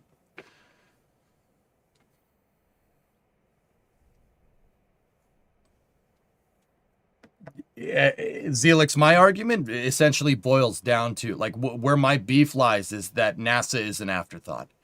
Everyone is looking at every solution to try and save money with NASA or find a cheaper way to do things. You can't regulate and finance against the laws of physics. I can't change the laws of physics, Captain. Okay, what do I mean by that? All right, you want to build a rocket that goes to the moon. You want to build a rocket that goes to the moon. There's no market for that. There's no market to build a super heavy launch vehicle, right? And I know what people are going to say, oh, SpaceX is doing it. If you do not think that this is a multi-billion-dollar project at this point, you are out of your friggin' mind. There is no way Starship doesn't launch right now to the tune of about $1 billion per launch. There is not a chance. Oh, this is space. No. I'm in space. Hey, Pete gifted 100 subs. Whoa, damn, dude. Whoa. What's up, man? You can't spell locked in without Lockheed Martin. That's right. Oh, agree 100%. NASA should be one of our crowning achievements. That is the right argument to make. Exactly, dude. Pete, thank you so much. What you're doing is important. Thanks, dude. That's where your beef lies. Don't fall for this nonsense when people say, like, oh, commercial can do it for cheaper. No, that's doublespeak for defunding NASA. I'm not even kidding. That is doublespeak for defunding NASA. That is what you are arguing for. Somehow we've all been kind of gaslit into thinking that's a good idea. No. That's dumb. That is stupid. NASA should not be in this position. All right? No, absolutely not. NASA's budget needs to be doubled. Doubled tomorrow. The fact that we treat this beautiful freaking project like it's some crappy afterthought is ridiculous. And I'm happy that NASA's back and taking priority over things. Like, this is a big deal. That's super cool. And that's something to be damn freaking happy about with this whole ignition thing. This is great. It's really comprehensive stuff. They seem to know how much this is going to cost, which is, I would argue that that's funny. You don't know because we've never built a moon base before, but whatever. NASA can't be an afterthought. It can't be an afterthought. We can't do all this cool stuff in space and have it just, consigned to like the dustbin of our budgeting, which is ridiculous. Pete, thank you so much, dude. I would say doubling NASA's budget could get SLS launching with the EUS on a pretty regular schedule. If we quadrupled NASA's budget, now keep in mind, I wouldn't want NASA's budget to be quadrupled tomorrow. Doubling it for now would give you the space to get your programs back on track. Doubling that in the next year would get you your space for procurement and block buying stuff, and that would help you set up your logistics, your supply chains. Factories are going to need to be scaled out if you're going to be buying more of these rockets, right? And then after that, with our proverbial quadrupled budget, I don't think we're going to need any more money after that. Honestly, from there, it's just design, it's just operations and production. You don't need any development. Development can be roped into doing something else. What I'm trying to tell you is that NASA's budget doesn't need to be quadrupled indefinitely. It doesn't need to be quadrupled indefinitely. You could double it tomorrow, double it next year, quadruple it the year, or double that after that, quadruple total over the next 2 years, right? And then the budget could go back down to basically what it is now with this added capability. The reason why is because logistics, so supply chains and logistics, ask anybody that's ever played Factorio or Satisfactory or something. It's hard to set up, but once you got it set up, it's just buy more materials, have the thing do its thing, right? That's the developing it and setting it up is the tough part. That's where NASA needs money. If we do that and had SLS to launching to the tune of like 4 times a year, even with your B1S architecture, like the Centaur upper stage, that could take, like I said, double the budget by next year to iron out your architecture for SLS. Give you a comprehensive landing solution all the way to the surface of the moon and back with a co-manifested payload like Apollo, co-manifesting your lander and capsule, and then quadruple the next contract to be able to build the factories to be able to scale to a 4 time a year launch cadence. And then after that, NASA's budget can basically go back down to where it is now. Seriously, that's how cheap operations and production is comparatively to development. And you don't need to, that's not just my theory. That's NASA's own words. NASA's budget doesn't need to be quadrupled indefinitely.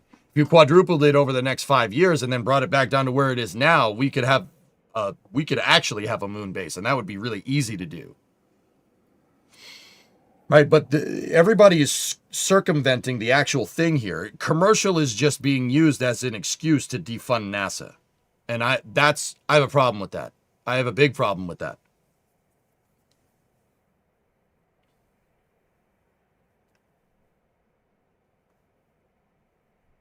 Double the budget, put GS2 on SLS. You could standardize around that architecture if you really wanted to, darker player. Yeah, sure, absolutely. Talking about raising NASA's budget may be more unrealistic than the NASA NASA moon plans we just watched. Well, Silent Guardian, like I said, that therein lies your problem. That's unrealistic. We've been conditioned to think that that's unrealistic. I do not think that that's unrealistic. I think we're stupid for thinking that is unrealistic. But we've been conditioned to thinking that's unrealistic. I don't think so. I really don't. It's so funny to me, dude. We've been like,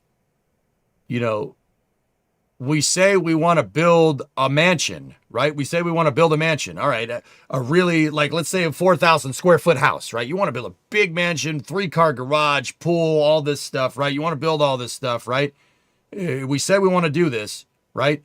And then we go to the contractors. We say, how much is this going to cost? And they say, that's going to be $1 million. And you say, and we're saying, no, you could probably do it for 250,000. And the contractor goes, no, no, that's $1 million worth of work. We seem to think we can denote the price for something that we have no idea how much it's going to cost, which is ridiculous. You know, to the point where everybody said, oh, that's not realistic. Dude, the hell with that crap. What do you mean it's not realistic? Do you see this flag? You see that flag? What do you mean unrealistic? We don't do that. We don't do, oh, that's unrealistic. We don't do that nonsense. That's ridiculous. And I'm trying to buck that trend as best as I possibly can.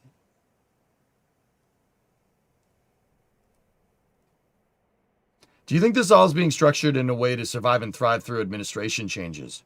They didn't build it out binary over the next 10 years for no reason. Let me put it to you like that. Yeah, you're people who actually like to have their taxpayer money spent on space. Yeah, vast majority of people. That's a good point, dude.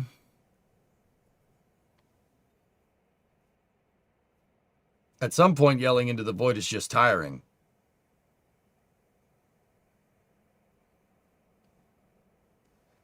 It is tiring, but I've been doing it for 15 years. I don't think I'm getting sick of it anytime soon. An exercise in expectations. What could we see in the next 6 months that would convince you that this is on track? Shmamaron, if all these RFIs turn into RFPs and actual designs over the next 6 months, then I would call this doable. Sure.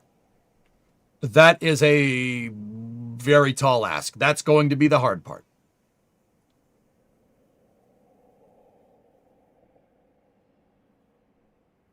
The development funding issues are a big problem for NASA. We underfund development, and then by the time the program is developed, new technology or objectives exist, and then that old development is at least partially wasted on something that's no longer viable. That's right, Nate. I've noticed the patterns. I can read the writing on the wall. Can everybody else? I see what's going on. I'm pretty sure you see what's going on. You can't do that this way. At the end of the day, you're going to the moon is going to cost you billions of dollars, at least initially, right? And, you know, maybe this, you know, hybrid commercial approach is the right solution. It might be. I might be wrong. This might be the right way to get stuff done on quote unquote a budget. And you know what, dude? I'll eat my humble pie if that's the case. I would love to be proven wrong here, but I guess at the end of the day, I can't stand the fact that we have to compromise on space exploration. That's ridiculous. I don't like that. Remind me in 6 months, yeah.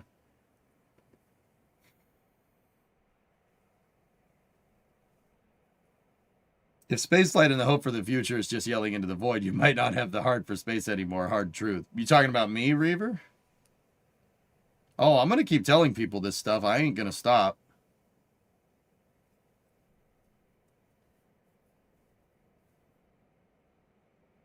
I don't think they'd be trying as hard for the commercial if they could get the budget. That's what I'm worried about, Darker. Nah, Hellfish. Ah, okay. I got you.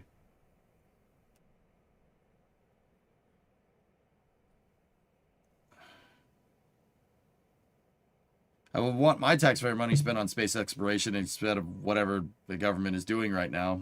Yeah, Yuri, let's not have that conversation. People aren't ready for that conversation. I think people are ready for that conversation.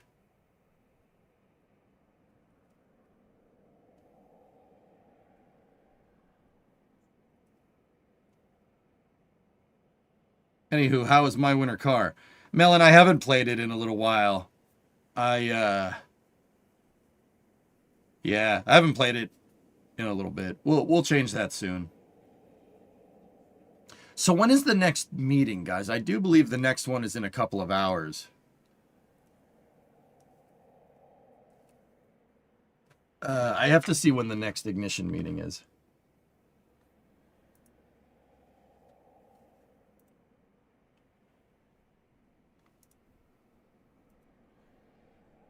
In 45 minutes?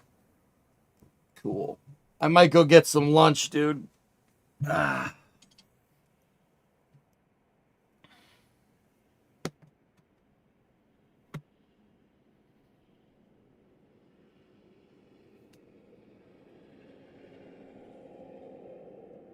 something I've just thought of. They keep mentioning RTGs. Where are we getting the plutonium for those? Our stockpile of isotopes is depleted. Nah, they restarted production a little while back, Nader. I wouldn't worry about that. Yeah, they resumed it already, dude. In fact, if you really want to know,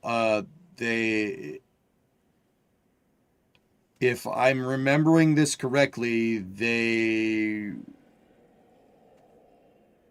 executive removed the ban on underground nuclear testing, if I'm remembering right. So we brought back the underground testing, which is great. That's really good. There's nothing that's not like circumventing any treaties or anything. That's totally fine to do, and that's agreed on by all nuclear capable countries. So that's cool. So we should get some good nuclear R&D over the next couple of years. Underground testing is blowing up nukes in the ground, guys, just in case anybody's wondering. It's actually a super cool test program. We stopped doing it at the end of the Cold War. What's for lunch today? I don't know. I haven't decided.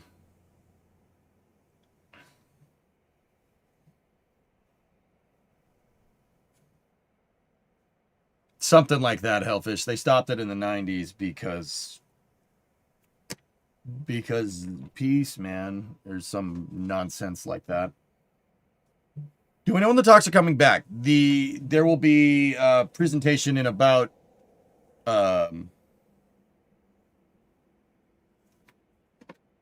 I think the next one is in 45 minutes. Let me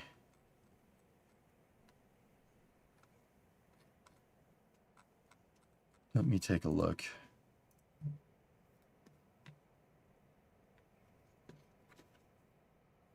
Nonsense like ground stability and groundwater. Sig, once again, demonstrating you have no idea what you're talking about. They test in the desert, dude. There's no water there. In the Yucca Flat where they test, ain't no water there. Ground stability, it's sand. It's sand, dude. All right, calm down. Now I know what people are going to do. You did, the desert has water. Yeah, I know. All right, I know. Okay. They ain't testing in the rainforest, homie, okay? The desert, there's water. I know. Okay. Compromise is blowing up Vegas. Bro, do you listen to the slop that comes out of your mouth? That's ridiculous. All right. I'm done. Let me go find when this next press conference is. Jeepers creepers.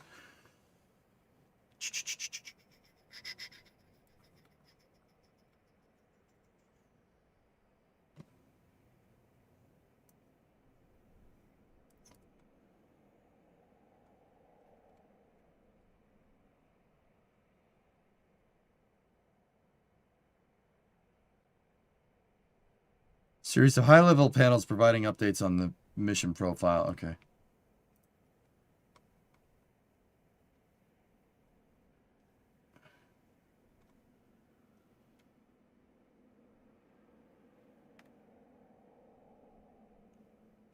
I watched Eager Space Vid, and he made two videos that basically wait, what's that, Yuri? He made two videos basically saying that nuclear thermal propulsion is pointless, and that's why DARPA canceled it. To be honest, he also said nuclear electric doesn't make sense.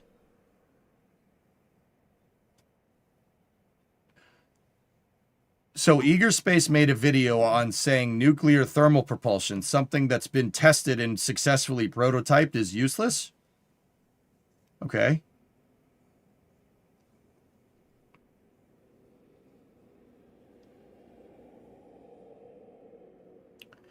And then proceeded to say that nuclear electric is useless as well.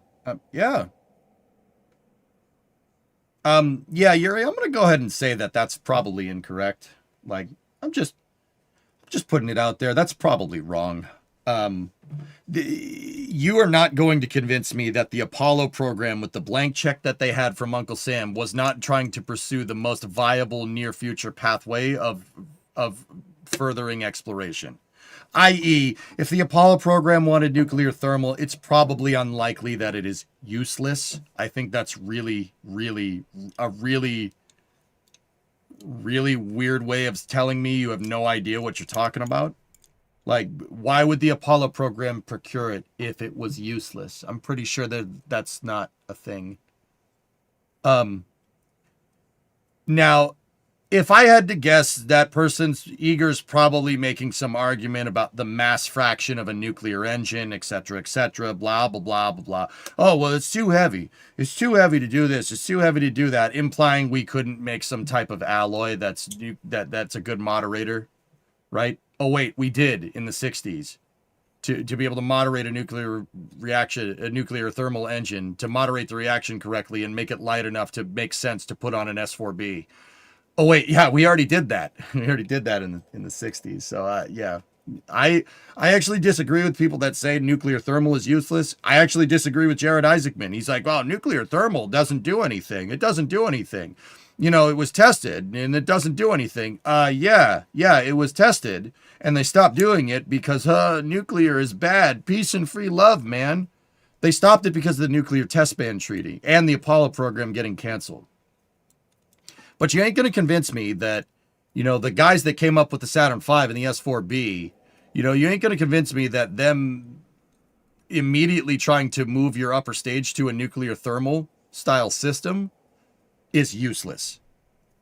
You are quite actually arguing with von Braun about spaceflight architecture at that point.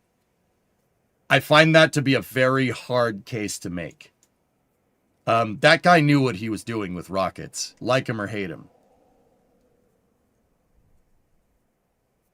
The NASA YouTube channel has it scheduled. Cool. Let me peep it in here. Oh, the next one is at 1 o'clock. It's in about 40 minutes. Yeah, I have it teed up.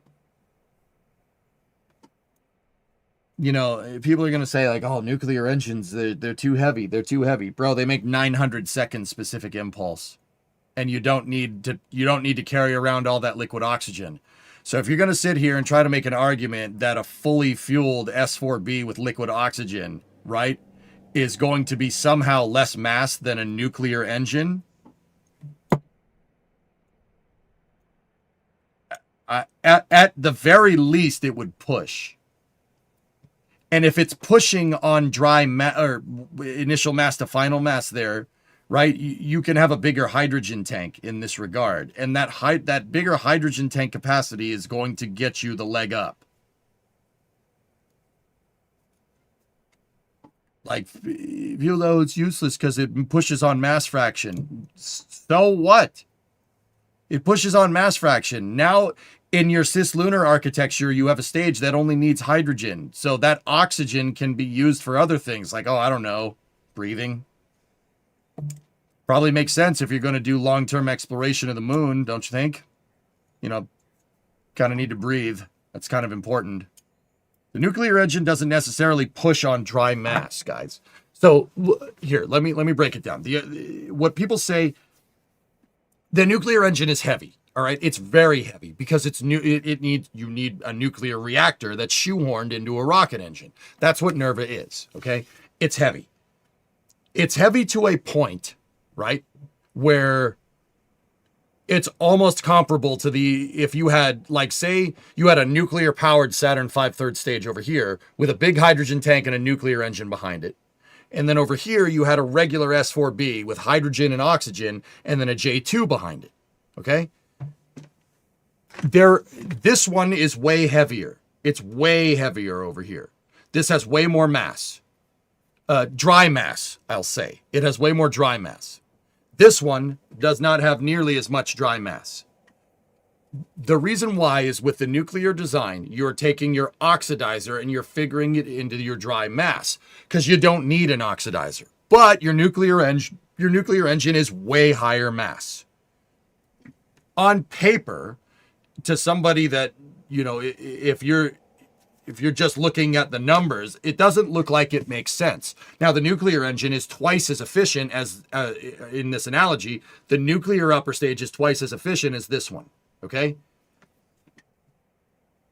Now, everything here about these numbers, okay? Everything here about these numbers looks like, well, why would you use this? Why would you use that? That makes no sense. You're basically pushing your mass to the stage, and the name of the game with Delta V is the less dry mass that you have, right? Or the less rocket you have on your rocket, the more fuel you have on your rocket, the further you go, right? Now, once again, the nuclear engine's efficiency being double almost is to the point where they push against each other. Okay, so like this is a little bit heavier, right? But it's way more efficient. This one over here is a little bit lighter and way less efficient. Okay. If you're going to compare numbers to numbers, the nuclear engine doesn't look like it's that much of an increase. But you have to think about what you're doing with that nuclear engine. What are you doing with this third stage? Okay? If you are sustainably trying to go to and from the moon reliably, right? If you're trying to do that, think about how much less oxygen you have to move around over the long run. Okay? Think about how simplified your refueling operations are on the moon if you decide to do that. So you go to the moon, you drill out the water ice, you get hydrogen and oxygen, right? You can use the oxygen and a little bit of the hydrogen to make water. You could use all of the oxygen for base operations, for that whole breathing thing. That's kind of important. And once again, your on-orbit refueling or your refueling operations in general are much simplified because you're only moving hydrogen around. Now, that is a challenge in its own regard. But if you employ that in scale, it makes way more sense. Simplifying your refueling architecture, not liquid fuel and oxidizer. So even though on paper the nuclear engine the nuclear S4B versus a regular S4B doesn't look like it doesn't. If you're just going to sit there and compare numbers to numbers, right? And be like, wow, this is a terrible idea. This is really stupid. I don't like this. You're not understanding the full scope of what they wanted to do with that nuclear upper stage. A nuclear transfer tug that could go between Earth and the moon and be refueled on the moon with just hydrogen in a with the Sabatier reaction on the surface, moving hydrogen up to this stage for refueling, or better yet, have a nuclear lander, right? You land down on the moon, refuel it, send it back up. That drastically simplifies your refueling architecture. That makes landing and taking off way easier, right? You're only fueling one thing. That's turnaround time on the surface. Turnaround time goes up. And with the nuclear upper stage, you don't need to worry about power. You don't need to worry about generating power. You don't need solar panels on this. It's nuclear powered. It will never run out of fuel, ever. I mean, it will after like 30 years of use. That will long exceed the life of this stage. There's trade-offs, all right? The trade-offs for the nuclear engine, if you're just comparing it dollars to donuts to a liquid fuel upper stage, it looks terrible. And I hate it when people make that argument. I can't stand it because you don't understand, like, bro, you don't even understand why they wanted to do it. They didn't want to do it just because, nuclear is the future. No, they wanted to do it because it's much more sustainable for setting up long duration lunar exploration, long sustainable lunar exploration. Nuclear powered upper stages are much better for exploring the solar system and setting up the logistics behind that to make it all work. It's the same reason why with Falcon 9, I mean, Yuri, listen to this. You want an argument here, right? Look, it's the same reason why on paper reusing fairings with Falcon 9 makes no sense. The fairings cost about $4 to $5 million to make. That makes no sense. Why would you try to reuse it? If you're trying to reuse it, you need to send a boat out there. They got to fish them out. They have parachutes. They have consumables in the form of their reaction control systems, unfurling the parachute. That makes no sense on paper financially, right? If you're just comparing one Falcon launch to just, the price of manufacturing the fairing. But that's not why SpaceX reuses fairings. They don't reuse fairings for the cost. They reuse fairings because they're difficult to make. They take a long time to make. So if you want to fly a lot, your bottleneck here is fairings. So reusability makes sense. Same exact case with the shuttle and the SRBs. Does reusing an SRB make any sense? No, it does not. Unless you're flying 24 times a year with a space shuttle, and then it makes perfect sense. you have to beat the problem with scale to overcome your bottleneck, right? Nuclear engine, the nuclear powered S4B is doing just that. And frankly, people that don't take that into consideration when they go to make a video about it are tone deaf. Because, yeah, any idiot can compare numbers and point numbers to numbers and be like this to that. Anybody can do that. And you could, on paper, you can sit there and say that oh, yeah, sure, of course that's not going to work. That's a really stupid idea. And it frankly boggles my mind that Jared Isaacman thought this too. I'm like, bro, what are you doing?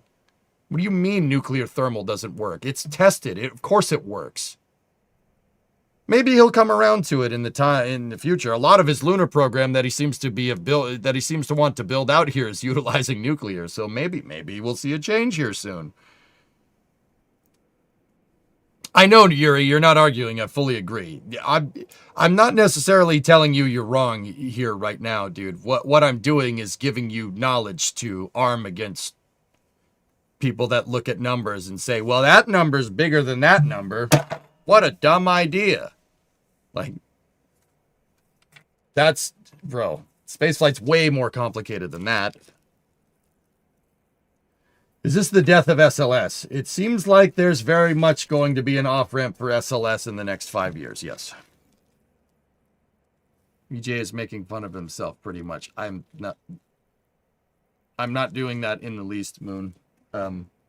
Thank you for telling me you weren't paying attention. I appreciate it.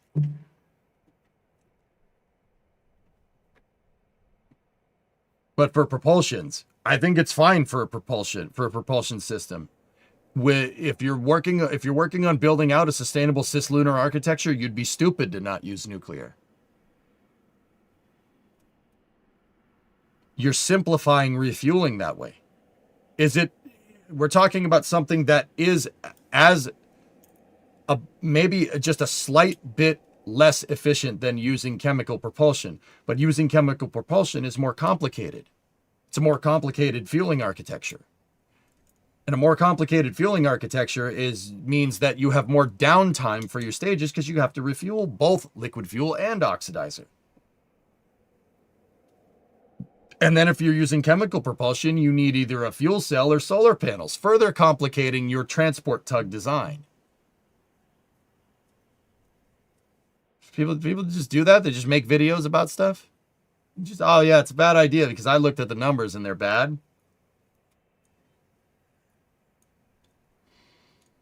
Plus, you could factor in that the reactor, even when not providing propulsion, can be operated at a low level to provide electrical power. Bingo, simplifying your spacecraft design.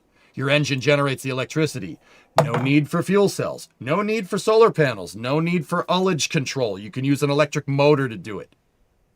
You can use an electric impeller to be able to handle your ullage propellant. So with nuclear power, you can work on boil-off mitigation. Bro, you'd be stupid to not use nuclear thermal when you're going to when you're trying to get into logistics for exploring the moon sustainably. There's a reason why the Apollo program wanted to do it. There's a very good reason. You can get a bit more punch if you bring the liquid oxygen with you and dump that into the exhaust like an afterburner. Sure. Aren't the nuclear mission for Mars copters that Jared proposed using nuclear thermal? I think we did hear him say that. Yeah, a nuclear demonstration. I think it's nuclear electric, Yuri, but I mean, nuclear electric would be fine too. I don't necessarily have a problem with that either. Nuclear electric's great, for the same exact reasons. The problem, my big thing is that nuclear electric hasn't been invented yet. That hasn't been made. Nuclear thermal we've had for a half century. You know what I mean? In spaceflight, Yuri, right? You go with what you know. You go with what you know. That's so important, dude. Oh my goodness. Don't reinvent the wheel if you don't have to. Nuclear power is simpler than solar? In this particular design, Frosh, yes. We're talking about let me, you. Oh, this is space. I'm in space. Nova gifted a sub to Uranium Fever. You probably came into this conversation a little bit late, okay? If you're going to have a nuclear-powered upper stage, so a nuclear thermal rocket, so it's a nuclear engine. It has a nuclear reactor in it. It uses the heat from the nuclear reactor to generate thrust. Okay? That's what a nuclear thermal engine is. If you're getting to that point to utilize that thing as your primary form of propulsion in your Earth to moon tug that goes back and forth, right? If you're already going to do that, you don't need to put solar panels on it, okay? You don't need to put solar panels on it. Nuclear reactors, last time I checked, they generate a lot of electricity. They're really good at that, like really good at that. So compare that, right, to if you have a regular upper stage that uses like liquid hydrogen and liquid oxygen, all right? That thing is going to need solar panels if it's going to make the transit trip back and forth between the Earth and the moon. And then there's downtimes when it doesn't have any fuel in it, right? Where it's going to need to sit there and loiter until it gets refueled, and it's going to need to deploy its solar panels, right? You don't need to do that with a nuclear tug. The nuclear tug just always generates power. It'll always generate power because it's a nuclear reactor. It'll always generate power. You don't need to worry about any of that. That's the argument. That's what I'm trying to tell you. Does that make more sense? But to produce electrical energy, you have to put a steam generator on your rocket. No, you don't. You can use the natural decay in a heat plate attached to the outside of the engine. You basically utilize your nuclear engine as a radioisothermic electric generator. It'll trickle power when the engine isn't running, but it's always going to generate power as long as the nuclear fuel doesn't decay, right? You could use a thermocouple. Right, Mikey? Just like what Curiosity and Perseverance is doing. That's what I mean. A nuclear tug is a great idea. Nuclear thermal is a great idea. You're simplifying so many things, but now granted you are trading it for engine complication here. Your propulsion system is way more complicated, right? But if we're talking about going to and from, right? Like you're something that's going to go to and from Mars or something that's going to go to and from the moon. Oh yeah. It simplifies a lot of things. No solar panels. You don't need a solar panel. You can manage boil-off mitigation with the constant drip feed of electrical power that comes when the thing's off. It's way more efficient, and a downside is that it's higher mass. But now you don't need to carry an oxygen umbilical. You don't need that because you don't have that, right? Your umbilicals can be simplified. Your architecture can be way simplified. There's trade-offs here.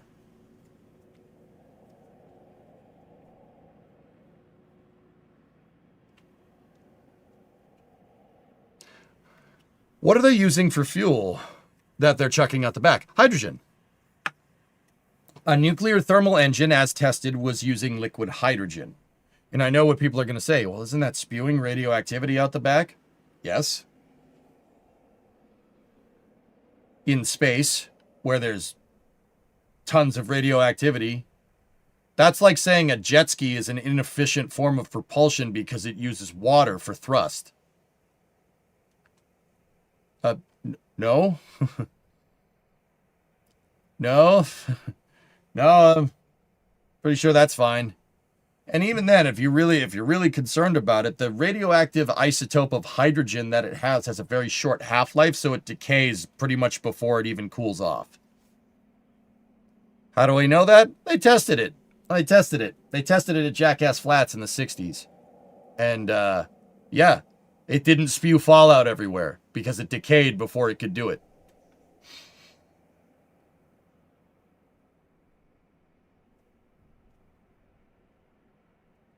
It's not all that more operationally complicated. There's more engineering complexity, but operationally the reactor has fewer moving parts under less stress than feeding the LOX into a conventional engine. There you go.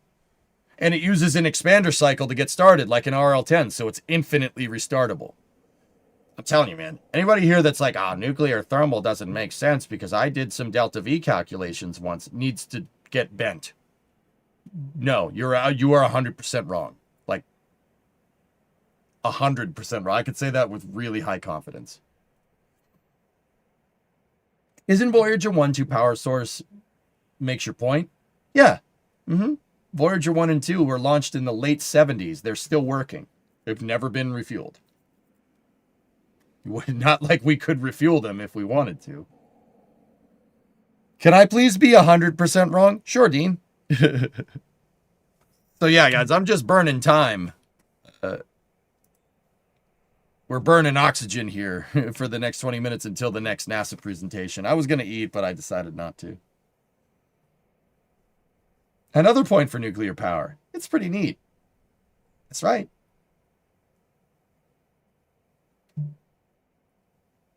That's right. It's pretty neat.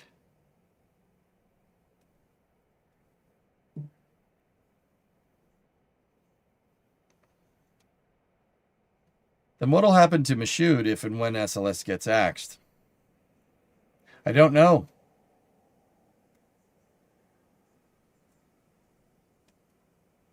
You should watch the Eager Space videos. Not that I think either one of you are correct, but since you disagree, I would like to see your opinions on it. Well, Fake Brit, that's what sparked this whole conversation. I forgive me for presuming, but I've heard every argument imaginable for why nuclear upper stages are a bad idea. And every single one of them seems to boil down to it's too heavy. Which is tone deaf to the mission, in my opinion. Well, no, it's not in my opinion. I got to stop saying that to try and defend my points of view. I try to let my points of view stand on their own because they do. That's not just my opinion. That is fact. That was pretty much the argument. See? I don't even need to watch the video. I know what it's about. Once again, tone deaf to the mission. On paper, sure, it seems like a very good point. On paper.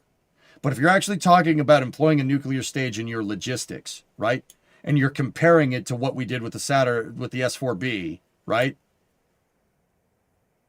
That is tone deaf to the mission. Nobody has stronger opinions than you, EJ. That's why I watch. Dude, you know what the messed up part is, Fake Brit? It's not even that like some of my opinions are like, oh, that's the way you should be doing it. That's the way you should be doing it. Every single one of my opinions about space flight logistics, mission architecture, concept of operations, stakeholder expectations, etc., is all derived. It's all derived around a seemingly easy way of doing things. Okay, right? Like the nuclear stage. I just gave you an argument for why a nuclear stage is a good idea if you're going to explore the moon for long periods of time. Okay?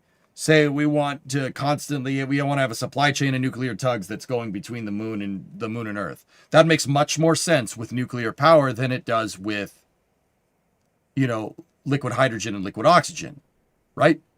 Flip side of that argument is that if you're going to the moon in a space race, that makes no sense, which is why we didn't do it.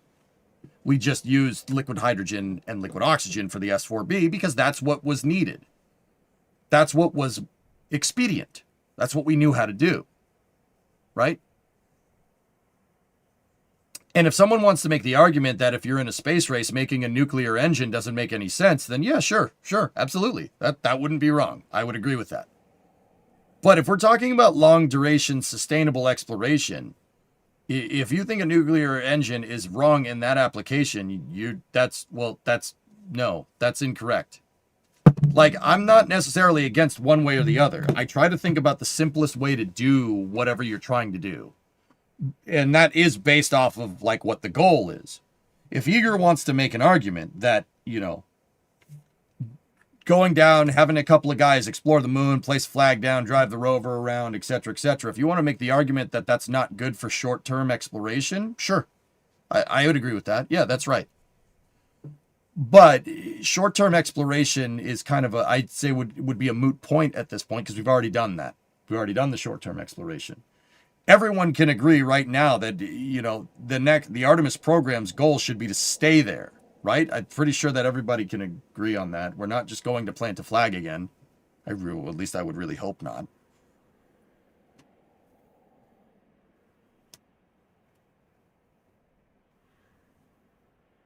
PSMU says hi. Is there another press conference for NASA today? No, there's another one starting in about 15 minutes.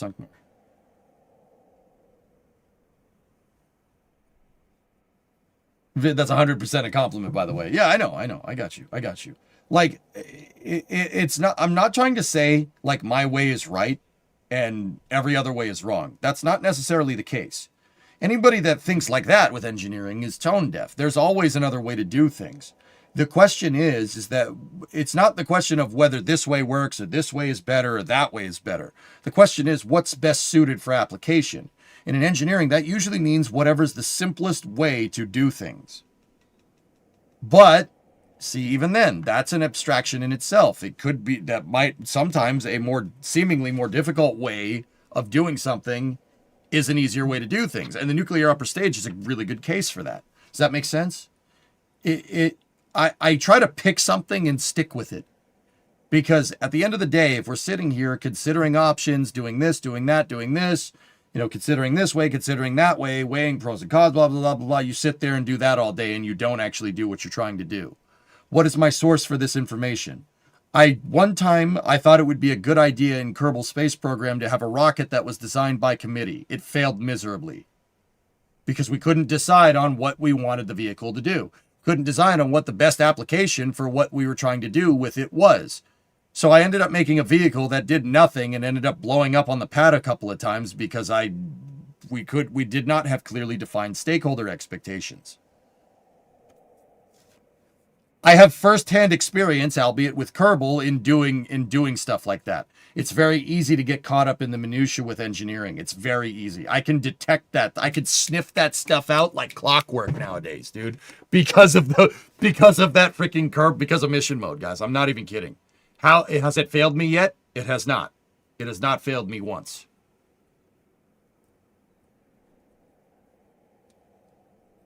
So NASA finally did watch for all mankind. Yeah, something like that. If SLS goes away, could they turn the VAB into a giant air reclaimer to provide locks for KSC? I would hate it if they did that, Falcons. I would hate it. Guys, it would kill me to see the VAB not roll vehicles out. I would die a little inside. I'm not even kidding.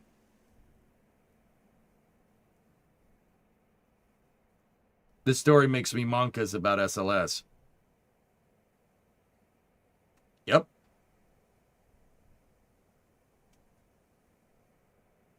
Like the shuttle tower coming down. Yes. Clearly the VAB needs to become the world's biggest parking garage. That would be one hell of a parking garage, dude. Off topic, but looking forward to For All Mankind spinoff, Star City, starting on the 27th. Interesting. Sorry if off topic, but how heavy was Nerva? I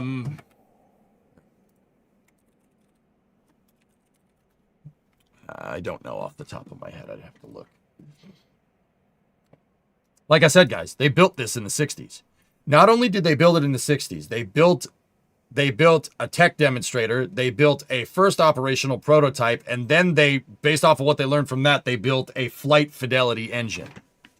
There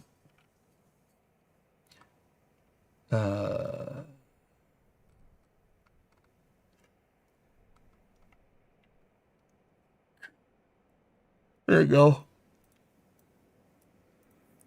Right there. 841 second specific impulse. 1600 second burn time.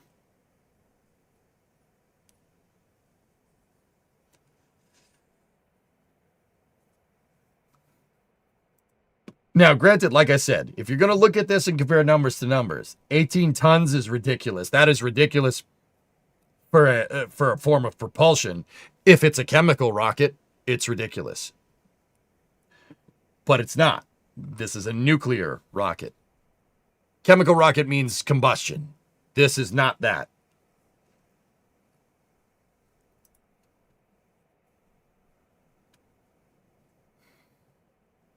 Did I miss my EJ's review of Hail Mary? No, Dean. Project Hail Mary is amazing. It is one of the best sci-fis I've ever watched. Yeah. Yeah, it's really, really, really good. I would give it probably a 9 out of 10. Yeah, go watch it. You will not be disappointed. It's a really great flick.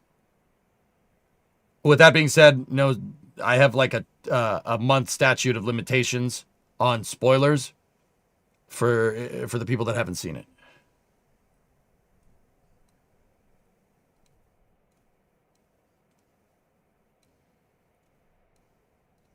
Do you think budgetary constraints would stop NASA from restarting the NERVA program? Yes. How much hydrogen would they need for a trip to Mars? However much hydrogen you need to have the Delta V. I don't know off the top of my head.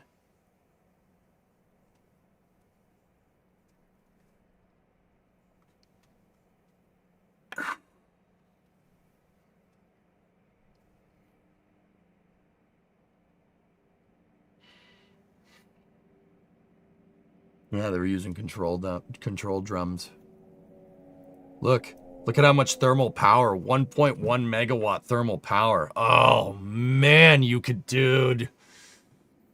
generate so much goddamn power with this damn thing.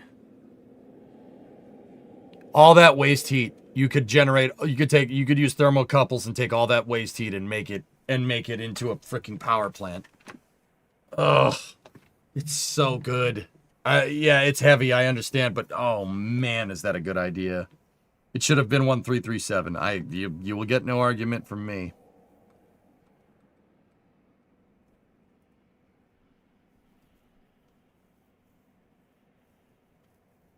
You could power one AI sat from Elon, yeah, right.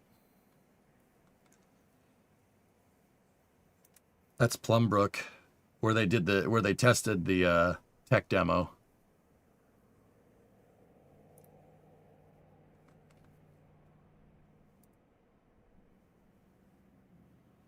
That was where they tested the engine transport device. They transported the engine by a train to the test stand because you don't want to be near that thing.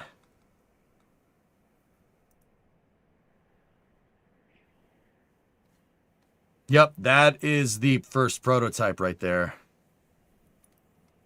Or no, maybe that's Prime, I forget.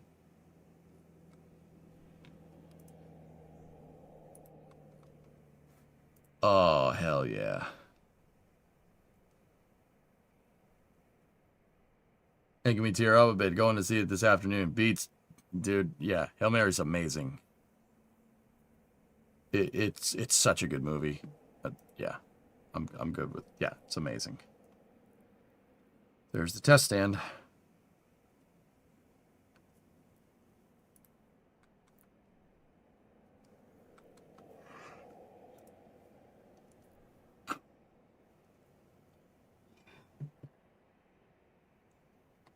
Okay, what if you use nuclear thermal plus electric engines? Actually, Yuri, if we're talking about our proverbial tug here, right? If we're talking about our nuclear shuttle, right? If we're talking about that, I would have a nuclear upper stage, right? Nuclear thermal as your primary propulsion and nuclear electric for your reaction control systems. What are you going to do? Run out of power? Nope. That way, you quite actually never, ever run out of, you're never running out of power that way.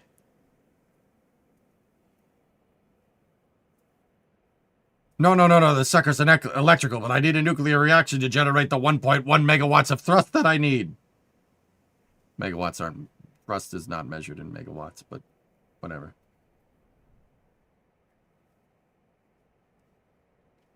Yeah, Hellengar, perhaps it could lead to better things. But I would argue that it exists right now.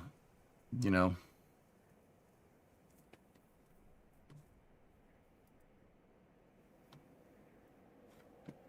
Where are your nuclear vessels?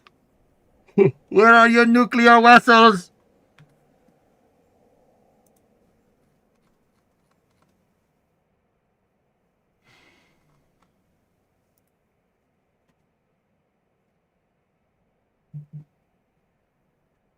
NASA just released a new X account, NASA Moon Base. Yep. Yep. They did. I seen it.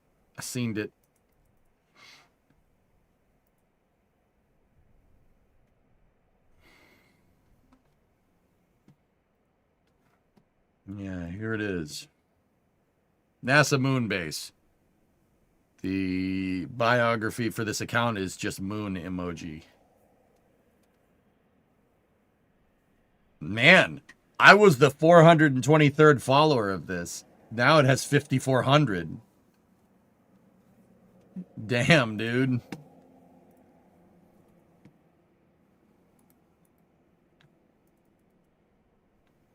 Damn.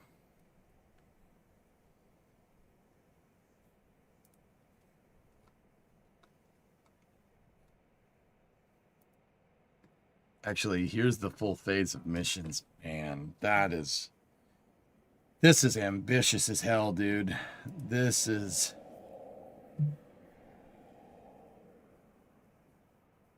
When do you see China's official initial landing being?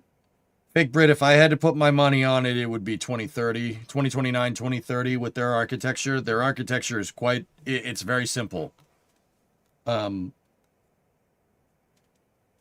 I would say in this area right here.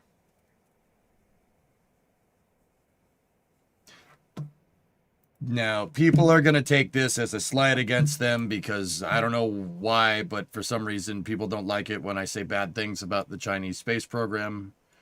Look, and I'm not saying this to be a dick. They still have a lot of stuff to figure out. They have their space station, and that is an awesome feat of engineering, to say the least, considering they did it by themselves. That's great. But you're getting into a whole new can of worms here, doing lunar orbit rendezvous. That is not going to be as easy as you think. And once again, I think they understand that. I think they understand that. They're essentially trying to build 2 rockets that are somewhat analogous to Falcon Heavy. What was it, guys? Long March 10 or Long March 9 or something? I don't know. One of them is going to launch the lander out to lunar orbit, and the other one is going to launch the people out to lunar orbit. It's 10. Yeah, that's what it is. And they're going to rendezvous in lunar orbit and then go down to the surface. That's a complicated architecture. I mean, ours is complicated too, but we've done it before, so who knows? There is a first for everything, all right? Just because they, in the U.S., it seems like they're this unstoppable force, et cetera, they're still beholden to the laws of physics, just like everybody else is. Look, let's say that they are near peer competent in their space program implementation. There's still unknown unknowns there for them. There's still unknown unknowns. So, like I said, it's going to take time. That isn't a slight against them. It's their first time doing this, and they want to do it by themselves. So,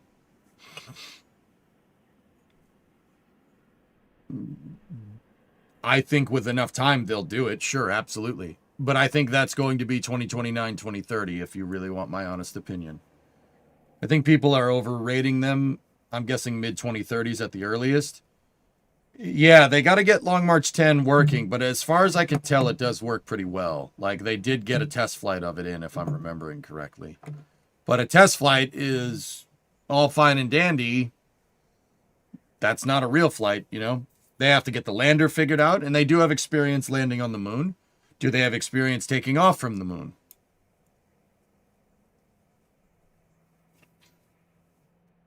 To be fair, did the U.S. have experience taking off from the moon when we did the Apollo program? Nope. Are you going to be watching the next Ignition conference? Does the Pope poop in the woods, Vanta? Long March 10 demos net 2027. There you go. He doesn't. Are you sure? You sure, Troy? Sure about that? He might. Well, I might be watching the presentation. Yeah, no, I got it up right now. I got it up right now, dude. I got it going right now. Don't worry. How do you know? I went to Rome once. There was woods in the Vatican, so you never know, all right? There was woods, and there was in fact a pope there. Actually, they didn't have a pope when we were there. They were popeless.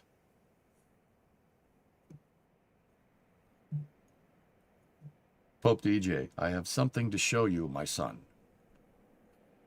Oh.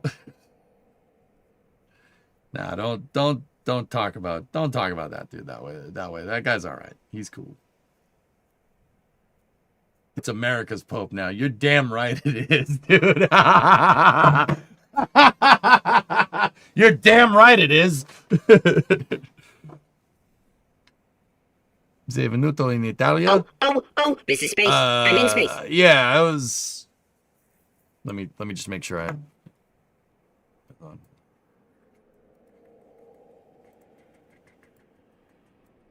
Just make sure.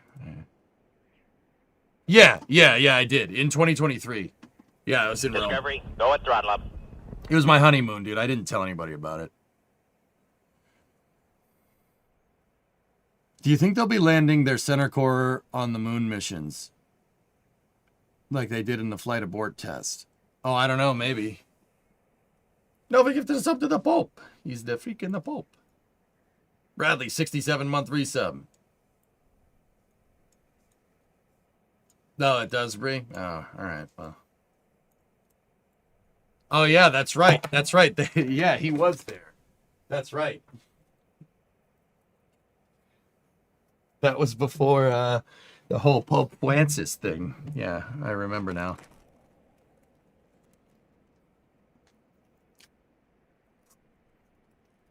I thought EJ was married to Chat.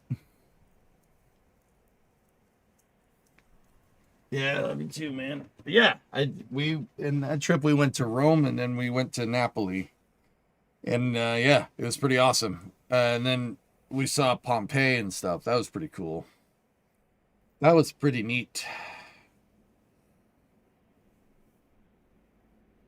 You got married in 2023, man. Time flies. Yep. Yeah, Nader, I know.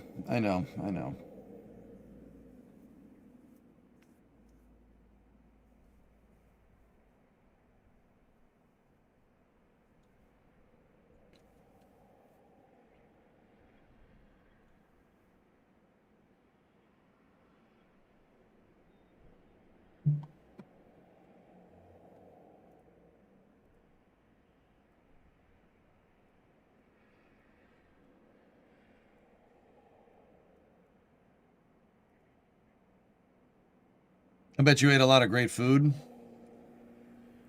Chris, it was when I went to Italy where I really realized, and as soon as that press conference pops up, I can't play the music, guys, because it'll flag the VOD. Chris, it was when I went to Italy where I really realized just how different Italian food and Italian American food is. Those are two different things. Those are way two different things. Now, could you get authentic Italian in the U.S.? Yeah, sure. Can you get American food in Italy? Can you get Italian American food in Italy? Yes, of course you can. But those are not the same thing. Like Italian pizza is different than Italian American pizza. Those are two different things. That's different food. So KSP later, or do you have plans? I don't know how this day is going to go, Shaw. I have no freaking idea. Depends on how long these press conferences last, etc., etc. They're going all the way to 4:45, and beyond that, that's when the last one starts. So,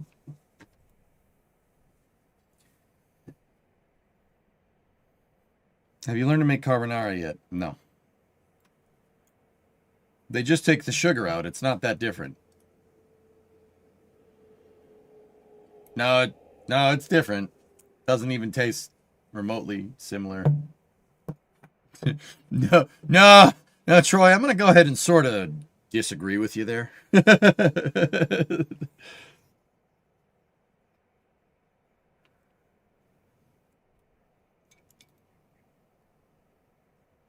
Best leave it that way. Yep.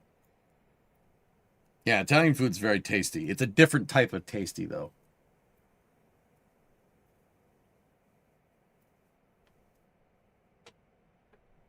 You need to eat the pizza with a knife and a fork. Yeah, right.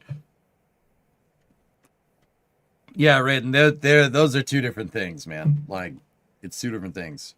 Like, the other thing is that, yeah, Raiden, when I got back, I had to compartmentalize it in my mind because, like, you know, I had the Italian food. I'm like, damn, this food's good. It's delicious. And I'm like, at first I was like, it ruined Italian food in the United States for me. Like, it ruined it. Like, just totally ruined it. And then I was like, okay, wait a minute. To cope and seethe with that, I was like, Italian-American food is different. You know what I mean? It's different. It's not the same. It's different. You know, like, it's two different things. That's how I justify that food being delicious. And ours is good-ish. You know. What is the most Italian dish? Spaghetti.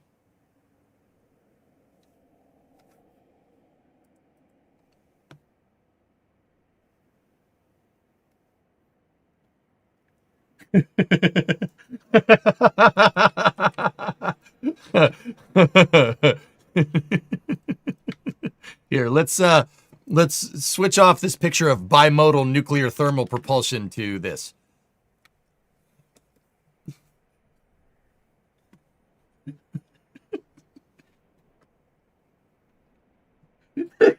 That's so screwed up, dude.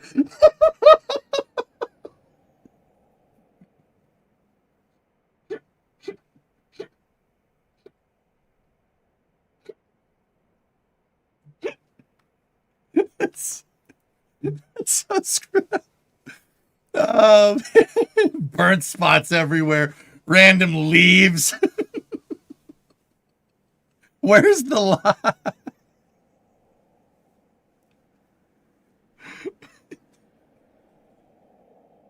It's so bad, dude. No. Cooked to perfection. Lots of cheese spread throughout. Inexpensive. Plenty of toppings. Perfect round base. Delivered in under 30 minutes or I get a free one. Comparing Domino's to real Neapolitan pizza. Like, bro, what's wrong with you?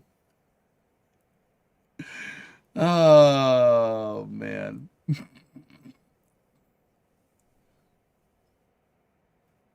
Oh, boy. All right, here we go. Dana Weigels takes the podium. Thank you all for being here this afternoon. Our success in low Earth orbit over the last 25 plus years of crewed operations is because of you. Our congressional support, industry's dedication, and our strong international partnerships. Today, I'm going to talk a little bit about low Earth orbit and future plans. It's critical that we maintain a presence in LEO, transition to commercial stations, and the challenges that we face, as Jared mentioned, the options going forward. Apologies for that. We spent an hour before this fixing the teleprompter, so I have a handy backup here if we need it. All right, let's get started. Let's go ahead and go to the first slide. The next first slide. All right, I'll talk as we're figuring out the slides. Our objectives in low Earth orbit have not changed. NASA's core objectives are to maintain America's superiority in space with continuous crew presence, to continue conducting groundbreaking research, NASA. Technology development, human research, and using LEO as a proving ground for exploration. We want to expand commercial access to space, stimulate commercial demand, and foster economic growth. Okay. Of course, space station will end, and we also need to plan for the responsible retirement of the space station and transition to future commercial stations. Okay. Building a replacement for ISS is a national imperative to maintain an orbital laboratory and a proving ground in LEO. Developing the station took worldwide and industry commitment. We had a massive team of major aerospace firms with 4 prime contractors and over 500 subcontractors and suppliers. We also had major contributions for our international partners, and of course they had hundreds of suppliers as well. It took 37 shuttle launches and over 160 spacewalks just to assemble the space station. And of course, the Russians, who provide all the propulsion for station, also had a large number of launches. We spent over $50 billion across shuttle and station assembling station, and to date have spent $100 billion. It took us about 10 years to get to the point where we could really do research on board space station.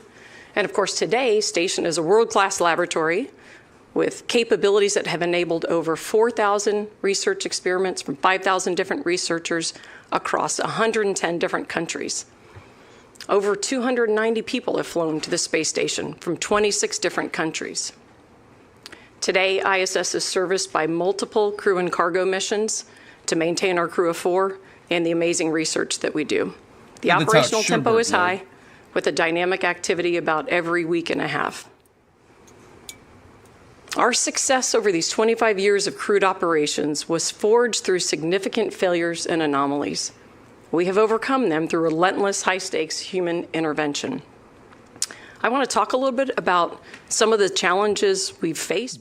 That first thing, one of those things is very much not like the others. Or similar challenges. We lost Columbia. That grounded the shuttle fleet for 2 years. We relied on our Russian partners to bring our crew home and to subsequently launch our crews and resupply for 2 years. We lost transportation vehicles like SpaceX CRS-7, Orbital CRS-3. We lost the cargo on those missions, but those fleets were also grounded for a period of time as a result of that. Progress M21. That really highlighted the importance of redundancy and resiliency in transportation and the criticality of having a robust resupply strategy. Since assembly complete, we've conducted over 110 spacewalks to either repair, replace, or upgrade space station systems. The picture here that you see on the screen, that second picture, is an image of a torn solar array that was damaged from micrometeoroid debris. Of course, that risk of micrometeoroid is inevitable for any spacecraft operating in low Earth orbit. In fact, we've done 41 debris avoidance maneuvers over the life of the space station. This particular repair was time critical. It happened during a shuttle mission. We were able to get a crew out there on the end of the robotic arm and kind of tie it up and repair the array. Great mission. We've also had to overcome numerous major vehicle and spacesuit anomalies and medical incidents, like the recent medical evacuation that we had from station. Some of these anomalies have been significant, like the image there shows water that flooded a crew member's helmet during a spacewalk. We came close to losing a crew member, and it grounded our EVA spacesuit fleet for a year. Many people have asked me if the vehicle failures we see on space station are related to the age of the station. They are not. We had higher failure rates earlier in station, and we invested in hardware changes and redesign. And so today we actually have improved reliability, so our failure rates have decreased. Fairly recently, like 10 years ago, drummer? It took 30 years and significant investment to get space station's state-of-the-art life support systems to the performance targets that we have today. We have now reached 98% water recovery, which is pretty close to our Mars target. Not quite there, but pretty close. Nice. These are some of the most complex and unique space systems that exist, and they're also where we carry some of our highest time-critical risks. Any future station will encounter similar failures and challenges. Overcoming them will require expertise, robust capabilities, and strategic planning. Building and managing a station is not easy, and it is not inexpensive. Next slide. Speaking of the space station, next up we have for you a very special message from the onboard Expedition 74 crew. If we can please play that video. Hello from the International Space Station Expedition 74 crew. It's an honor to join you today for Ignition. As I look out the cupola window at the thin blue line of our atmosphere, we're reminded every day why your discussions are so critical. For over 25 years, the ISS has been a masterclass in what humanity can achieve when we work together as a team. Chris is having a good time up there. Its construction was an effort that required 37 launches, over 160 spacewalks, and the unwavering commitment from both industry and international partners. No mic drops. Together, mic we've drop used in space. this orbital laboratory to search for cures to the most challenging diseases, advance life-saving technologies, and prove that humans can live and work continuously off-planet. As we look forward, we need to ensure that the next low Earth orbit space station can build upon these amazing discoveries. So put an SLS core stage up there. Use that. Our mission now is to ensure there is no gap in our presence. Replacing the ISS is a national imperative.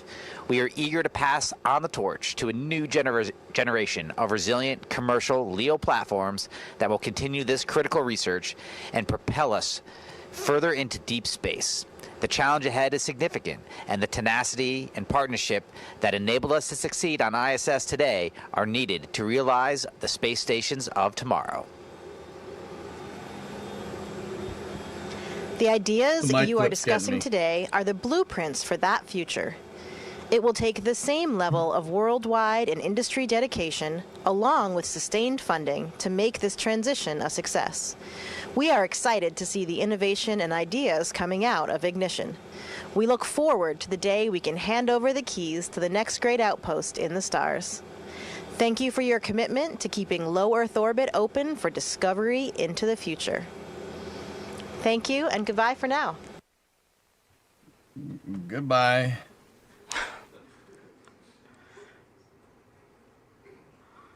All right. It's always great to hear from the onboard crew.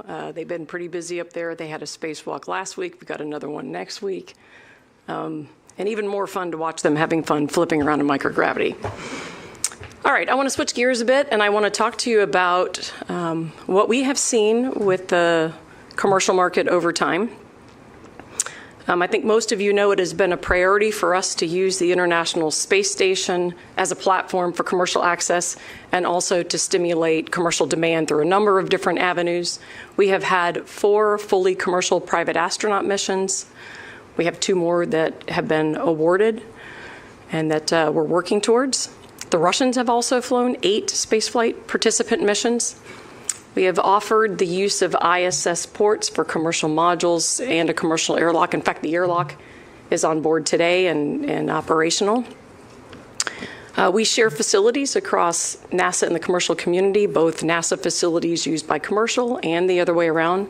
Some of those are inside the vehicle, and there are a number that are on external platforms. We also support commercial R&D through our ISS National Lab, managed by CASIS, and also through a number of unique and standing ISS calls for commercial opportunities. After more than 25 years of crewed operations, we have seen some amazing discoveries on station. But we haven't yet seen breakthrough products, capabilities, or services that generate significant demand. NASA is still subsidizing the infrastructure costs, like cargo upmass, which is really one of the largest costs you have in getting to orbit. We haven't seen evidence of scaled space-derived product that's manufactured on Earth or in space, although that is certainly the hope for the future. We have had a lot of technologies that have been adapted for ground-based purposes. You see those stories all the time, but they haven't driven continued demand for access to space. Tourism hasn't really materialized as a market. We certainly have had a number of tourist-sponsored missions, but those have been limited, and we haven't seen recurring demand for them. Sovereign governments do have interest in flying. We've seen purchase of tickets for short-duration flights, for example, on private astronaut missions, but no sovereign governments have been willing to purchase the long-duration opportunities, even though those have been available. When it comes to developing or maintaining the cost of a station or long-duration flight opportunities, our partners and other sovereign governments want to do in-kind barters or exchanges and keep the money flowing into their own industries. Suborbital flights, which are substantially lower cost, have suspended operations for either investment reasons or to prioritize other higher potential opportunities. Though we have seen investor interest, there's no independently verifiable market research indicating the economic viability of a commercial station that is only partially funded by NASA. We welcome industry input and thoughts on the market, but it is paramount that we have independent data. Station will end. The replacement path has to be economically viable and technically capable, or America gives up its leadership in LEO. Wow. I can't believe they admitted that. For the purposes of me being able to say something here, but also knowing that I've lived this, I want to just make sure we're clear about Wow. what we're trying to communicate. And this is a big takeaway for all of us here that, we have over the last several months been very transparent with the world about where we see issues and where we see challenges in the development activity, everything we're doing.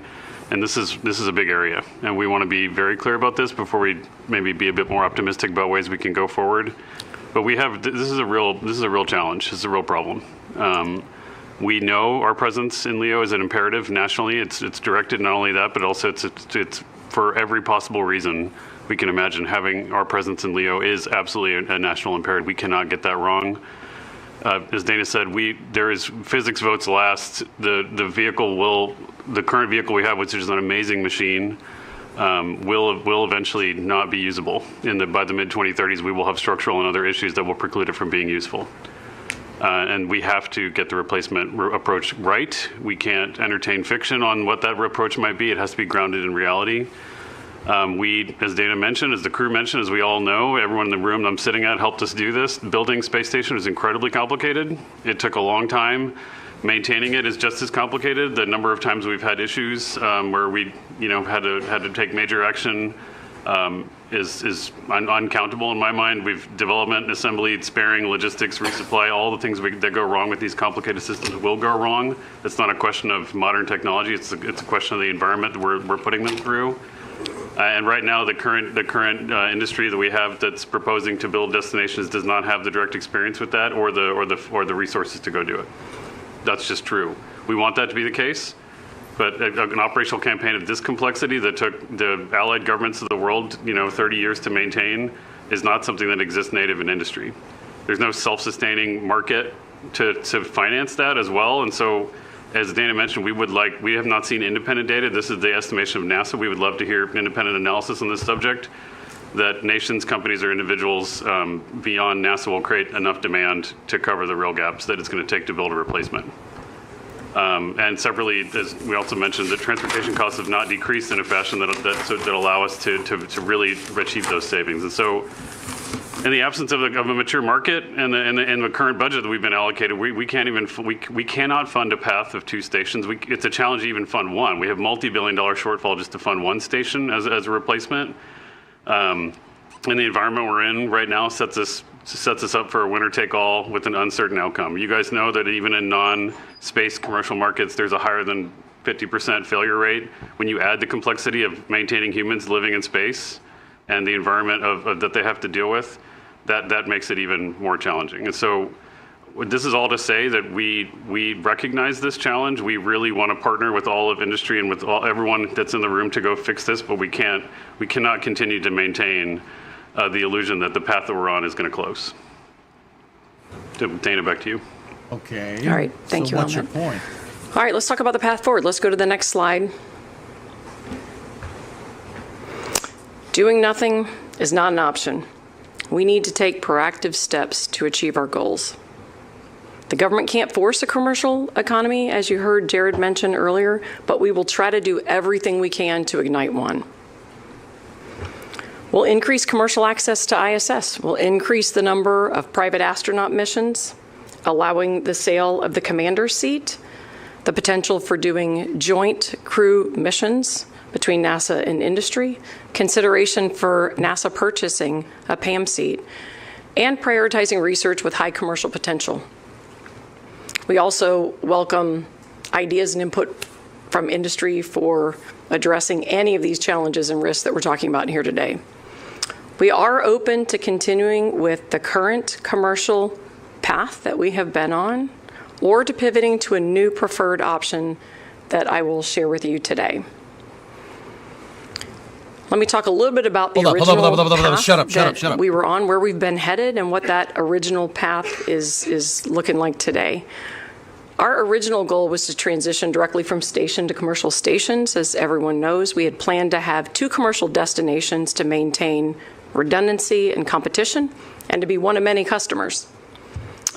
NASA anticipated significant demand from tourism and other markets. We assumed that this increased market would also drive large transportation bulk buys, which would in turn create and result in a discount for all of us. It works if you have a shuttle that flies every week. As a result of the strong market, NASA assumed we were no more than 50% of the overall demand for a commercial station, and that the market would be self-sustaining.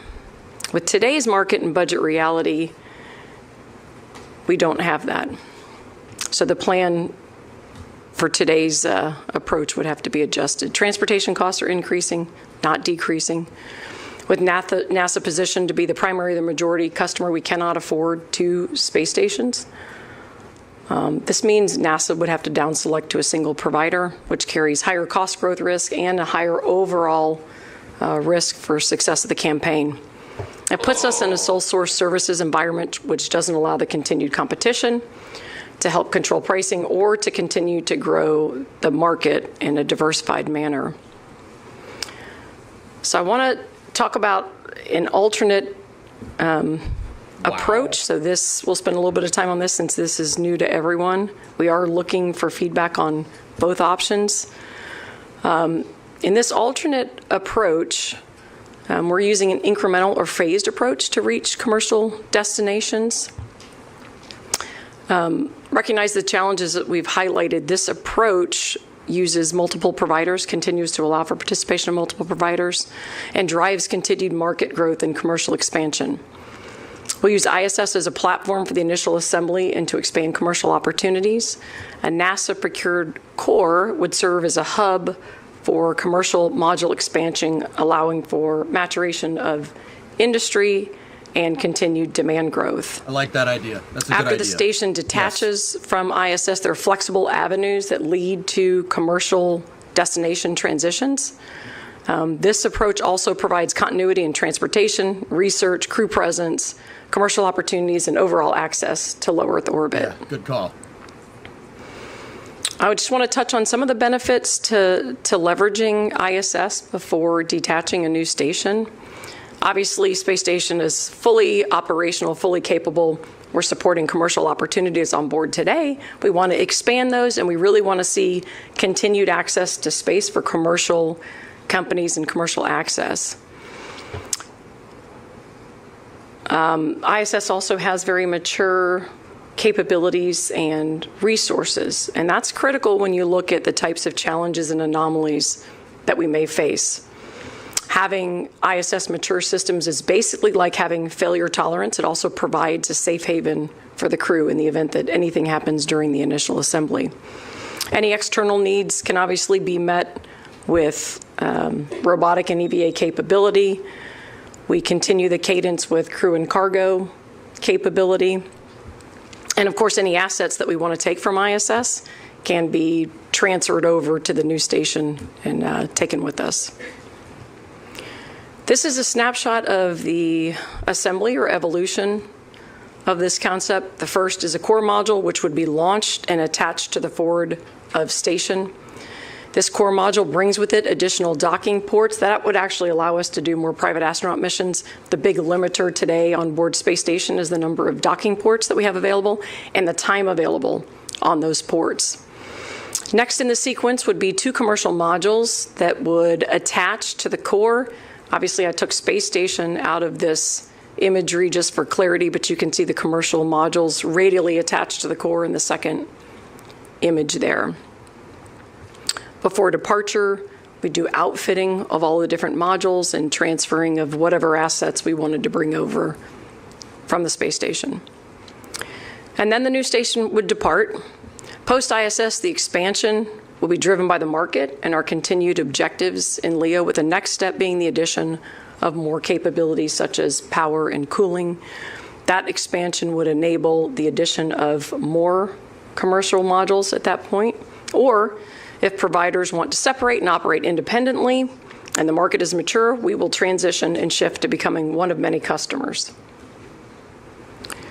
Looking more closely at the core module, its purpose is to support basic capabilities for the station, including all the initial capabilities that the commercial modules would need. It would have systems like propulsion, power, cooling, basic life support, and compatibility with the existing crew and cargo transportation vehicles.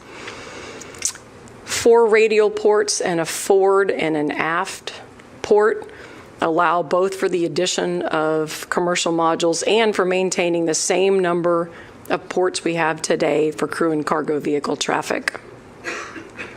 The core module would also have sufficient propulsion capability for the entire stack. Capabilities like attitude control, debris avoidance, which we talked about earlier, altitude maintenance, and refueling.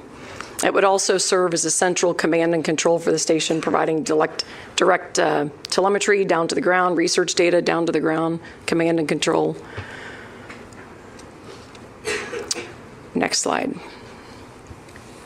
The commercial modules themselves, they would be owned, developed, and operated by commercial providers. The commercial modules would have research and habitation capabilities that meet both NASA and industry needs. The modules would be attached to the core radial ports while at ISS.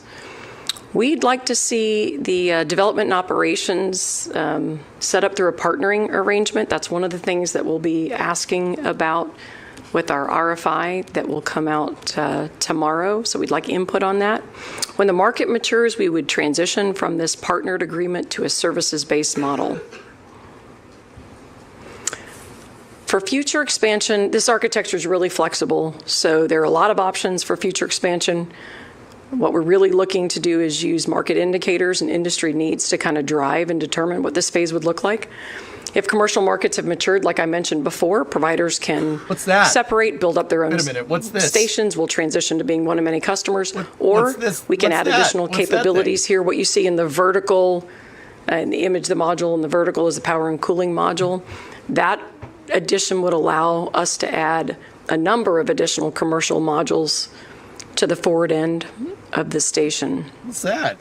What's that thing? I don't know nothing about that. There are a lot of new industry opportunities available here. With the expansion of what we want to do with Space Station, we are going to move from 1 private astronaut mission a year to 2. We're allowing for the sale of the PAM commander seat, which I know has been a challenge previously with the more stringent requirements we had with previous ISS experience. We will consider purchasing a private astronaut mission seat. We'll look for the potential for doing joint crew missions together. And as I mentioned before, prioritize research that has high commercial potential. And we're also open to other ideas that industry has for how to maximize the commercial use of the space station. It's crazy, Matt, isn't it? Providers have opportunities to build 3 different modules. We have the core module and the 2 different commercial modules.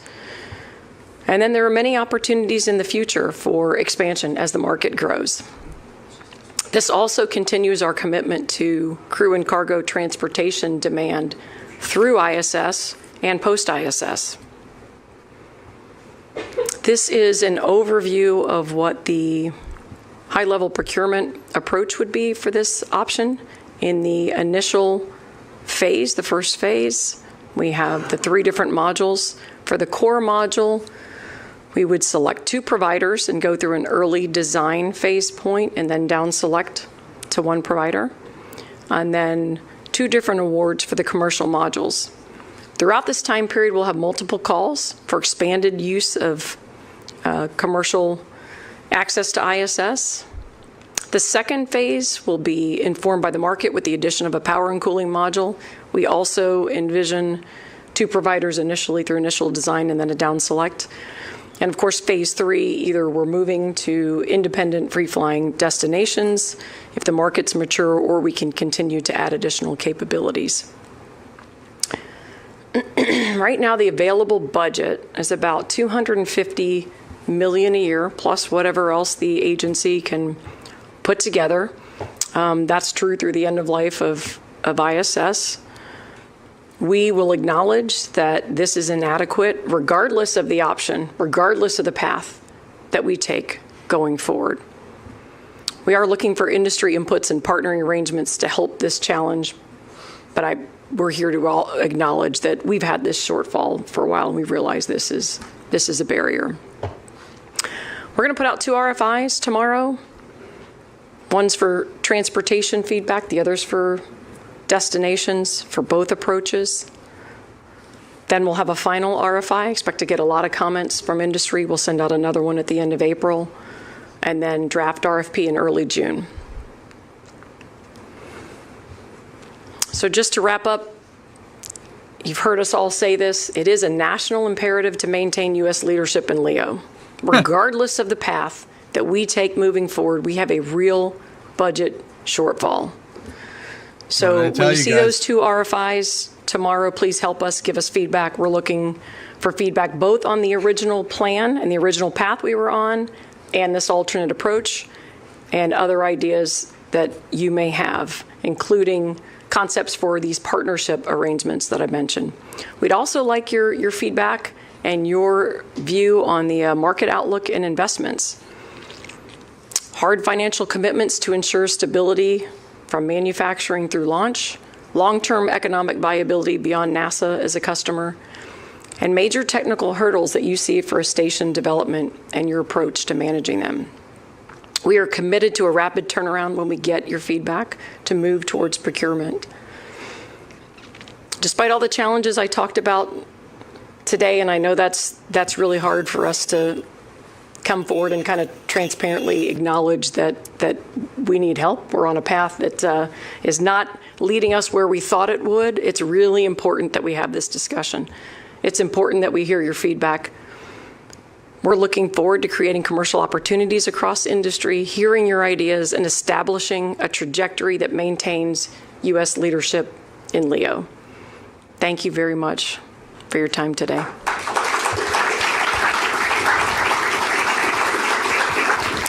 And we will now head into a 10-minute break.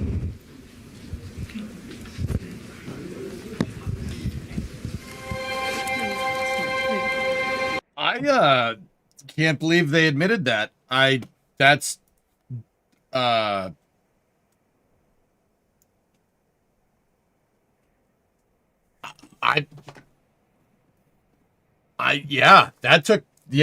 Troy, that took a lot of stones to admit that, man. Yeah, guys, the ISS works if you have a space shuttle. It works and it makes tons of sense if you have a space shuttle. It does not make a lot of sense if you do not have a space shuttle.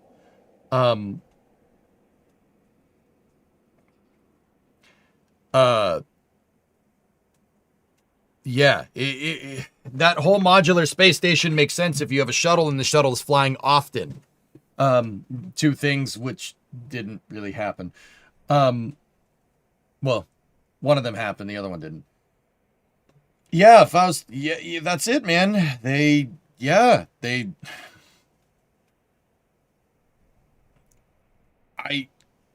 am amazed that they went up there and said that. She seems so much more sad than the moon-based guy.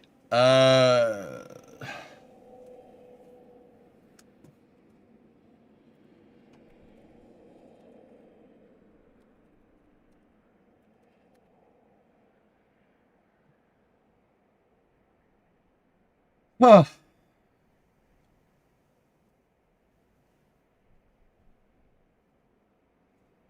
Yeah, we're gonna need a long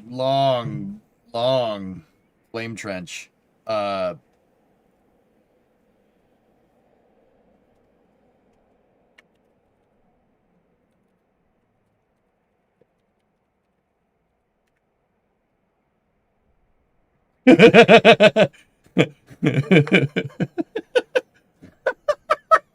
So I just said in the NSF back channel, everybody's in there talking, and I'm like, no, let's. So what I said is take an EUS, take the EUS hydrogen tank that's there, right?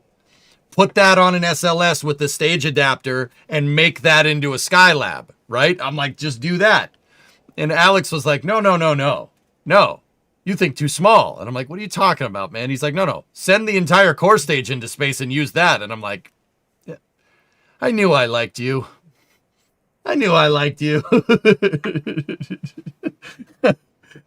Alex, yes, I like you. You're all right. Oh, boy.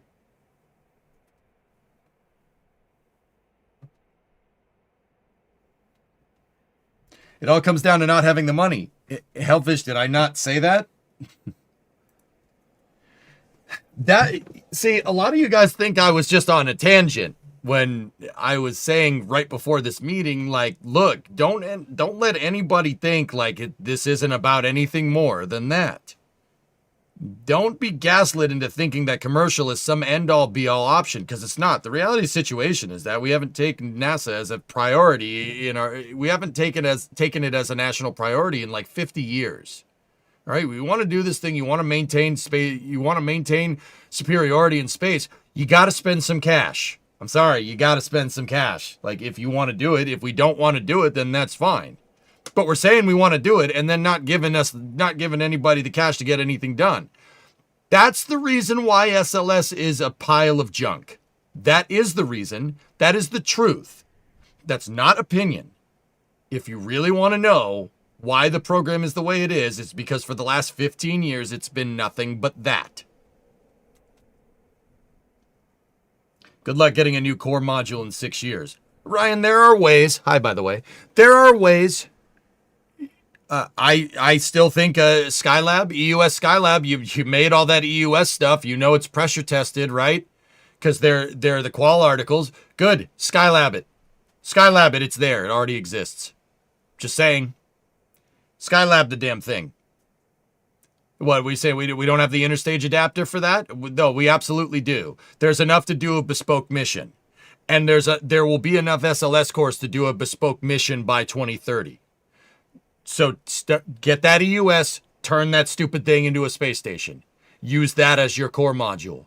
Where the universal stage adapter would be, put your multi-axis docking port. That is doable by 2030. Doable for not a lot of money, considering you're using stuff that's already been engineered. Very, very, very doable. And that gives you, that you can use ML2 for it if you really want to. Or ML1, whatever. You know, we still have Skylab B. Yeah, let's build it from the ground up, dude. Push twist to Saturday? I don't know, maybe. I was thinking, dude, this is gonna be a long flame trench, man.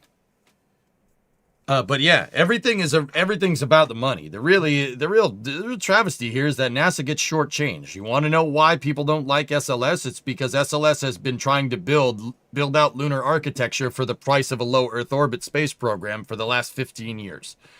That is the truth.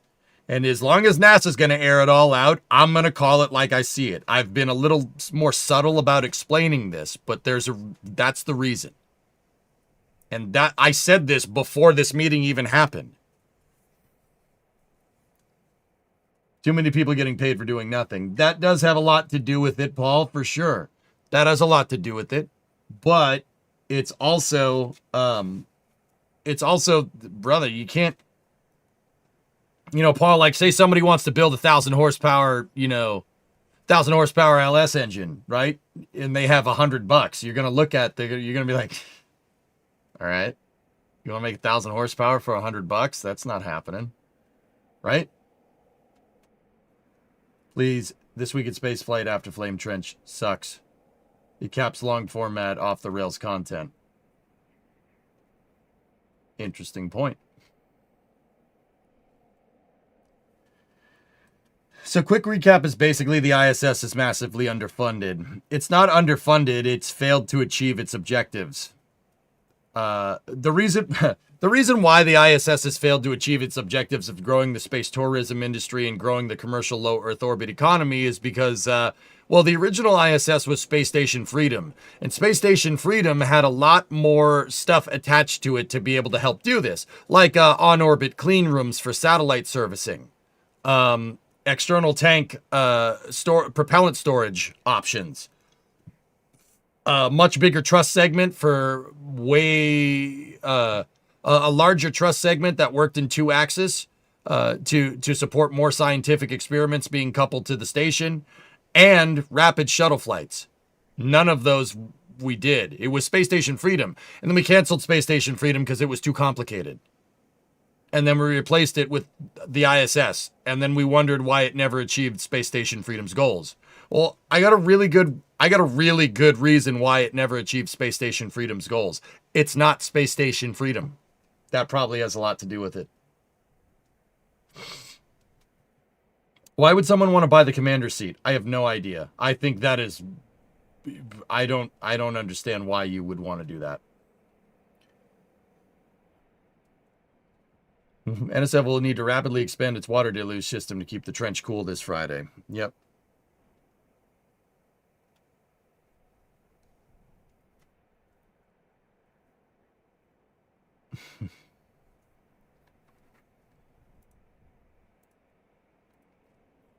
Time to build the Earth space dock. Yeah. Recapping it, guys, I honestly think that NASA refactoring and going with a core module design and then growing commercial space stations off of that, I think that's a great idea. Yes, I would have done that. That's what commercial low Earth orbit destinations should have been in the first place. I could have told you that in 2018. That's what it should have been. Now, NASA did... Well, what NASA wanted to do was have commercial partners build off of the ISS. Problem is that they never gave them the money that they needed to do. And the ones that they did give the money for commercial low Earth orbit destinations, Axiom decided they wanted to be a spacesuit company instead and delayed their space station because of it. Axiom was supposed to be up there in 2022 and operational. Yeah. At this rate, Axiom is not going to... They wanted to build their entire station on the ISS. At this rate, they're not doing any of that. That was a shot across Axiom's bow for sucking. Yeah. Sucking.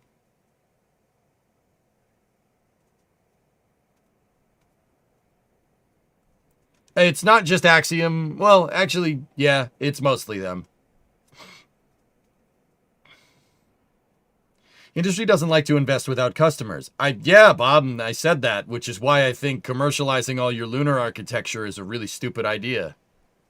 I really hope they're not doing that. That's not going to get you anywhere. Like I said, guys, they had a plan for doing... Here, I'll show you. Space Station Freedom in the mid-'80s switched to a dual-keel design. The dual keel design. Look at, dude, just here. Look at this render. Well, it's actually a model. Camelot. Camelot. Camelot. It's only a model. Here, look. Tell me what you see.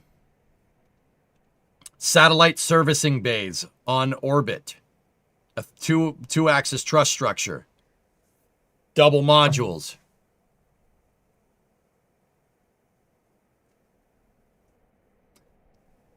This is what they wanted for commercial, because this would have spurred the commercial economy. That and a shuttle flying weekly definitely helps. We decided not to do this in the late 80s because it was too complicated. And then we revised Space Station Freedom from the dual keel concept to the revised baseline configuration, which is that. And then we thought that was too expensive to do, so we revised that into the International Space Station, which is a compromise off of a compromise off of a compromise.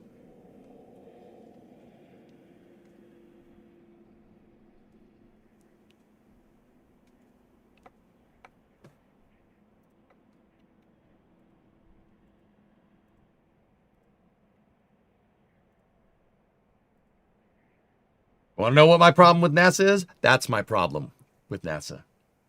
You keep compromising and you keep compromising and you keep compromising, and look where we're at. Look where we're at. The ISS's budget space station Freedom docked to Mir 2. That's correct. Check Discord DMs real fast. These RFIs, is there a place where the public can submit ideas? Send your plan into them. I would need to flesh it out and do a formal argument. Nice, Creeper.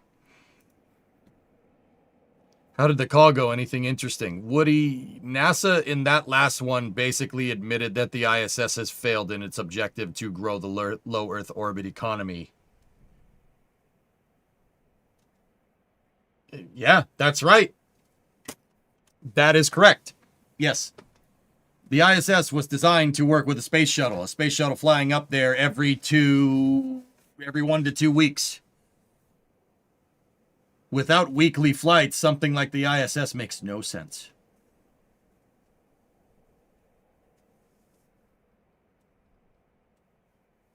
They said 10-minute break. Are they back? NASA? Punctual? NASA's less punctual than I am, Bob. Yeah, okay, I can't listen to that.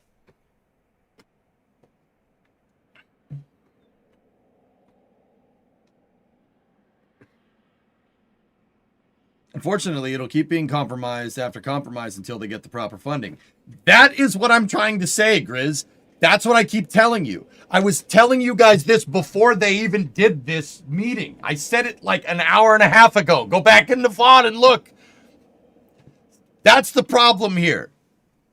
We want to do big things with NASA, but we don't want to spend the money to do big things. Guess what, guys? In spaceflight, you get what you pay for.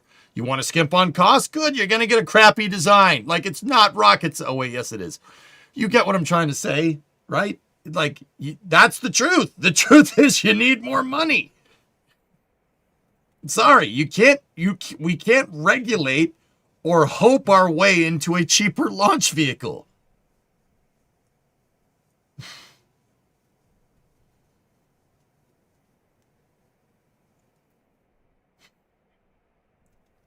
So the secret then is to ask for a solid gold toilet and then compromise. Yes, yes, at the very least, highball them. Yes. Yes. Now you're getting it. Guys, I've gone on entire space news rants, you know, over the last like 5 to 10 years. I've gone on entire space news rants how it's not just commercial contractors that are the problem here. It's NASA. NASA does not know how to make a good deal with a private contractor because they got one hand tied behind their back because they can't argue. They can't barter for prices because they got no money. They got no money. That's a huge problem. There were times where you said there's enough funding already. Yeah, way to twist my words. The context of those conversations were being able, like, that SLS was already developed. From here, it shouldn't be much. But this whole conversation is in the context because, you know, I know you like missing context. Is in the context of like an entire space program. You want to do an entire space program, sure, but. Yeah, we have SLS. It already exists. It's not going to take much to ramp it. It's not going to take much. That is on NASA for not being able to barter for prices. But they can't barter for prices because, one, NASA doesn't know how to do that. Two, no one cares. Well, until Jared came along. And three, when you can't barter for price if you don't know how much how much you can fund a project on a year-to-year basis. I just like conning you with text. No, Hellfish, you're just a dick. How about that? How about that? That's my argument. Piss off. Frick you. That's my argument. Takes one to know one. Yeah, maybe so, but that doesn't change the fact that what I said was wrong. Funding will never happen until all the same arguments that got Apollo canceled or shut down. Shogun, that's what I've been saying. That's what I've been saying, dude. Do not get, like, everyone's like, oh, commercial will do it. Commercial's the cheaper solution. Commercial's the cheaper. All that does is defund NASA. That's all that does. That's what I've been trying to tell you guys. I've been trying to say this for years, dude. And I'm very, very happy that this is all out in the open now. Because everybody's been kind of gaslit into thinking, well, commercial will be the end all be all solution. Commercial will be the end all be all solution. The reason why that's happened is because NASA really didn't have a choice. When Constellation went out the door, they didn't have a choice. I'm applying to be the first elevator mechanic for Starship. See commercial space program. I think Rook is leaning too heavily into it, whereas NASA should be the pinnacle of the whole spaceflight industry. They need to get back to what NASA is. Agreed?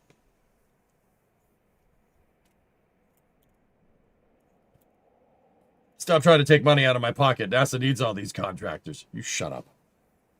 Why would this time be different with the moon, given that Leo failed? I don't know. All systems, I said that having a commercial lander makes no sense because there's no market for it.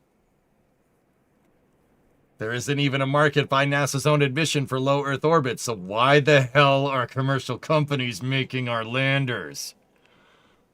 Why is that a thing? That is a really stupid idea. I said that was a dumb idea, and when they did it, that was dumb.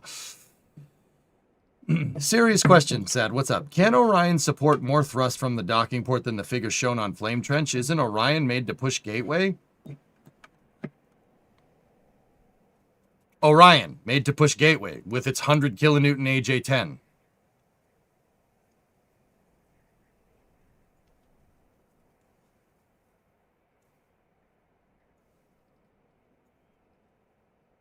No, Sad, that's not true at all, dude. We were comparing Starship, which is like attaching a first stage to Orion in terms of thrust. Orion Surface Propulsion System is low thrust.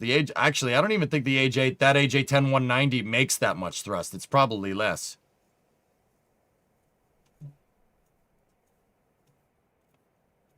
You better behave on your birthday. I will do no such thing. Be nice. Yes, sorry for yelling.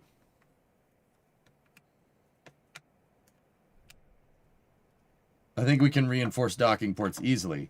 It's not really a question, Troy, in that context of that conversation. It's not really a question of being able to reinforce them in a factor of difficulty. It's time. It's time. If you wanted to use Starship to shoot Orion off into a translunar injection trajectory, right? By 2028 to facilitate a quicker lunar landing, that's not going to do that because you have to redesign the docking port. And if you want to redesign the docking port in the amount of time that we have to get our goals done by 2028, you need more money. Right?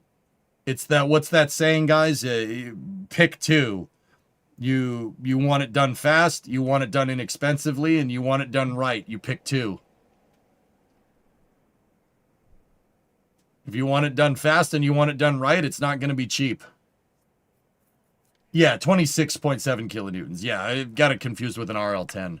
AJ10, RL10. They both have 10s in them, so I was half right. No, thank you, Ryan.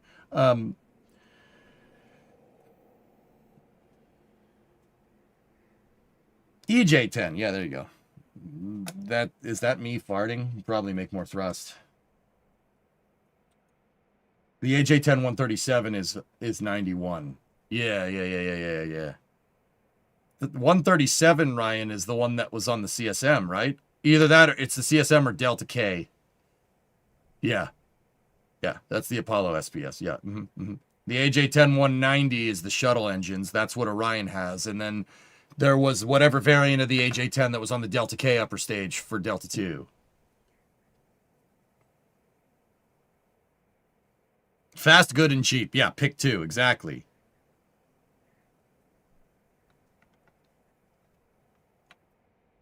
You can have it right. You can have it now. You just can't have it right now. Yeah. Man.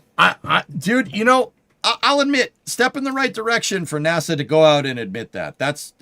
I didn't think they'd be so damn candid, but wow. Like, That was borderline hard to hear that. Like, Dana did not sound happy about saying any of that.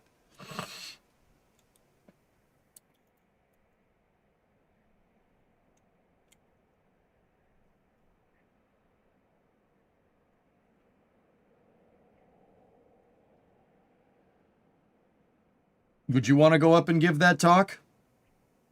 Yes. Yeah, Troy, I'd do it. Sure. People would call me a dick, but I'd do it. Sure. Look, man, like, I'd prefer NASA be honest with us. I really would. I would prefer them to be straightforward like this. It's like that press conference with John Honeycutt the other day. I want that candor. The people that are working on this stuff don't have time to play these stupid freaking mind games. Just tell us what you mean. All right? The fact that they have to sit there and have PR training is a distraction. If you really want my honest to God opinion on how that all works, that's a distraction. That's one more thing you have to think about. No, I don't want that. I want you sitting up there and I want you talking exactly about the vehicle like that and saying, like, look, statistically, it's 1 and 2. We don't know. This is the second rocket. We got to figure it out. I'd prefer that, to be honest with you. Anyway.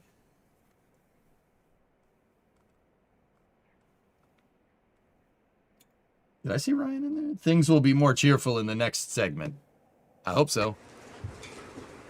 The universe is vast.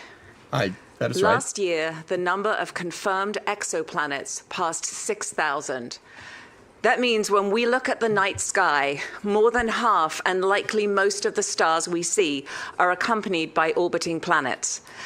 And that means there is the possibility and indeed the probability of life beyond Earth. Science generates the big questions that we seek to answer. And as always, there is more work to do. The unasked questions will always outpace those we have already answered. With the administrator's full support, we are determined to do more science than ever. NASA routinely does what others think is impossible. Now, for each of you, this is your everyday, taking dreams and building them to reality. Our collective workforce is really, truly one of a kind. We are uniquely bound together by our mandate to explore the unknown in air and space, to innovate for the good and benefit of humanity, and to inspire the world through our discoveries. Science is the beating heart of this mission. Aeronautics, space technology, and human exploration are endeavors that we are proud to support and platforms that we use to expand the scope of our science. Every day, I wake up with the goal of getting more science into space at a lower cost for our taxpayers.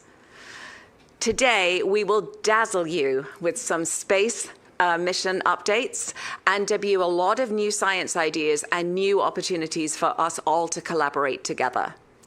Much is still being developed, and there are definitely still some unknowns, but tomorrow and for the days and months to come, we will engage with our partners, current and future, to get your very critical feedback. Looking forward, we'll continue working together to mature those concepts. I think it's very clear to all of us that the science we can do together is exponentially more powerful than what any single organization could do alone. NASA is committed to continuing our legacy of leading the charge, but we need all of you behind us to meet our full potential. Next chart, please. When you look at an unbelievably beautiful image like this one, and I have to confess, they said, which image do you want? And I did choose my favorite one. But what you're looking when you look at this is not just a gorgeous image. You're actually seeing a visual representation of a tremendous amount of data. When you think that each pixel represents a new piece of information. In this case, it's light intensity at specific wavelengths, which we analyze to understand chemical composition, temperature, distance, the shape, the structure, and the age of the stars and galaxies that are too far away for us to physically reach, at least today. Why do we work so hard to understand these distant systems? Because when we solve complex technical challenges to answer big science questions, we push the cutting edge of technology forward. And science discoveries keep us at the front line of innovation and economic growth. This advancement always comes home to benefit us in the end, and it's critical, and actually it's often unseen. It's a critical way that the US maintains global leadership. NASA science is the tip of the arrow for the country's advanced technology strategy, piercing the furthest veils to shape our future. Technology invented for space often pushes whole industries forward. Measurement technology developed to support the polishing of the James Webb Space Telescope mirrors transformed optical fields ranging from laser eye surgery to the manufacturing of microprocessors. Now here you can see the very beautiful, incredible Roman space telescope, and you're actually looking at the clean room where the team continues to be super hard at work. Yeah, baby. Roman will have a deep panoramic view of the cosmos with a field of view at least 100 times greater than Hubble, and it will survey the sky 1,000 times faster while still maintaining similar sensitivity and resolution. Over the course of this mission, Roman will see hundreds of millions of galaxies. That is more than one for every person in the US. The sheer power of this data will rewrite our understanding of dark energy. As with past observatories, we're building first-of-a-kind systems for Roman, and we expect to see those spin-offs and industry applications for things like precision optics and powerful data processing techniques. Now, Roman is under budget and ahead of schedule, and you can believe I never get tired of saying that. I'm so proud of this team. We are learning from this mission and others. That's fair. And we're actually ensuring that this isn't a rarity. I want to stand up here a year from now and tell you most of our missions are ahead of schedule and under budget. There's a challenge for you all. So we want that to be a baseline for our future. Successful demonstration of the Roman coronagraph imager, CGI, in early 2027 will represent the first successful milestone for the Habitable Worlds Observatory technology. And many of you are helping us to mature that technology today. Habitable Worlds is a concept for the first space telescope designed to directly image Earth analogs and study them for signs of life. For decades, NASA's space observatory like Hubble, Kepler, and TESS have led key insights into worlds outside our solar system. This time, NASA is taking a deliberate strategic approach to the future of this work while minimizing risks of cost and schedule increases. Now, as we peer deep into space, we're always looking for echoes of Earth. In our own solar system, we've identified high-priority destinations to search for conditions that may represent the potential for life. Our eyes are always on the horizon, and this is an incredible time for planetary science. Did it have those tilted Europa rotors Clipper before? is off on its 1.8 billion-mile journey to seek out environments where life could exist below the icy shell of Jupiter's moon Europa. We have strong evidence that there is a saltwater ocean and beneath that sort of thick crust and some very recent surface activity suggesting it could in fact be a habitable world. Now, the beautiful Dragonfly mission, which if you have not yet seen it, there is a 50% scale model. It's actually the integrated test model, and it has flown recently over the deserts in Utah. That's not that. Please take a look at it. Selfie with it, and then please tag us on when you post them. But the beautiful Dragonfly mission, which Forbes called the most exciting space mission of your lifetime, will launch a nuclear-powered octocopter in 2028. It will arrive at Saturn's moon Titan in 2034 to explore its complex, organic-rich environment. That's not, now, it will be the first science vehicle to explore multiple locations on another world, performing vertical takeoffs and landings in search of evidence of prebiotic chemical processes and other signs of habitability. Now, because it can fly through Titan's dense atmosphere, Dragonfly will be able to travel much farther in a much shorter time than even our most capable vehicles on Mars. And talking of Mars, NASA science has been flying missions there for more than 50 years, following the signs of water and chemical activity. Curiosity has spent a good portion of the last year exploring a region full of geological formations called boxwork that look kind of like giant spider webs when you view them from space. The proposed theory for this is that groundwater once flowed through these large fractures in the bedrock, sort of leaving behind minerals and making this a great location to do science. Last year, a new result from Perseverance brought us closest that we've come yet to discovering proof of ancient life on Mars. These rovers are our eyes on the ground, and they're so valuable as we plan for future human missions to Mars. The ever-flowing stream of new observations is a reminder that NASA science leads the operational experience at Mars in orbit, on the ground, and thanks to my friend Ingenuity here, in the air. We have built the current understanding of the extreme environments with this evidence-based precision. And also, please take a selfie with Perseverance before you leave too.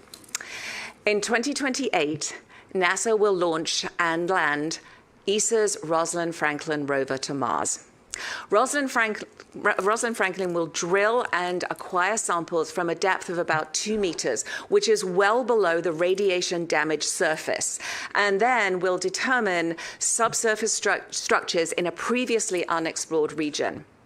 The landing site is thought to contain extensive amounts of hydrated minerals that could be the source of extractable water.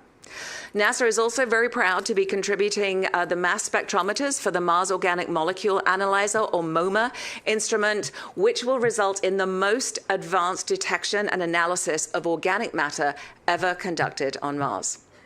The mission will add a new layer of insight into the planning for crewed missions and in situ resource utilization.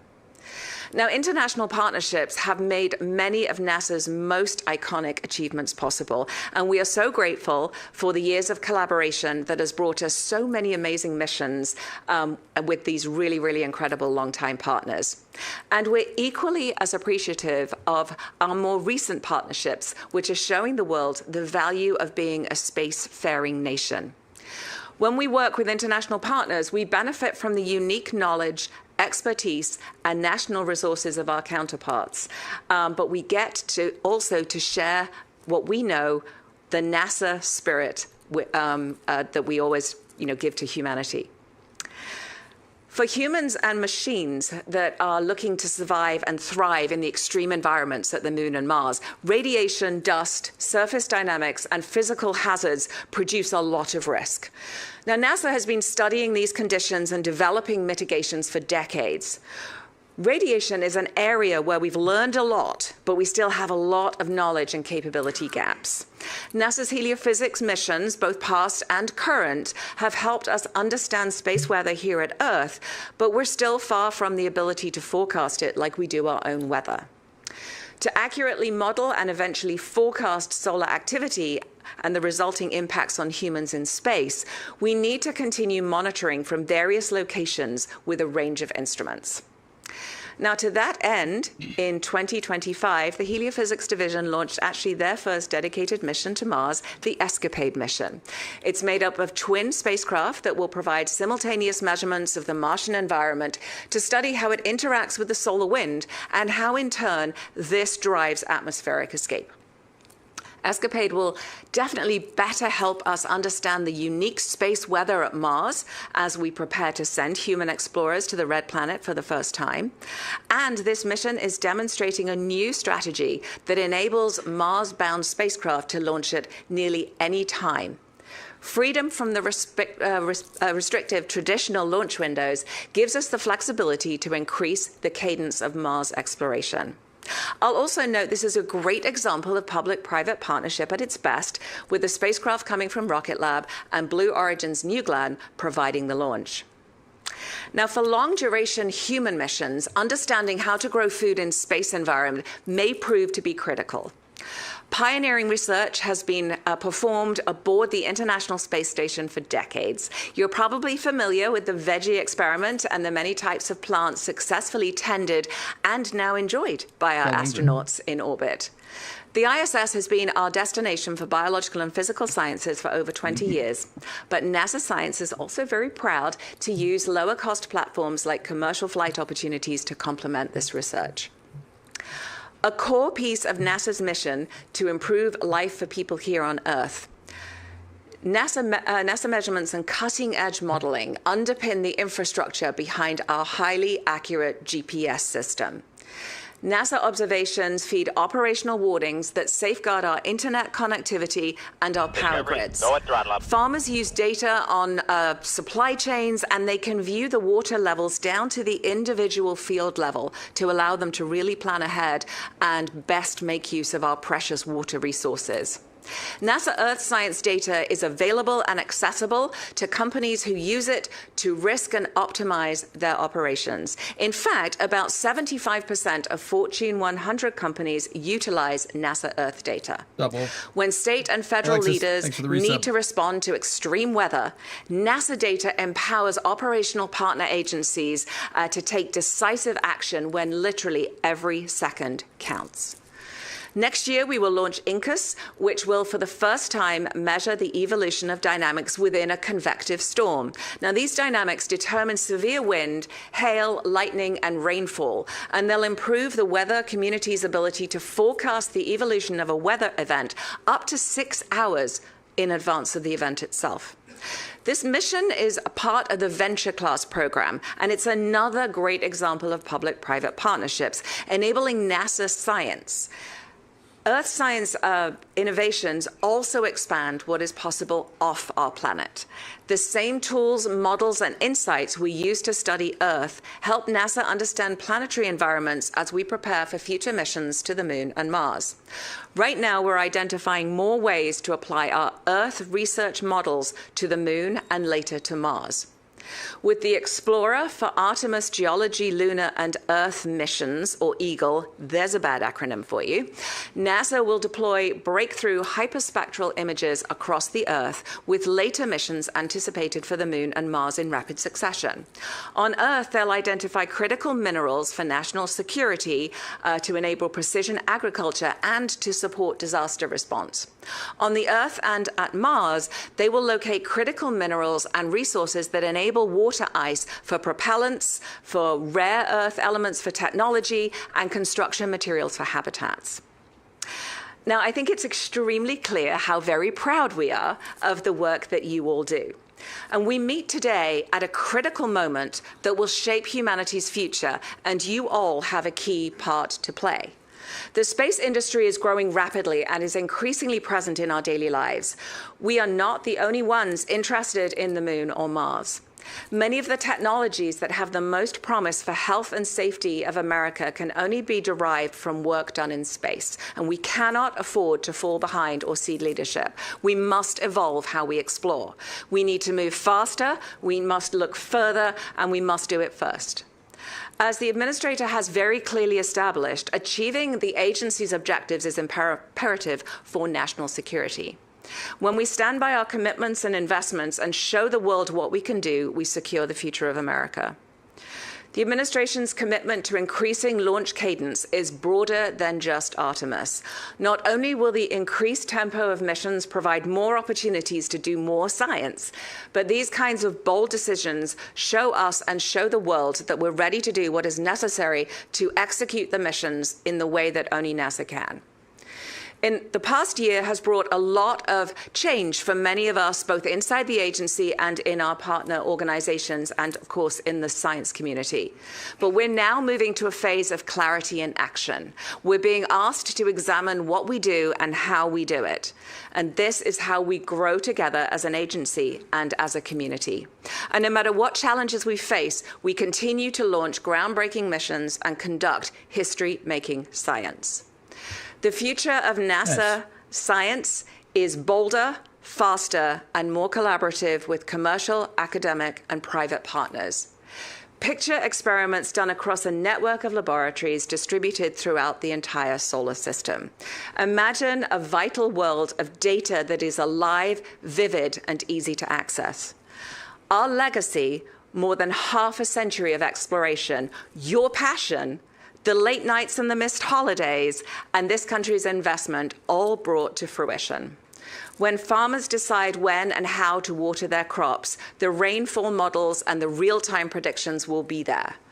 When those of you on the Artemis mission planning teams reach for data on lunar topography, radiation, and temperature, it will be there. When a child asks, what would it look like to walk on Mars? Their imagination will come to life before their eyes. And this is extremely relevant now on the eve of Artemis 2. Science is why we're going, and science is what we will do. The moon is a scientific goldmine as we strive to understand planetary formation and the evolution of our solar system and deep space environments. It has the potential to address all of NASA's key science themes and major community science objectives across all disciplines. NASA science is leading the way in characterizing, mapping, and accessing the vital in situ resources required to build up a permanent presence on another planetary body. That wasn't me. From the early robotic lunar mission and through the Apollo era, we built the foundation for understanding the moon's origin, composition, and geologic history. That wasn't me. The decades of robotic exploration since have advanced this knowledge with high-resolution mapping, multispectral imaging, and high-precision isotopic analysis, revealing an extreme environment shaped by complex processes. Mm-hmm. Today, missions like LRO continue to deliver an incredible amount of data, which NASA, industry, and academia use to feed, improve models, maps, and mission planning tools. Small and large landers, rovers, habitats and labs, access to power, and innovative systems like hoppers. This moon base is packed with science opportunities. We are so excited to partner with you to make this a reality. Now, you've heard today about the expansion of the CLIPS program to deliver more assets to the moon, and NASA science is ready to go. CLIPS has already been a great example of how the agency is acknowledging and evolving industry's role and putting a lot of trust in our partners to figure out these really complicated space and science challenges. These missions have already deployed valuable science and tech demos that are allowing us to plan safe and effective robotic and crewed operations on the lunar surface. The Firefly Blue Ghost mission successfully landed and operated 10 experiments for NASA, costing NASA less than a third of the inflation-adjusted cost of a single Surveyor robotic landing mission from the 1960s. And this is how we use our resources more strategically. The success for Firefly has resulted in a number of awards, including, and I just want to congratulate them on their most recent Robert J. Collier Trophy, the annual award for the greatest achievement in American aeronautics and astronautics. And I'm just going to brag, 5 in a row for NASA Science Collier Trophies.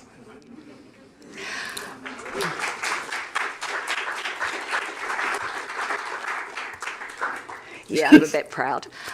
Utilizing the innovative power of the commercial sector to rapidly design, develop, and operate landers and orbiting assets while meeting the needs and requirements of hosted payloads in a perfect alignment with a future vision of how we do more science. So today, I'm really excited to announce that NASA has selected the next CLIPS lander. Oh. And so with that, congratulations to Intuitive Machines, who will deliver 7 NASA-sponsored payloads to the moon's South Polar region. This is IM's 5th CLIPS contract, and the payloads are science instruments focused on volatiles and radiation, technology demonstrations for mobility, and it represents a multinational collaboration with several other payloads. It's not going to tip over. So congratulations to Intuitive Machines.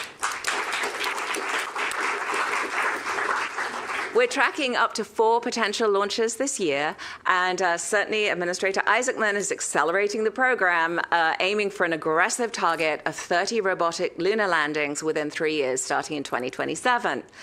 We've seen the early success of this model, and we are so excited about continuing to ramp up lunar commercial services and assess how we may apply this to other things like Mars and maybe even other destinations. And to that end, we're planning to fly science payloads on the Mars telecommunications network and the nuclear tech demo mission, which you'll hear about up next. I mean, honestly, why waste a great opportunity to do groundbreaking science at Mars? The challenge from the administrator is a call to action to ensure there is science on everything launching to the Moon and Mars. And that is where we need your help. NASA has previously obtained lunar payloads for delivery on CLPS missions from a variety of solicitations, including LCIP and PRISM, including in-house builds, and including from our international partners. With the acceleration and increased number of CLPS landings in 2027 and 2028, we need to identify flight payloads that support NASA's science and technology goals right now. So today we're releasing a new request for information to help with this. I think it should have just gone live, and the RFI is open to all respondents. And we want to seek payloads that are ready in the near term and the medium term for delivery to the Moon with this expanded monthly cadence of CLPS lunar landings. Yeah, I like that. Or, of course, to That's Mars a good idea. on any missions of That's a good opportunity idea. I can tag along with. Yeah, you co-manifest the payloads. The proposed payloads That's a will good link, call. obviously, to I like NASA's that. Moon to Mars objectives and technology gaps. And I am really looking forward to see what you guys have on the shelf and ready to fly. No, In that's a addition good to idea. the excitement of the expanded CLPS program, NASA Science is thrilled to be part of Artemis. On Artemis 2, the Avatar experiment from our Biological and Physical Science Division will send cells derived from the Artemis 2 crew deployed on microchips to study the effects of increased radiation and microgravity on human health. We plan to use the data to work towards personalized medical kits for future long-duration missions. Additional science on Artemis 2 includes the Artemis Lunar Observation Campaign, or the ALOC, and they will be using photographs, videos, and crew observations to study the lunar geologic terrain and to look for impact flashes. An illuminated far side of the Moon will allow for observations of the surfaces that have never been seen before by human eyes, even including during Apollo. It's going to be such an incredible moment. Hearing and seeing the crew put years of training into action, using lunar geology strategies to better understand a rarely seen part of the lunar surface, will inspire a whole new generation of scientists. You can see the team in the science evaluation room here. SIR. They're running a simulation for the Artemis 2 lunar flyby here. And embedding science directly into the mission operations environment ensures we can maximize Artemis discoveries and sets us up for future success as we build up a strong community of scientists who will support our permanent presence on the lunar surface. Speaking of which, I am excited and pleased to share that NASA has selected 10 participating scientists to join the team developing the science plan for the first Artemis astronauts to set foot on the lunar surface. And this will include deploying scientific instruments, making critical observations of the landing site, and collecting those unbelievably precious moon rocks. So congratulations to this extremely qualified group, and please join me in yet another round of applause to celebrate them.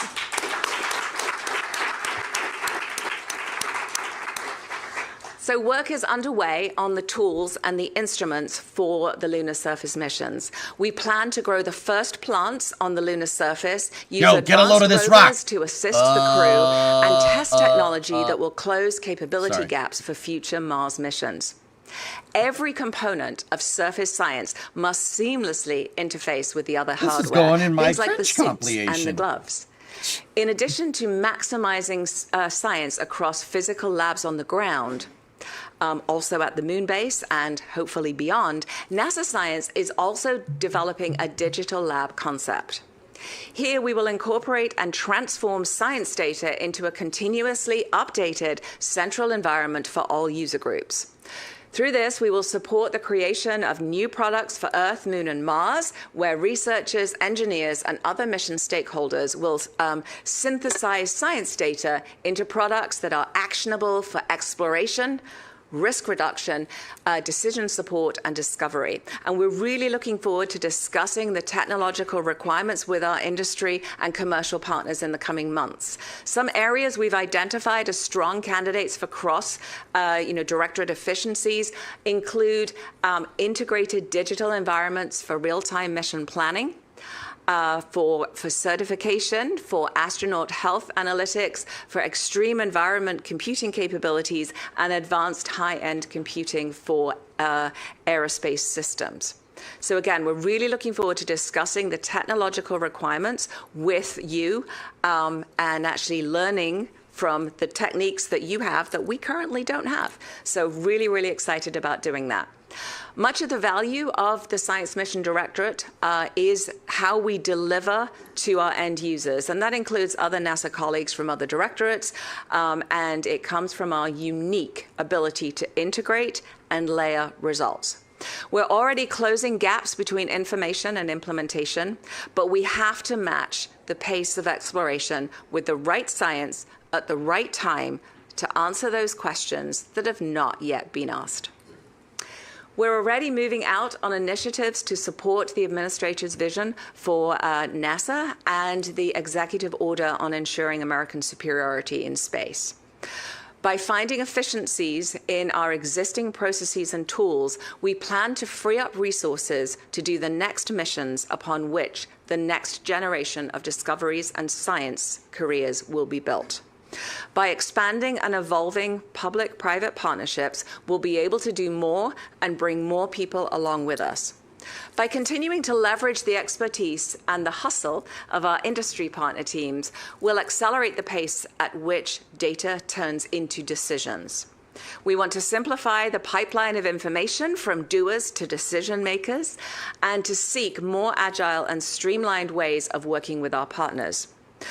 We'll clarify decision authority, streamline reporting and briefing practices, and leverage the same advanced technology we use to do world-class science to support and empower our workforce. Moving faster means taking a hard look at every layer of our organization to target inefficiencies and red tape that are holding back our teams. Looking farther ahead means effectively integrating long-term science objectives with the known needs and priorities of the country, while building in the agility so we're ready to meet unknown unknowns as they arise. And being first will require not just NASA, but the entire space science community, including our partner agencies, industry, international partners, academia, and, my favorite, the rising STEM workforce. The many hurdles we must clear to move missions from concept to operations exist for a reason, but they often slow us down. Now, safety will always be NASA's top value, and we will always maintain the right checks and balances. But to fully step into the new era of exploration, we need to take the same ingenuity and that we use to resolve engineering problems and apply it to how we do business. We must be willing to take on and manage risk when it's in balance with our groundbreaking science rewards. Now, ride shares are obviously one of the clearest examples of common sense efficiencies that provide massive savings. It is critical that we take advantage of every ounce of upmass. This is a strategy that's available to us on many levels. Now, we've recently launched multiple NASA missions on the same launch vehicle. Here you're looking at SphereX and Punch. We also launched IMAP with Carruthers and SWIFO for NOAA. We are looking at being able to do a sort of expanded CubeSat opportunities, and we fly small experiment payloads on human missions. So similar to Avatar that we have on Artemis 2, we'll seek every opportunity to do exploration enabling science on every subsequent human mission that we can. And we'll look for opportunities to fly those small but mighty technology experiments to multiple destinations to expand our data sets and to make the technology more resilient. Radiation monitors, for example, can be especially beneficial. Beyond rideshare, we're looking at every possible way to find cost savings in the way we do business. It is very clear that we cannot continue to spend hundreds of millions of dollars for legacy extended science missions, particularly on their operations, as their scientific value starts to diminish. Now, new approaches to science operations, such as mission consolidation and AI-driven collaboration and scheduling, must be applied to significantly reduce the costs of the operational portion of these missions in extended phase. The goal is to streamline the operational costs while maintaining the scientific value and support to the community.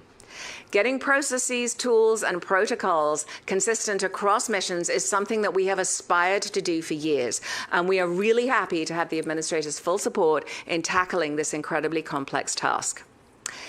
The agency's science portfolio is strategically designed to deliver the highest scientific impact with the available resources. The long-term trajectory is balanced with the extremely practical near-term priorities of the nation. We must maintain focus on addressing the needs that only NASA is equipped to meet. In addition to doing more science, we want to achieve it faster. And so SMD is investigating how to hone our acquisition approach while ensuring observation and preservation of NASA's core competencies. We will leverage NASA center expertise and streamline our procurement to facilitate broader commercial involvement. Tomorrow, we're going to host a discussion on how we hope to achieve this. We're investigating a new strategy for competitive PI-led missions that really do address our strategic science and exploration goals. The priority will always be given to the best science per dollar return. But we want the community to be thinking about how low-cost assets can enable science, how science-grade instruments can be flown on commercial platforms, and how basically, we can get more shots on goal. This is an area where we're looking at extending the CLIPS-style approach in alignment with the administrator's priority to launch faster and in a more efficient way. We're also applying lessons learned from across our portfolio. For example, I mentioned already the Earth Science Ventures program. Now, they have an expedited one-step proposal process, and we're going to apply that model to this year's astrophysics solicitation for a small explorer, or a SMEX mission. Community announcement actually came out yesterday on this, and this will result in a much shorter time for missions to get to launch, and we hope also level the playing field for smaller institutions who may not have had the resources to compete in the more process-heavy mission solicitations. We're also going to discuss this tomorrow. We've got a lot to discuss tomorrow, and we're very excited to get your feedback on this streamlined approach. NASA Science is the vanguard for the country's advanced technology strategy. We are responsible for driving the most cutting-edge missions to answer the most ambitious questions so that human curiosity, technology, and industry can build on our achievements. NASA sets the standard. We go first. We confront the hardest risks, and we define the frontier that industry builds upon, scaling up what we've proven to be possible. Increasingly now, we're seeing industry pushing themselves farther and doing first-of-its-kind work as well. As our partners expand what is possible commercially, NASA can turn its focus to what is possible for humanity. The audacious questions and challenges that no market alone would take on, but that NASA can unite a nation to pursue. Leveraging commercial capabilities helps NASA to increase speed, resilience, and national competitiveness. This interplay between public responsibility and private efficiency is one of the greatest strengths of the American model. As we look at our processes, we're working to bring industry in earlier. And so to that end, we are releasing another RFI for commercially owned and operated microwave radiometer capability to fly in formation with a NASA Earth observation fleet called Falcon. We believe there are commercial approaches to augment this fleet that increase efficiency and reduce time to science. And that is, including data buys, co-funded technology developments, many other ideas that you may have. And through this RFI, we hope to understand the interest from industry. The Now, this fleet is for an the Earth atmospheric science linking mission, commercial but this observations. capability will also be applicable to exploration of other bodies. On Earth, the Falcon fleet will study the complex relationship between clouds and aerosols. In orbit at Mars and at the Moon, this capability can support a wide variety of objectives, including site selection, operational risk and hazard assessment, and all-weather operational decision-making. Initiatives like this allow us to build the strategic infrastructure for America's space future. At NASA Science, we take very seriously our mandate to deliver space science for the nation. We are guided by community input and administration priorities. Available resources, of course, can limit what NASA can do as a single entity. But if we are able to share risks, costs, and expertise, we can achieve greater results and improve return on investment for our taxpayers. In this way, we are building a more robust and resilient commercial space economy. We're interested in expanding our reach into public-private partnerships to allow NASA to address more priority science objectives. We're really excited to see private entities taking an interest in this work as well, and we're happy to engage with philanthropic organizations to advance shared objectives in space science. One example that the administrator mentioned this morning is Schmidt Sciences, who will launch a private space telescope in 2028. We are also incredibly excited to hear that other private companies are undertaking missions to solar system destinations. If other private groups are planning to conduct science that is of interest in NASA, we really want to hear about it. We want to investigate if we can help enable your goals. And while we've not put out a formal call for these partnerships, we're looking forward to discussing some of these possibilities in the days and months ahead. Now, my most fun action I've had recently was when the administrator asked me to suggest some exciting mission concepts which are not possible within the scope of our current budget, but are of great interest to the nation, to the world, and would be ripe for such partnerships. One area that is of extreme interest to everyone is planetary defense. And this was exemplified recently by a visit from an interstellar comet. And here I am unashamedly also bragging about the power of the NASA fleet. Upon detection of from the NASA-funded Atlas Survey telescope in Chile in July of 2025, NASA quickly formed a multi-pronged plan to learn as much information as possible during the short window of the comet's visit, involving more than a dozen NASA missions across multiple scientific disciplines and with all of our international partners and ground-based observatories. Now, next year, we plan to launch the Near-Earth Object, or NEO Surveyor. It's an infrared space telescope specifically designed to detect and characterize large numbers of asteroids and comets that are potentially hazardous to Earth. But clearly, simply detecting these asteroids may not be enough. I'm sure you remember the brief period of excitement last year when 2024 YR4 was found to be on a path which could impact Earth or the Moon. Now, while our scientists have now confirmed that this is not going to happen, it certainly made us think about what would we do if there was such a real emergency. In 2022, we sent the DART mission to change the trajectory of an asteroid, and it was a huge success. But what is the next step towards developing and proving the technology and expertise needed for true preparedness?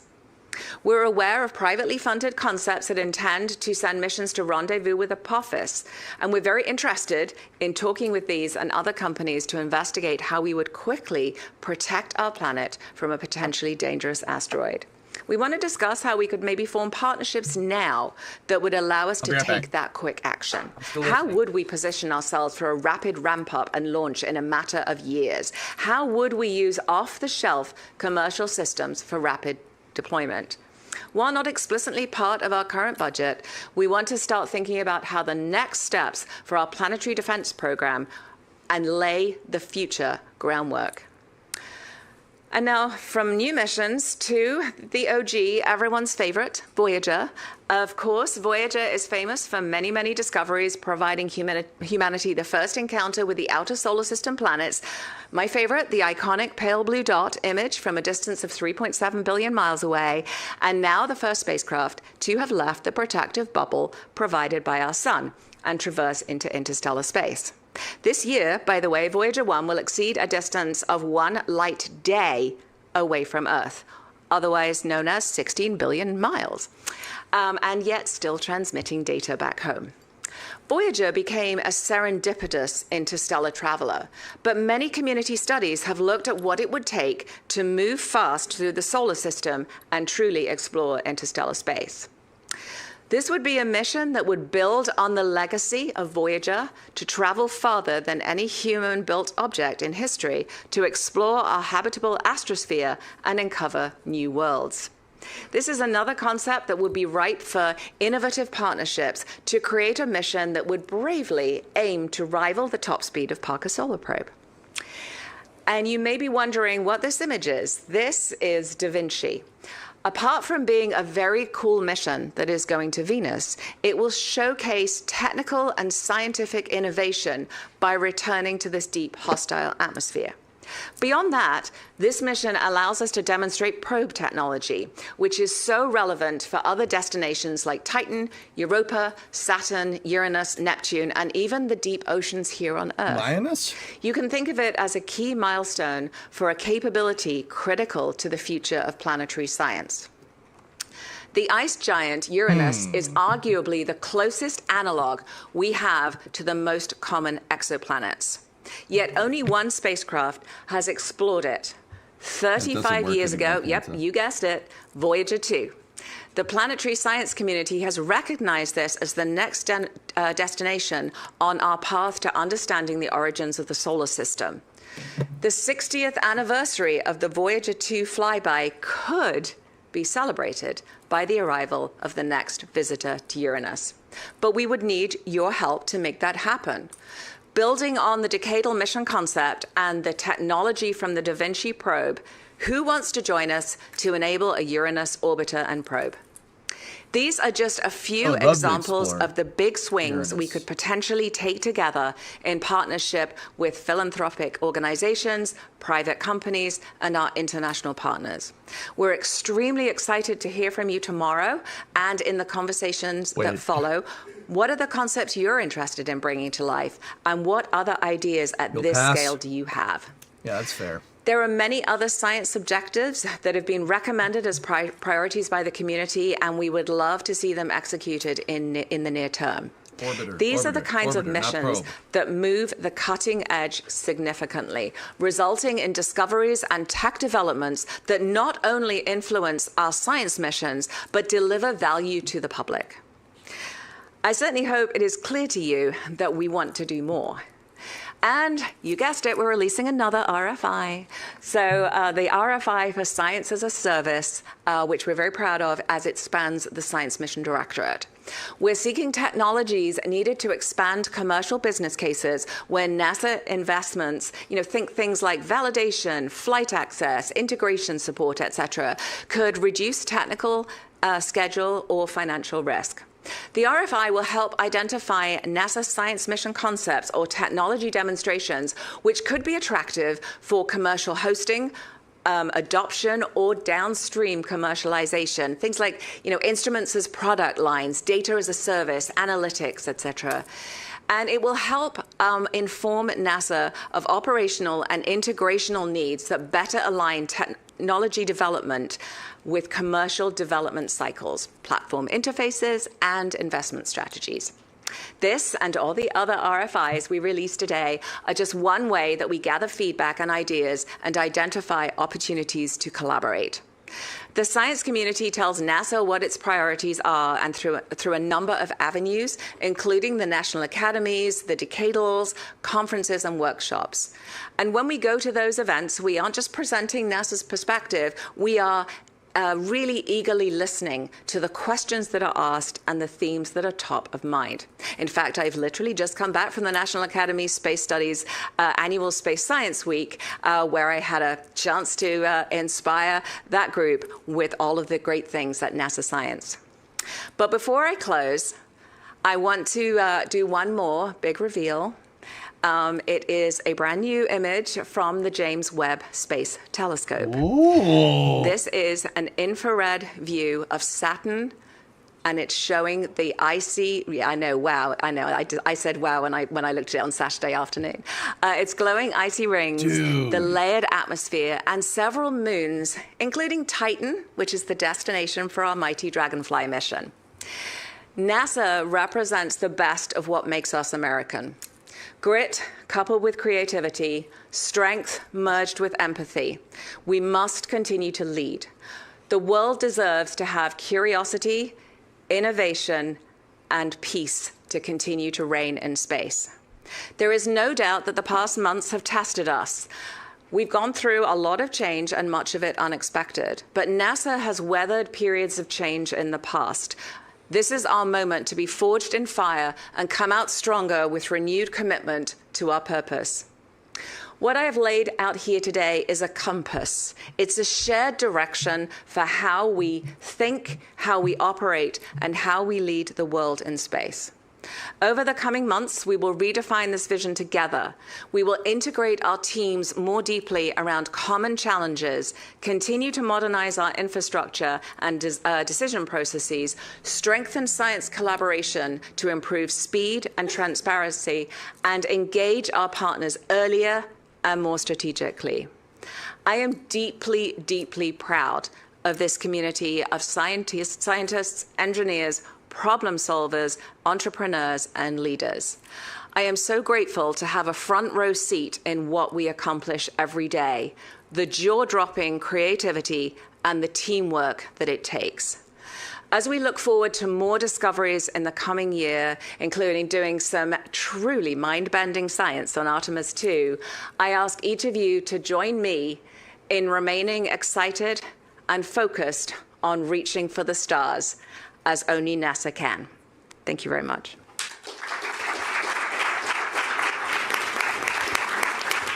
And once again, we're going to break for 10 minutes, so we will see you back in here then. This is a very serious endeavor. This is absolutely a test flight. That'll be the first. Okay. Huh. Interesting.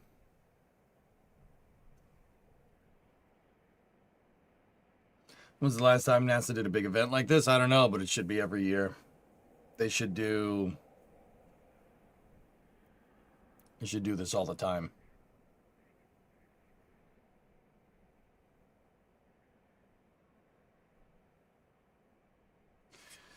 A lot of good science, man. A lot of good stuff. It's a Taco Bell dump of info. That's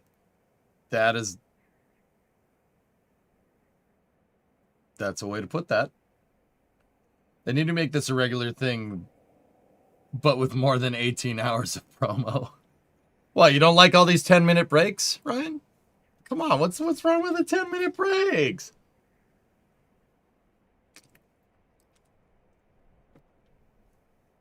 Yeah. Ryan, you see that? That's a nuclear electric tug right there.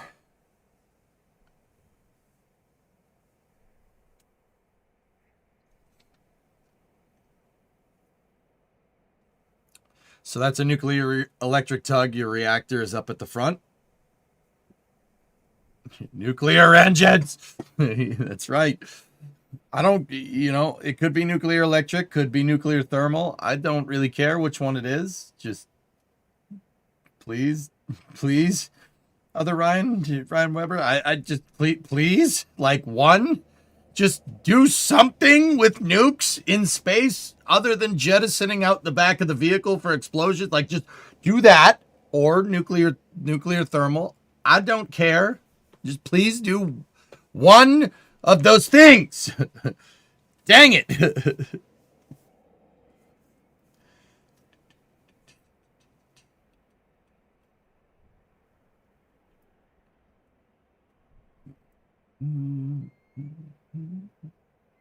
No, nuclear pulse is stupid. That one's dumb. You don't need to do that. Interesting looking tug there. It looks PPE derived. I don't think that's the power and propulsion element, unless they got another thing up their sleeve here. I wonder if someone made a video about that. Who would now? Wait, who would do that?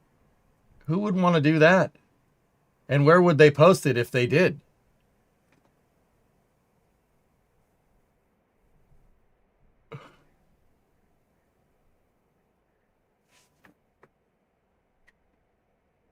Go ahead. Scott Manley, you shut up. You shut your mouth.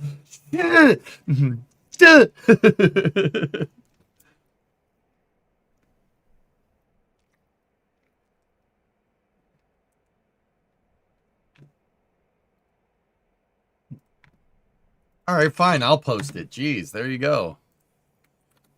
Jeez.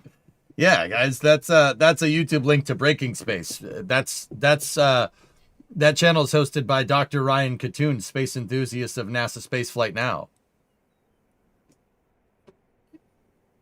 It's Ryan Caden does Breaking Space, and he has a video on that thing. Pulse-based nuclear is based. No, it's not. You telling me you don't want to surf nuclear bombs across the solar system? No, I do not. That's dumb.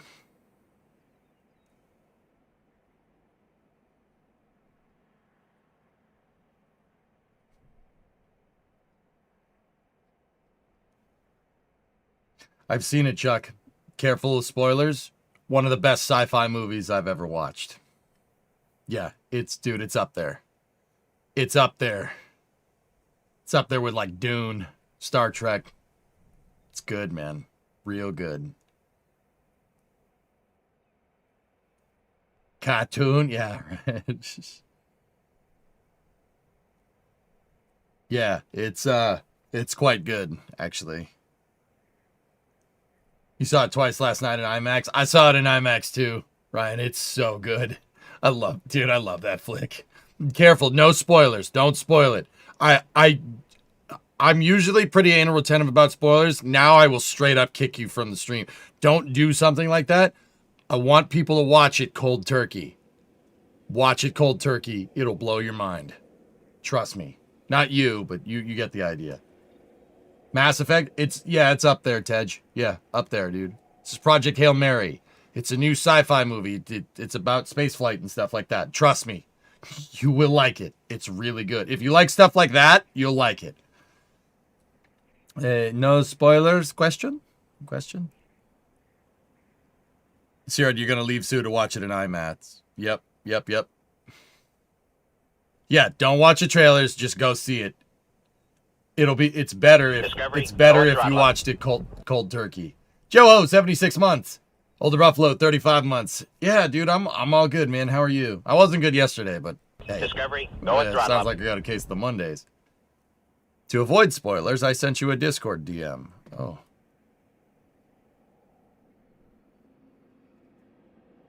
Yeah, for sure, Panta. Yeah.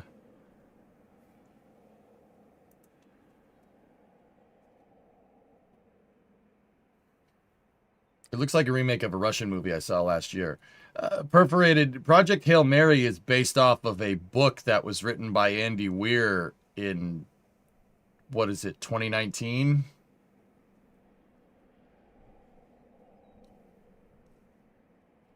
Yeah, if you want to read the book, I'd read the book first. I didn't read the book first. I'm reading through the book right now.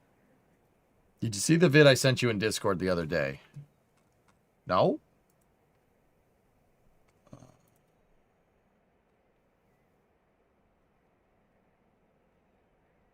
Oh, the Lunar Module 5 vid. Yeah. Yeah, I've seen that. I haven't watched that. Is that video new? Because I've seen a Lunar Module 5 video about STS-1 before, Nader, unless he posted something new.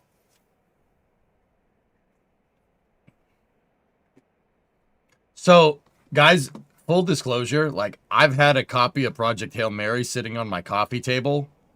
Like, it's just one of the books that's on, like, your coffee table for, when you, like, oh, what is this? Oh, it's a book about space. You wouldn't know, right? Like, when you have company over and stuff, it's been like that since in the apartment, right?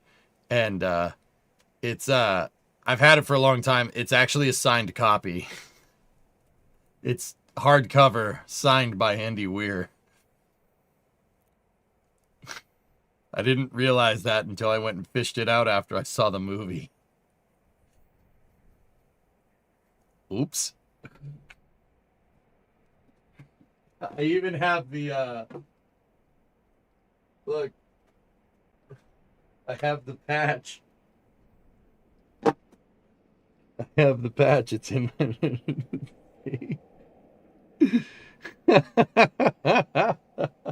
I got the original patch. That's not the one from the flick.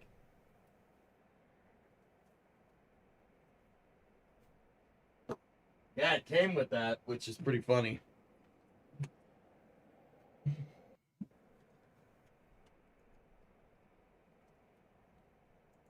Don't, Bree. But yeah, go see that movie. It's like Interstellar good. Yeah. It really is. It's that good. I like it. A hype beast aside, it's a freaking awesome flick. Let me put it this way. If you're watching this stream, you will like it. Yeah. So, another thing that I could say without spoiling anything is it's practical effects, guys. Very, very light on the CGI. There are some scenes that have some CGI for VFX and compositing effects. But the vast majority of this movie is done with practical effects, rotoscoping, and compositing, and matte painting, which is old school. Old school. And, dude, does it pay off, dude. Some of the visuals in space in that movie are so good. They look real. It's just like, you're not going to lose immersion being like, oh, yeah, that's 3D. Nope. You're not going to lose it. It's that good. Okay, 5x5's in chat. We've got a lot to get through here. Chris is starting Raptor side. Good luck with that, man. Isn't that what Kubrick did? Yes. Yeah. Just like 2001. Yes, exactly. 2001 is all matte painting, rotoscoping, and compositing. It's old school. It's old school, but done with modern computers. Damn, is it good. Go watch it for the visual effects and the cinematography alone. It's that good, man.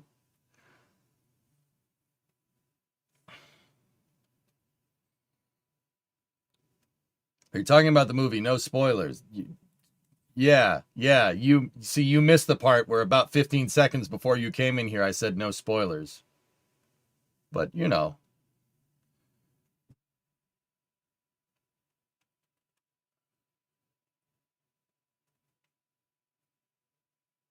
Yeah, exactly, Lava Eagle, yeah. Mm-hmm. It was the butler, right? Shh. Colonel Mustard in the library with the wrench. Yeah, exactly, Jeffin. It's all practical effects.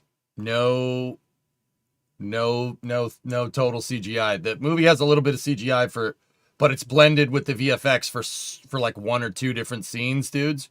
But for the most part, it's all practical. It's so good, dude. That movie, I want to go see it again. And that's very rare that I want to go back to see another movie. The last movie that I was like, I need to go see that movie again was Top Gun Maverick. So I don't know if that's any, kind of equivalency there. I gotta go see that movie again. I'd love to see it again. It's so good. Christoph, you can vouch for it. You're going to watch it again in IMAX. Yeah, ILM did was the production studio for it. So that should tell you everything you need to know. ILM is doing the VFX for the new Stargate. Oh, nice. Your Happy Chat sponsored it. Yes. Ford versus Ferrari, another great flick. Yeah. Yeah, if you can see it in IMAX, dudes, it will blow your mind. Have you seen Adam Savage's YouTube videos? Yes. Don't watch the tested videos if you don't want spoilers. See last. What's up, Iger?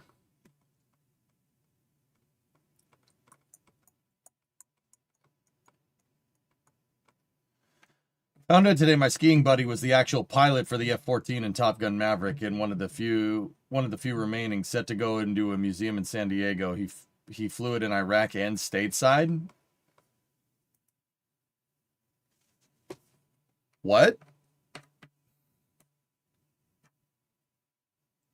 They had an airworthy F-14 for Top Gun Maverick? ILM is George Lucas's production VFX company, Ken's, yes.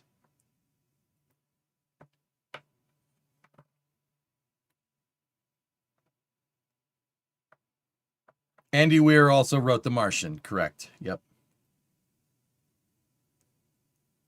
It was decommissioned, avionics and the engines were removed.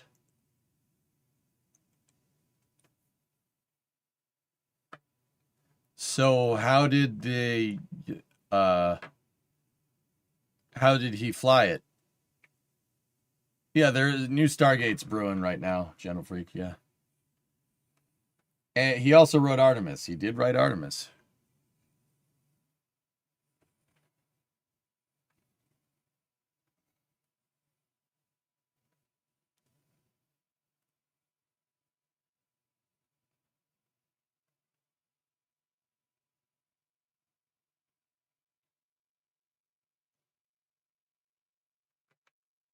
Mayor, yeah, that's why I made sure I didn't say that. There is computer graphics in certain spots where it's warranted. It's used where it's needed.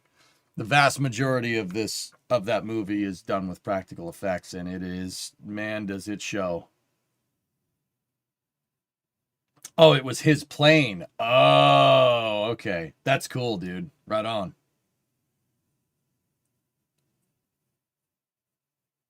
Neat. Yeah, Pie Guy, I got it. That's cool, dude. Yeah. Be nice to have an airworthy F-14. That'd be nice. I don't think we have to worry about export laws much anymore. It'd be nice to have one of those. So about that 10-minute break, NASA.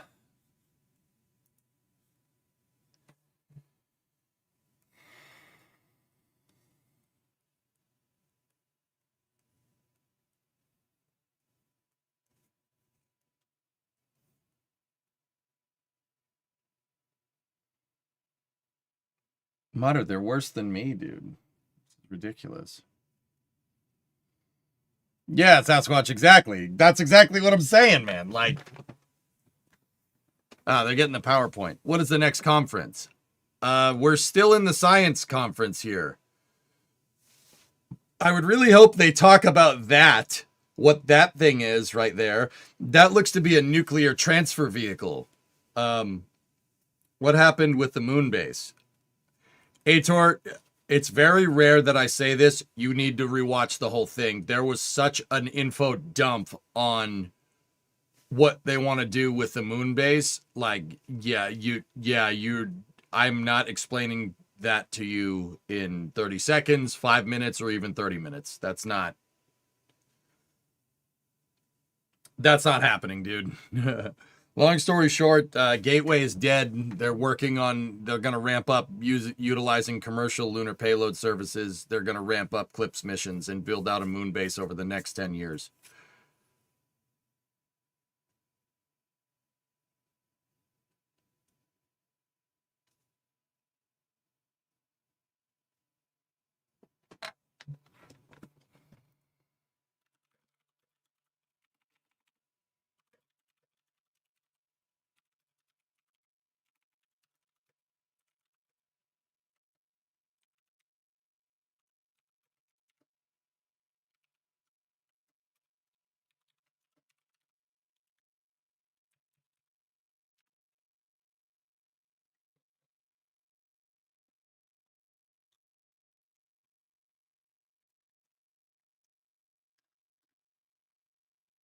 Either that or wait for the Katoon video.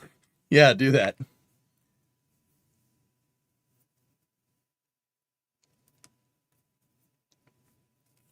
At the end of all this, you should make a 30-minute recap video for YouTube since there's so much.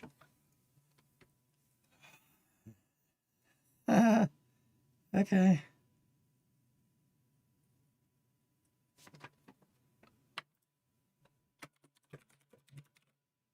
Discovery, go at throttle up.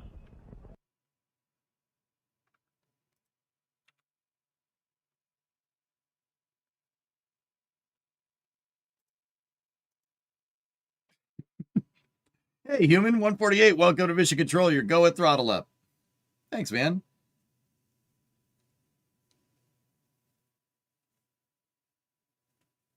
Start writing all the bullet points for EJ to go over. Yeah. Yeah, Mutter, yeah. I see that Breaking Space already has a video about the SR1 Freedom. Ryan works fast. Ryan's known to procure videos quickly from time to time.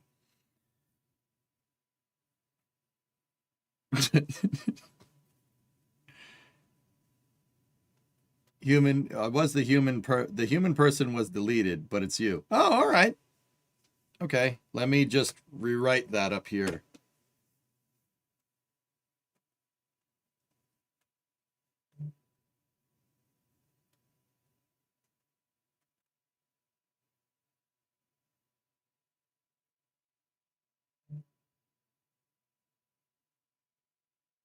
I'm rewriting it. Yep. All right. We rewritten the hard drive. We're good. Considering what Isaacman is doing for NASA now, what did the previous administrators even do? That's a really good question to ask, Derek. That is a really good question. It's a little bit of a stark contrast, isn't it? Nothing would be the answer there.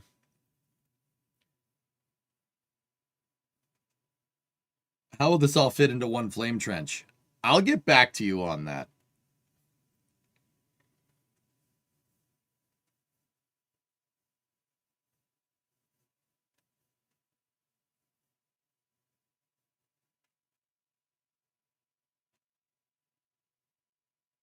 Thank God we got Jared. Imagine if we still had Sean Duffy. Yeah. It's almost scary how much he's gotten done since mid-December. Yeah. Yeah. I'd say Jim was pretty good. Charlie Bolden was there. He was there.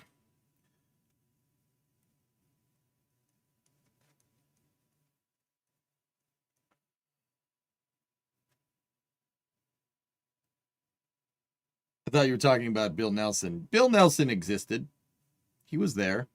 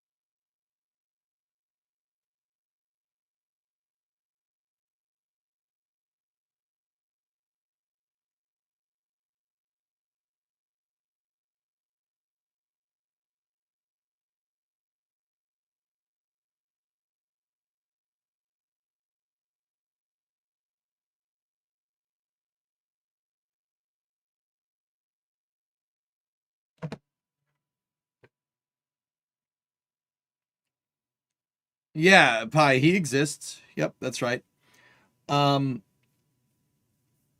Actually, dude, one of my buddies just texted me about this NASA announcement, and he asked me, thoughts on the NASA announcements. From what I've seen, it looks good.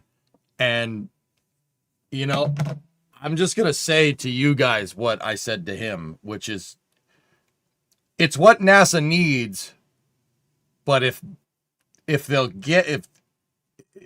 get it, that's another story. I would say that this is a pretty good step in the right direction. It's decent enough. But it's also really simple to say, this is what we need. It's more difficult to actually, do it and procure it.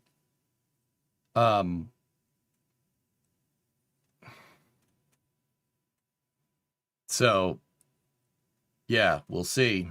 Only time is going to tell whether this was a good idea or not. I could see this very much going in a very good direction, and I could see it very much not going in a good direction. Step one is having the goals. That's right. Yep. I mean, these are certainly ambitious, trying to get some of this stuff done. So we'll see.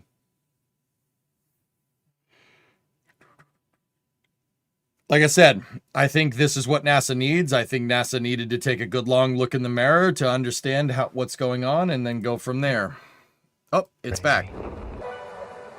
But sometimes. Okay.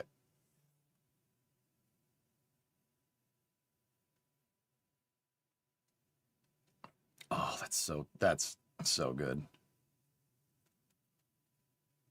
I would like to be doing that soon. Is that an A26 with Jado? Yes, it is.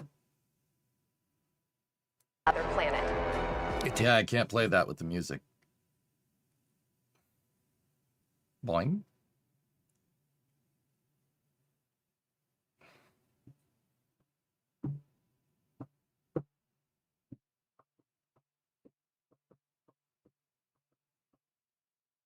That's a shame. This is probably a really good video, too. Hear mighty things, baby.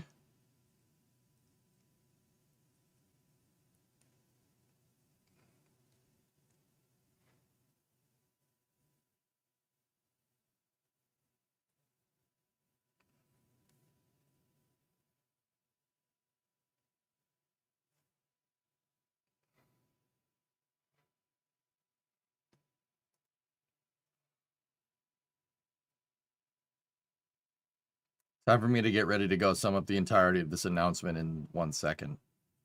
I just got through doing that, like, maybe a minute ago.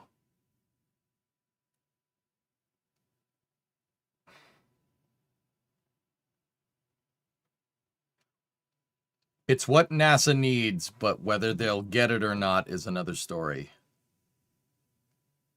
Oh, you just wanted to hear me scream. Ah! There you go. Ground-penetrating radar to find ice deposits. Select human landing sites. Delivering the Skyfall capsule to Mars. Introducing Space Reactor 1 Freedom.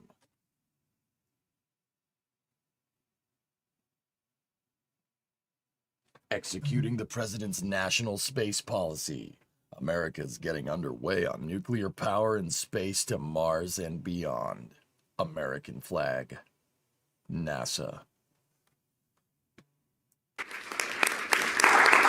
Please welcome to the stage Space Reactors Office Program Executive Steve Sinecor.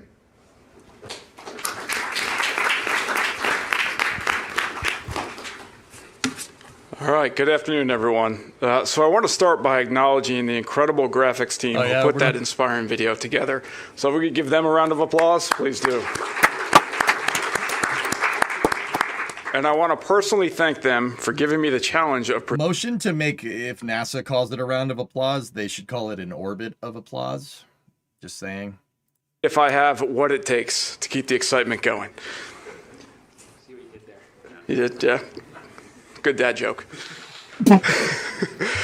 So I'm Steve Sinecor. I'm the program exec for the Space Reactors Office, and I'm responsible for delivering Space Reactor 1 Freedom, the vehicle you saw, the first nuclear-propelled spacecraft in human history to leave Earth orbit on an interplanetary mission.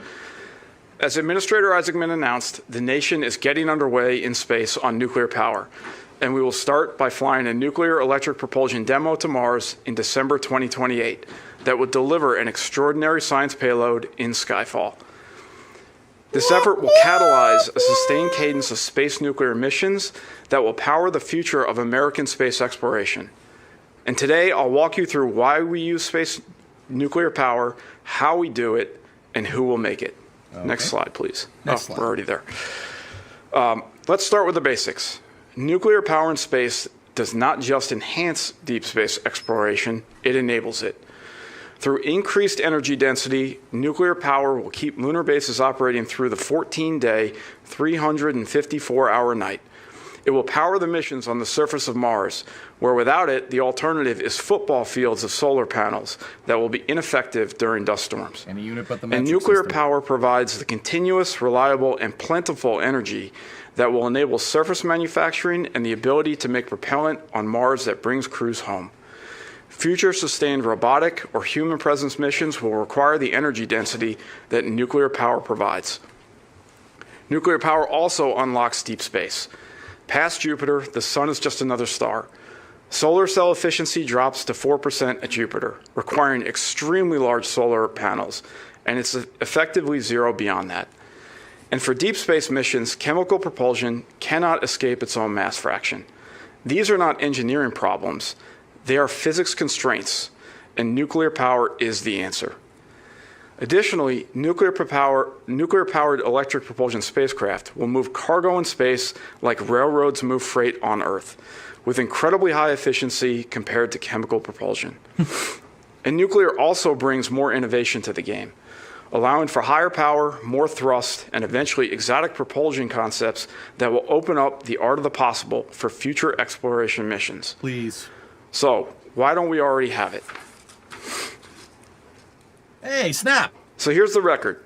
That's Snap 10. The United States has launched one flight reactor, Snap 10A, in 1965, over 60 years ago. Since then, more than a dozen flight programs have been attempted and over $20 billion spent to date. But the lack of an operational space nuclear reactor is not a technology problem. It's an execution problem. There are 4 failure modes that persist through all of these attempts. First, there was no sustained mission pull. The past programs were solutions to problems that were in search of a customer. And without a deadline, urgency waned and they were unable to endure. Second, there was a scope overreach. Past programs were flagship missions, initiated before the basics were proven.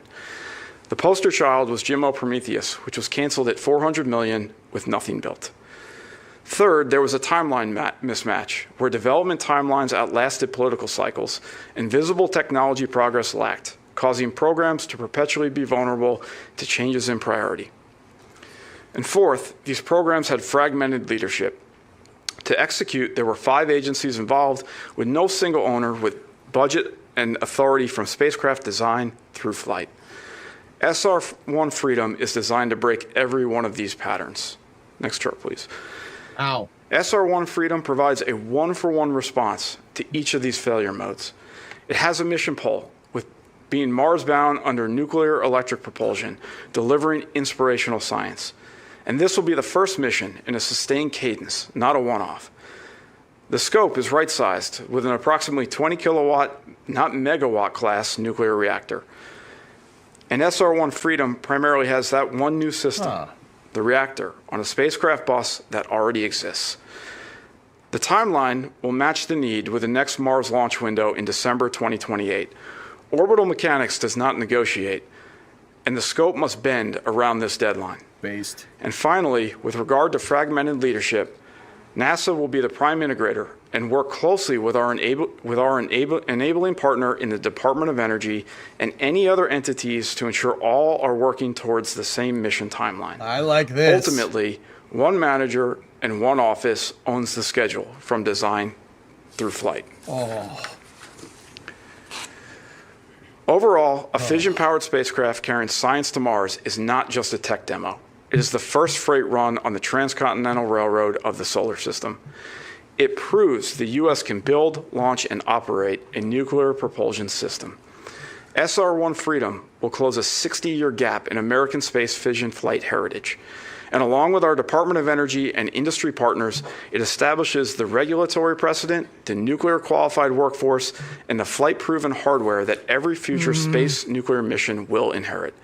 It is the foundation for everything that follows. So let's dive a little deeper into the mission specifics. There are 5 principal objectives that are deliberately minimal to ground the execution. 1, demonstrate nuclear electric propulsion. 2, launch in the next Mars transfer window of December 2028. 3, leverage existing hardware for cost and schedule efficiency. 4, perform Mars-relevant science and transmit incredible footage back to Earth. And 5, maximize extensibility to future higher power and longer duration missions. We are not trying to do everything. We are trying to do the hard thing, which is operate a coupled nuclear reactor, power conversion, and electric propulsion thruster system beyond Earth orbit for the first time ever. With regard to the mission timeline, we will launch into a trajectory with sufficient orbital energy to escape Earth orbit, putting SR-1 Freedom on a path to Mars. Within hours after launch, the solar arrays deploy and the systems are verified. Within 48 hours after launch, the fission reactor starts, and SR-1 Freedom electric thrusters are powered by the nuclear reactor.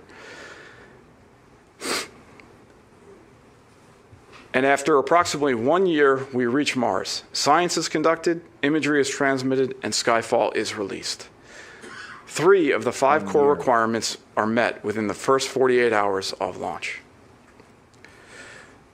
We will enable science at the frontier and inspire the next generation of explorers through delivery of Skyfall to Mars, which is an exciting new mission that builds on the success of the Ingenuity Mars helicopter. Targeting a future human landing site, Skyfall will deploy a team of 3 helicopters to do landing site scouting and characterization of subsurface water ice.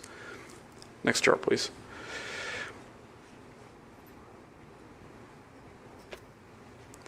After separating from SR-1 Freedom, the entry capsule enters the Martian atmosphere at hypersonic speeds, greater than Mach 5, slowing to approximately Mach 2. Next, a supersonic parachute deploys to slow the capsule further. And finally, the heat shield separates and the helicopters are released in a first ever mid-air deployment. The Skyfall helicopters will carry cameras and ground-penetrating radar to scout a future landing site to understand the slopes and hazards for human-scale landers. They will also map and characterize the subsurface water ice to find out where the water ice deposits are, along with the size, depth, and other important characteristics.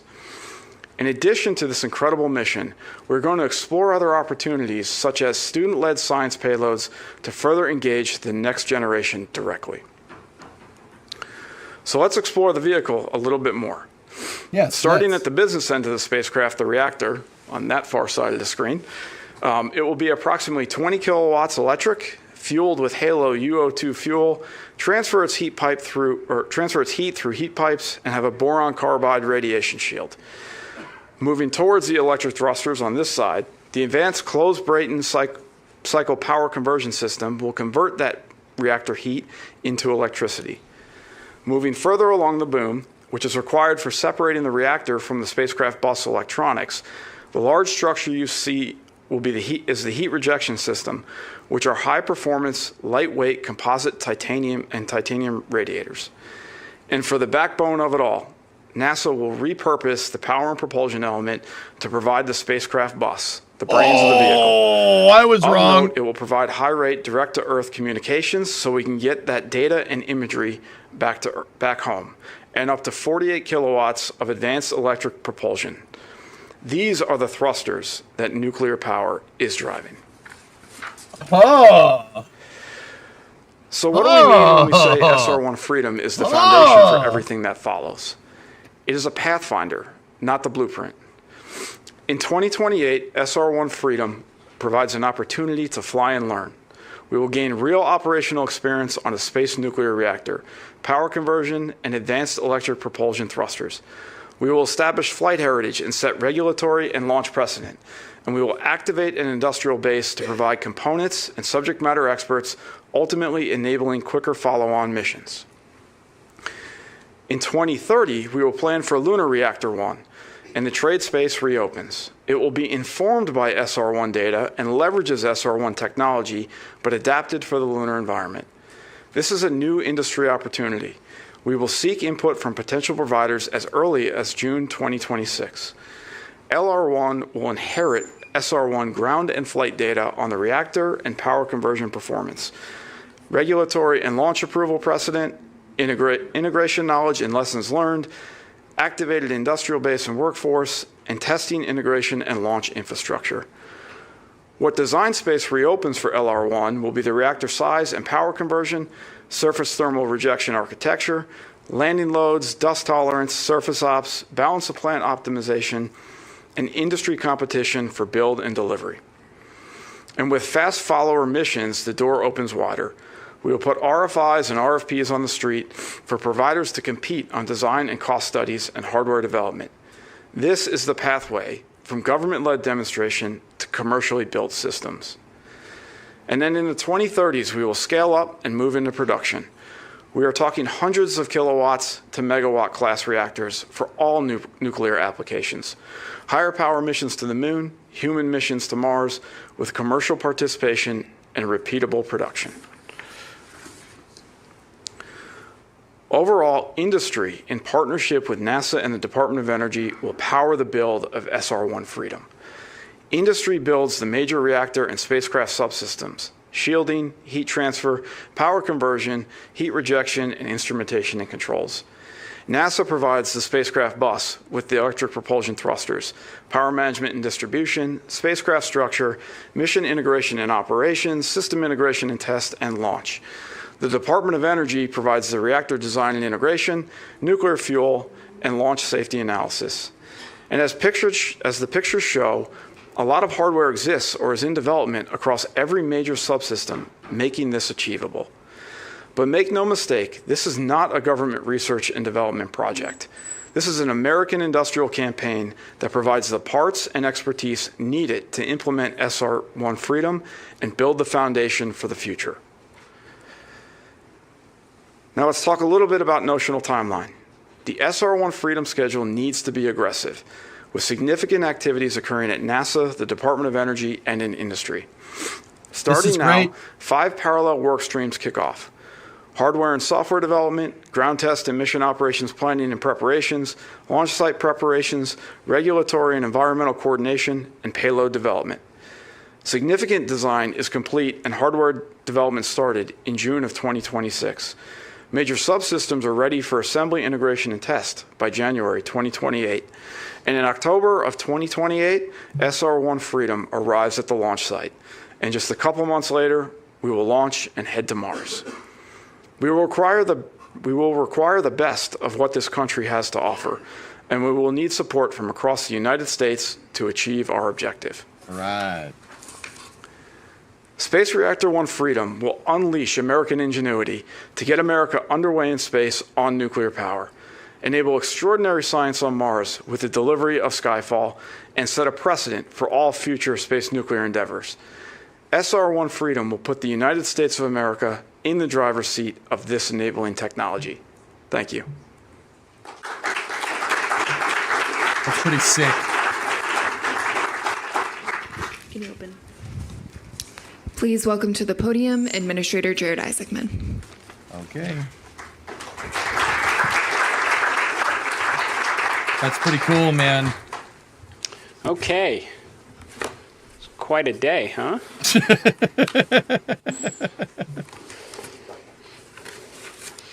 So I have a few slides to take us through at the end, and then we'll wrap things up. And shortly thereafter, we will have we will host a press conference, because I imagine there's a lot of questions that people may have. So, we can talk about all these, really transformational endeavors today, the real exciting stuff, returning to the moon, building a moon base, lots of great science, multiple commercial space stations someday, building a nuclear powered mission. There's a lot of little things that have to happen to make it even remotely possible. I mean, not to mention the whole workforce. We've got a few thousand ideas, I would say, if we can go to next slide, that have come in from that workforce we're going to talk to you a little bit about. And that's why I began kind of my journey in this role, visiting every one of the centers and undertaking this grand information gathering campaign. What's working right here at NASA? Because we want to do a whole lot more of it. And what's slowing us down? What are some of the obstacles and challenges that are impeding progress, so I can help you clear it? And I'm going to share with you right now a little bit of some of those updates along the way. So first and foremost, restoring some of NASA's core competencies. What I found, and this probably surprises some folks, about 75% of the NASA workforce made up of contractors, and that's not when we say we buy something from a Boeing or a Lockheed and counting their workforce. That is our workforce. About 75% is contractors. And some are in areas that make tons of sense. Cybersecurity. I don't think NASA was created as an agency to be the best at cybersecurity or IT systems. That is a great area that we should be relying on a strong contract workforce. There's other areas like turning our launch pad after every launch, where you might say, is this one of the reasons why we're not able to launch at the cadence cadence that we once did during the Apollo era. We should probably restore some of those competencies in-house. Mission control, I'd say, would be another good example of it. So in terms of our workforce, one exercise that we have underway is converting a lot of contractors back into civil service. Then I would say also there's an opportunity to grow and mature some of the young talent that comes into NASA. Now, very fortunate for us, NASA's got a pretty recognizable logo all around the world. There's a lot of kids that want to grow up someday and join and contribute to the great endeavor that we are undertaking at NASA. Hopefully a whole lot more when they start seeing us go around the moon and return to it in the near future. But how do you grow and experience some of that talent, especially when we're not the only game in town? There's a lot of expertise in industry, and this is where we've partnered with OPM to create NASA Force, which is a component of their tech force. This gives an opportunity for industry to contribute some of their experienced talent, come into NASA as a term-based appointment, help elevate our younger talent that's coming in from our internship programs that have maybe experienced NASA through some of our grant programs and want to come here and bring some of that expertise that we're going to need, serve your country, and go back to industry, and vice versa. The same applies and allows some of our younger talent to go into industry for term rotations and bring some of their experiences back to NASA. So this is underway right now. As I often remind our team, we will be measuring success in this in the thousands, not in the hundreds, and achieved in, again, months, not years. And along the way, it actually frees up quite a bit in terms of resources for additional science and discovery. Next slide.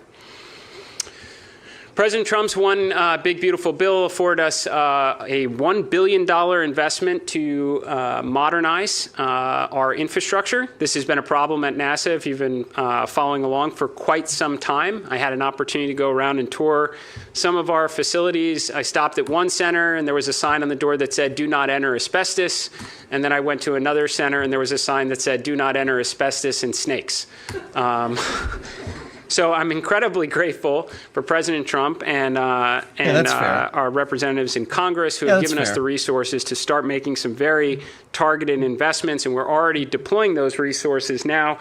One I wanted to highlight specifically is a modernization initiative at Ames for our ArcJet facility, which provides absolutely essential capabilities. One, helping us understand some of what we observed during the Artemis 1 heat shield so that we can incorporate improvements going forward, not to mention contributions across industry when we're talking about things that we can maybe bring back from Mars someday and what that reentry environment might be like, not to mention if we're going to and from the moon with great frequency in those high velocity reentries, as well as supporting some of our other partners. So this investment in infrastructure is underway right now. I think we'll have a lot more to talk about. If you go to the next slide, you'll get a little bit of a sense of where we're starting to allocate these resources across our various centers and help rebuild some great infrastructure, but unfortunately a lot of it was built at a time when, again, NASA was the only game in town in the 1960s, and it's time to ensure its ability to support the missions of today as well as those in the future. Next slide. Brief update, for those not aware, NASA on average every year allocates about $1 billion in grants. This is a great opportunity for, again, kind of college students, those in university, to potentially get hands-on with hardware, ideally a whole bunch of instruments that we're going to require, not to mention tech demonstrations for construction of our moon base, ideally get inspired, drawn further into what we do here at NASA, and come maybe join the workforce or industry in the not too distant future. Next slide. So this is what I was referring to early on. You know, you go and you visit every one of the centers, host a lot of town halls, kind of you can hear directly from the workforce. Again, a lot of things that are working really well. We've tried to incorporate that as we evolve our strategy. Things that are not working well, that you want to learn from, fix, better to, so you can better enable our very talented workforce. But in addition to that, we've set up a number of opportunities to submit information back to NASA, one of which is just a simple suggestion box. Put it in my end-of-year note from the end of last year. There's over 5,300, I believe, submissions that have gone into it, not to mention hundreds of submissions for policy and regulation that slows us down. Again, might have been extremely relevant and from decades past, no longer relevant today. And we are implementing these across a number of workforce directives. We've already put several out. And I would say also that we've drawn input from industry as well. We've gotten, I think, somewhere close to perhaps 50 or so submissions from commercial partners as well on how we could reform some of our acquisition procurement process, insight versus oversight, and working with industry to help shape some of the requirements as opposed to being overly prescriptive. So bottom line is we're listening to our workforce, we're listening to industry, and we're trying to take this feedback because we recognize without it, we're not going to be able to do any of the exciting things that we spent the first half of the day talking about. So as I mentioned before, NASA is no longer the only game in town, and we don't have exclusivity on all the good ideas. So we welcome industry's input. We've made reference to it several times today, in fact, from science and technology instruments. I mean, we are going to have so much payload volume opportunity across all the various landers and rovers going to the moon. Give us some of your good ideas. We asked about feedback across the CLD program. We asked about public-private partnerships for new great missions of science and discovery, whether it's planetary science, science as a service. Some of these have RFIs. A lot of them don't. And this is your opportunity to be able to come in and give us feedback, submit unsolicited proposals on our front door. And I can assure you we will evaluate them and give you feedback and ideally implement many of them. Inspiring the workforce, one of my first things I put out was the ability to recognize, reward, and inspire directive to the workforce. We have a small Air Force at NASA, their aeronautics portfolio. That's something we're hoping to talk to you about a little bit later this year. It wasn't specifically one of the highlights today, but we certainly have not forgot about the first big A in NASA. And we can make great use of these aircraft to reward our workforce for contributing to extraordinary outcomes, not to mention inspire the next generation in between our various rocket launches. Fully expect to see our aircraft at various air shows, which goes to the next slide, rocket launches, public events as we celebrate America's 250th birthday. Yeah, baby. Yeah, you see some pretty interesting ones. I expect our Super Guppy to have an appearance at Sun and Fun and ideally Oshkosh later and perhaps maybe an event at Kennedy Space Center later this year. Next slide. Awesome. And then it's absolutely foundational to everything we do at NASA to inspire the next generation to want to grow up and contribute to this great endeavor. And we have a number of very exciting programs that are underway right now. You can learn more about them on our website, including if you want to potentially come someday and contribute as an intern to NASA. So our next slide, as I mentioned earlier, we get some 270,000 applications. Pretty exciting. A lot of kids want to come and work at NASA. We select about 2,000 annually, and it's considered one of the most prestigious internships 5 years in a row from Vault.com.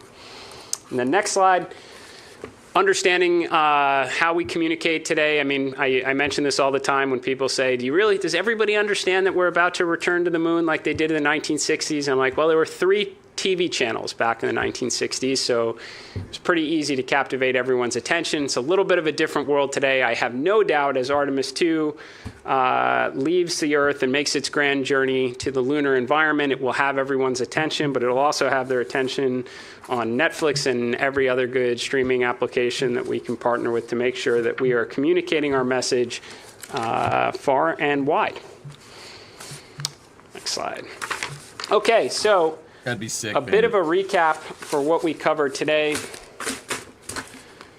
We started with returning to the moon. A lot of this was previously covered in late February when we had to bring Artemis 2 back to the vehicle assembly building. We decided to pull forward. We felt we owed it to the public at that point in time to say not only are we going to tell you our path to getting Artemis 2 back to the pad, but what is the more achievable approach to returning to the moon.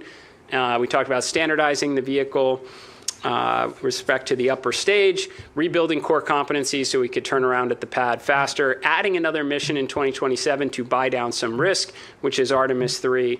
And then today we talked about how we were, well, one, we should have sent you a message too about our ability to actually pull in some of the schedule with hardware updates across all of the Artemis programs, but also to give a demand signal after Artemis 5. We are going back to the moon. We are going back to stay. That is going to require frequent and affordable missions to the lunar environment, 2 different pathways, eventually targeting crewed landings every 6 months, so we never give up the moon again. And when we get there, we're going to build a moon base. I think this is very exciting to talk about, to do it in a very logical way, a whole phase of experimentation. We never tried to build an extended presence outside of Earth before. This makes sense that we might want to do a lot of testing and experimentation and make sure we figure it out before we start building the grand infrastructure. What better way to do it? Work with our commercial partners that have already been experimenting under the CLIPS program, LTV program, get lots of landers, lots of rovers. Let's start experimenting power, communications, mobility, surface improvement, and let's pack it with as much science as the payload can possibly afford. Really evolve from, again, bespoke, infrequent missions to a templated approach with great frequency. You're going to see some of this activity in late 2026, but to really get into a rhythm starting 2027, and let's get those comm relay and observation satellites up there and bring the whole world along for the ride on the Moonbase website. We talked about staying in LEO.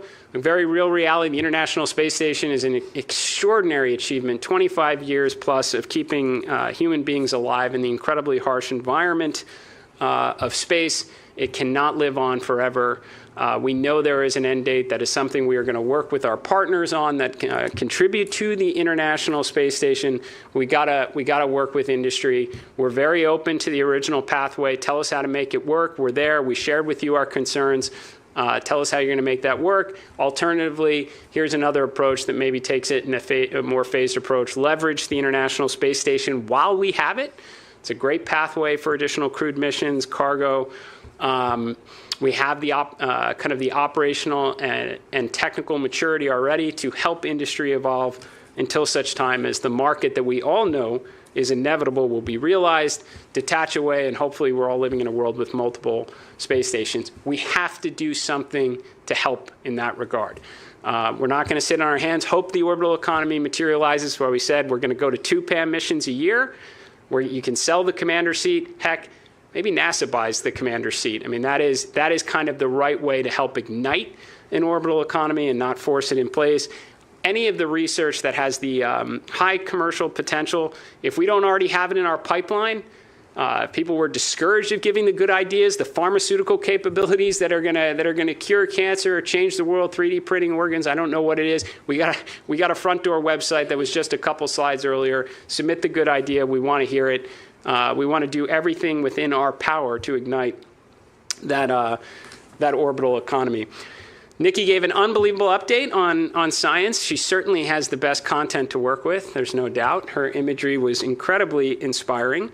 So we gave you updates on some of our flagship missions. You've got Roman launching before the end of the year. How exciting, 100 times the field of view of Hubble, potentially upwards of 1,000 times the scan rate, going out and looking for the secrets of the universe. If you haven't seen it already, we actually have a mock-up of Dragonfly out in the lobby. So again, the nuclear-powered octocopter to search for life on Titan. That's a pretty exciting mission.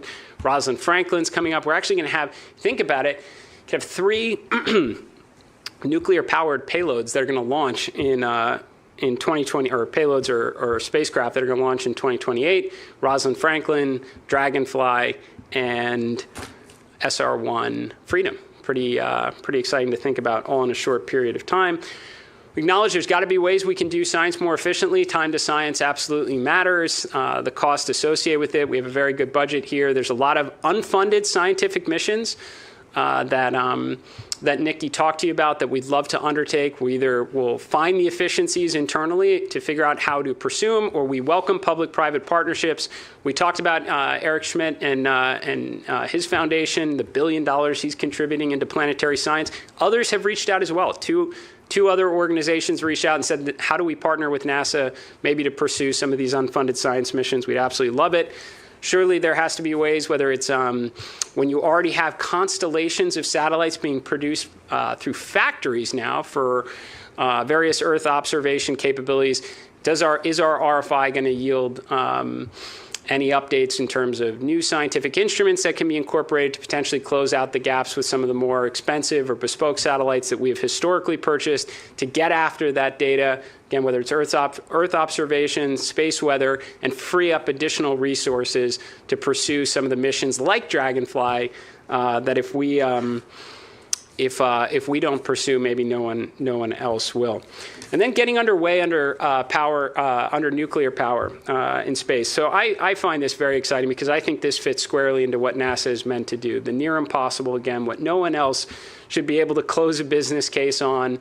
That's where NASA should put our efforts. Now, for sure, industry is doing an absolutely fantastic job. Launch, observation, communication, chemical propulsion. This is what we want industry to be doing. Competitive dynamics, improving the quality of the capability and bringing costs down. That's what we want. We should then shift our attention to what no one else is capable of doing.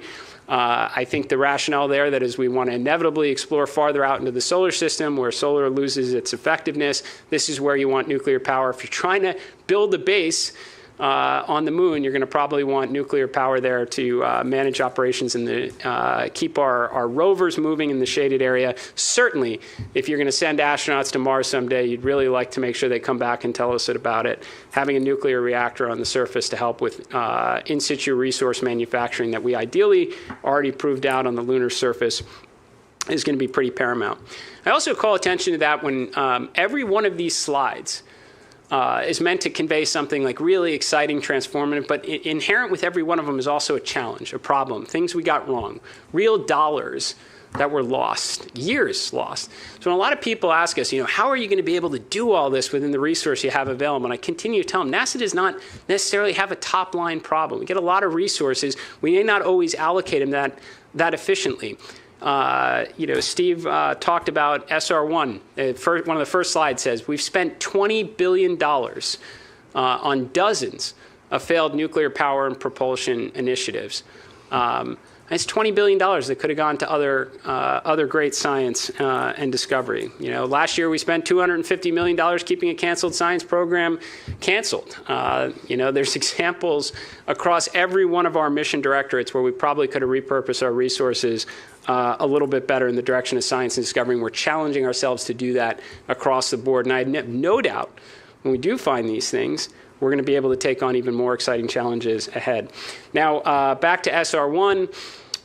We are making use of a lot of hardware that we already have while working alongside industry. I think this is extremely important. You don't want to pursue the 100% solution out of the gate, or you may very well wind up with another canceled program that maybe ran out of money.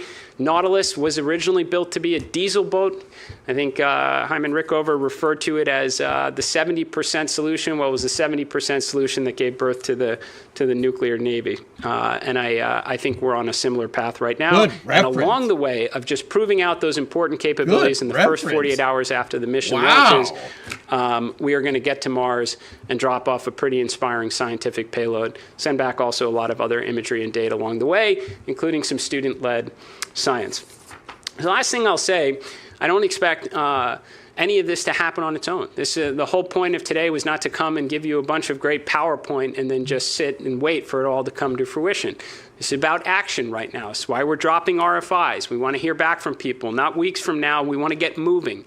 This is why we're having breakout sessions tomorrow. We're going to be available to have these conversations. Why we repeatedly refer to embedding our workforce, our subject matter experts, with every one of our vendors that needs it, every one of the subcontractors, again, every component on the critical path in an active role to help.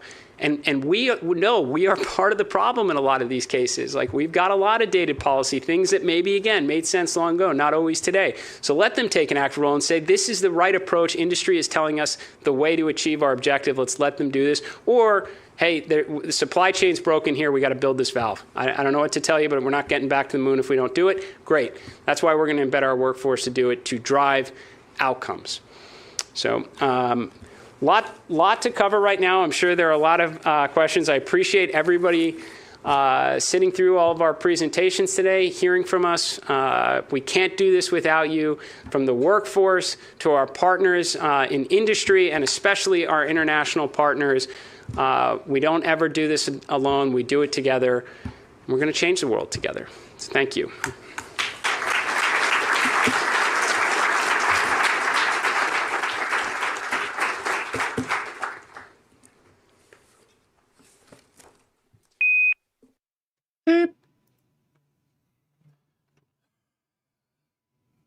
Here's to hoping, dudes. So that press conference is in about 45 minutes. I think now is a good time to close the gap, to put a button on this, to put a bow on this VOD, and I will be back for the press conference and space news to kind of recap all this. I'm gonna go walk outside and look at trees to collect all my thoughts here. Sorry for asking, but is it allowed to become, for civilians to become fighter pilots in the U.S.? If you have enough money, you can buy a fighter plane. Sure, why not? Chief Jared Isaacman here. So Jared Isaacman is a billionaire that founded a electronic transaction company in his parents' basement when he was like 20. And I don't know, Chief, you ever gone to the store and used a pin pad? You know, the thing that you put your card in or you tap your card against? That. And he used that to found a private company called Draken International. He doesn't own Draken anymore. He's divested. Draken is a company that operates opposing force fighter jets for the United States Air Force to train against. So, yeah, he founded that. So he learned how to fly a fighter jet. I mean, he has his own MiG. He has a MiG-29, a MiG-29 UB, if I'm remembering right. He has, let's see, what else does he got? He has an A4, an Alpha Jet. He recently procured a bunch of F5s. In fact, those shots that he showed of that F5 flying over 39A with SLS behind it, that's his plane. He has an L-39, L-159, MB-339, MiG-29, T-33, T-38, Challenger 650, Citation Mustang, Citation Jet, and a Premier. That's, yeah, guys just playing GTA in real life. Yeah, if you have enough money, dude, you can buy a MiG, sure, why not?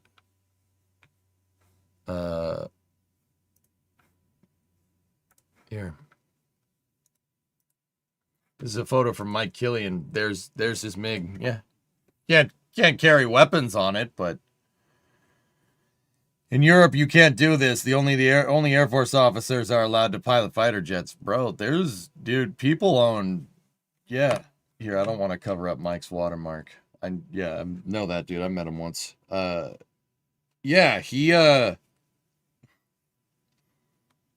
dude, you can own fighter planes in this country, sure. You can own fighter planes, tanks, whatever. If you have enough cash, like they're expensive, it's all military stuff, but yeah. Here you can own them, you can't fly them. Yeah. Mm-hmm. That looks like an F-15. It's from the same time period, but it's Russian. Can you own nukes? No.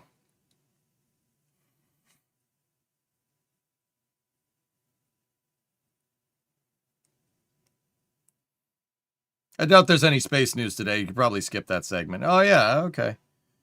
We should be able to. I don't know. Yeah, dude, you can buy whatever here, Chief, if you have enough cash. Money talks, dude. Heck, civilians own miniguns, dude, with the right papers. You can have a minigun. You can buy an M134 and oh yeah. If you have enough cash, man, everything's for sale. Remember, during the Revolutionary War, civilians owned large warships. Yep. In fact, most of the U.S. Navy was privateered vessels. And they paid people to go and steal other countries' vessels. It's a great story. Guys, if you want to learn about that, John Paul Jones is the guy you want to read about. No, not the bass player for Led Zeppelin, even though, yeah.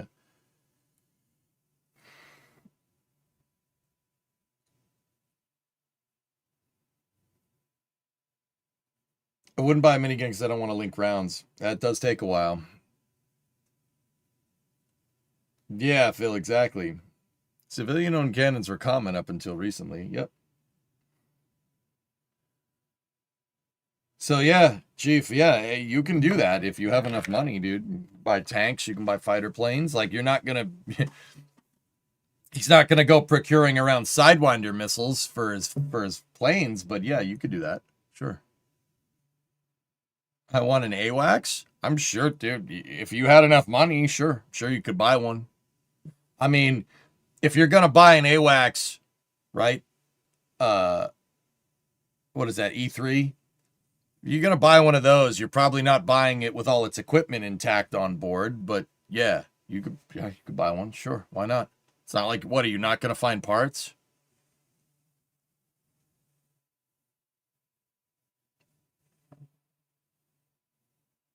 Technically, you simply have to pay a $200 tax per Sidewinder. Yeah, but how much does a Sidewinder missile cost? What's the price on one of those? Do I even want to know?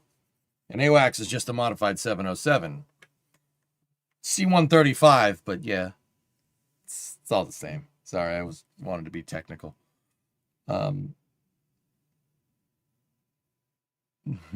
Troy, I knew that conversation was coming up, dude. I knew it. I knew someone was going to say it. Yeah, no. I mean, I want a tank. Do you not want a tank? How about submarines? Sure, why not?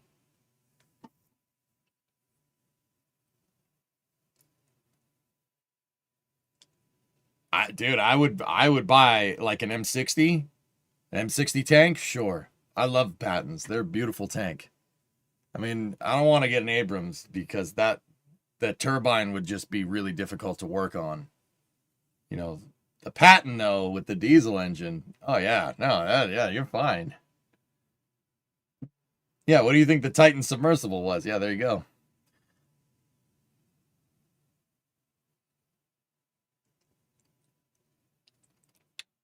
Very nice.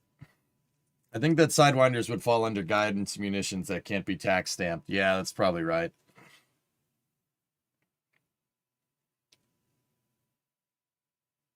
Looks at the price of diesel. Yeah, so much cheaper. All right, we'll convert it to run on biodiesel then, man. Damn.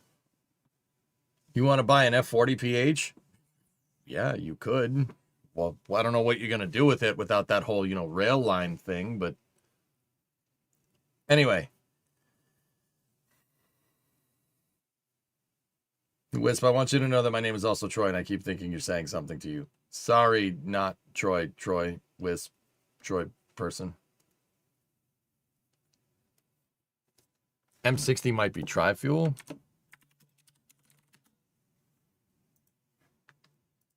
I still think the M60 is a good design. It's just not an Abrams, you know what I mean?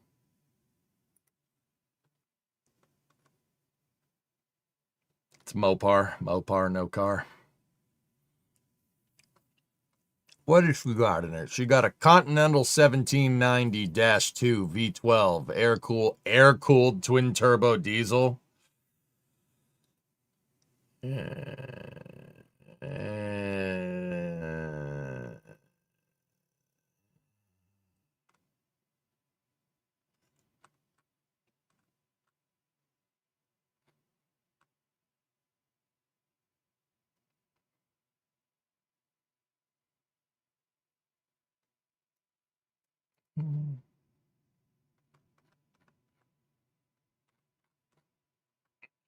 Yeah, it's a little expensive. A little expensive, but not a bad tank. Yeah, twin turbo, air cooled though. Oh boy. How the heck are you gonna get the heat off of that thing? Yeah. Yeah, Chief, Jared Isaacman has his own fleet of fighter jets, man.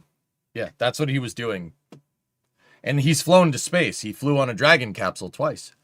He was the first, he was part of the first all-commercial mission with SpaceX, and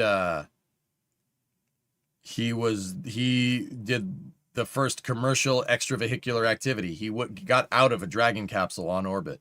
I don't know if you remember that, dude. That was him. Same dude.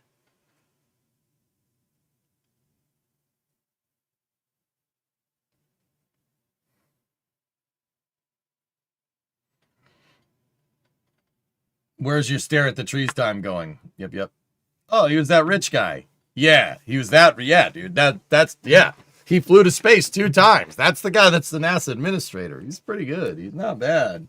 And to be fair, like I said, these ideas aren't bad. We can discuss them more during the press conference and stuff. But I'm going to go grab something to eat, guys. I've been going since 9 a.m. I did not eat breakfast. I woke up, went through my morning routine, and went right out here. So, guys, I will see you in about 40 minutes, give or take. I'm just going to go grab a quick bite. And, yeah, then we go to the press conference for ignition. We go to the press conference. That's going to be fun.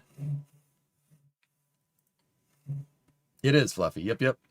All right. So I'll see you guys for the press conference in a little bit. I hope you enjoyed my coverage of ignition, NASA's plan for the future. And the moon. And the planets beyond. Thank you very much for watching. I'll see you guys back here in a little bit.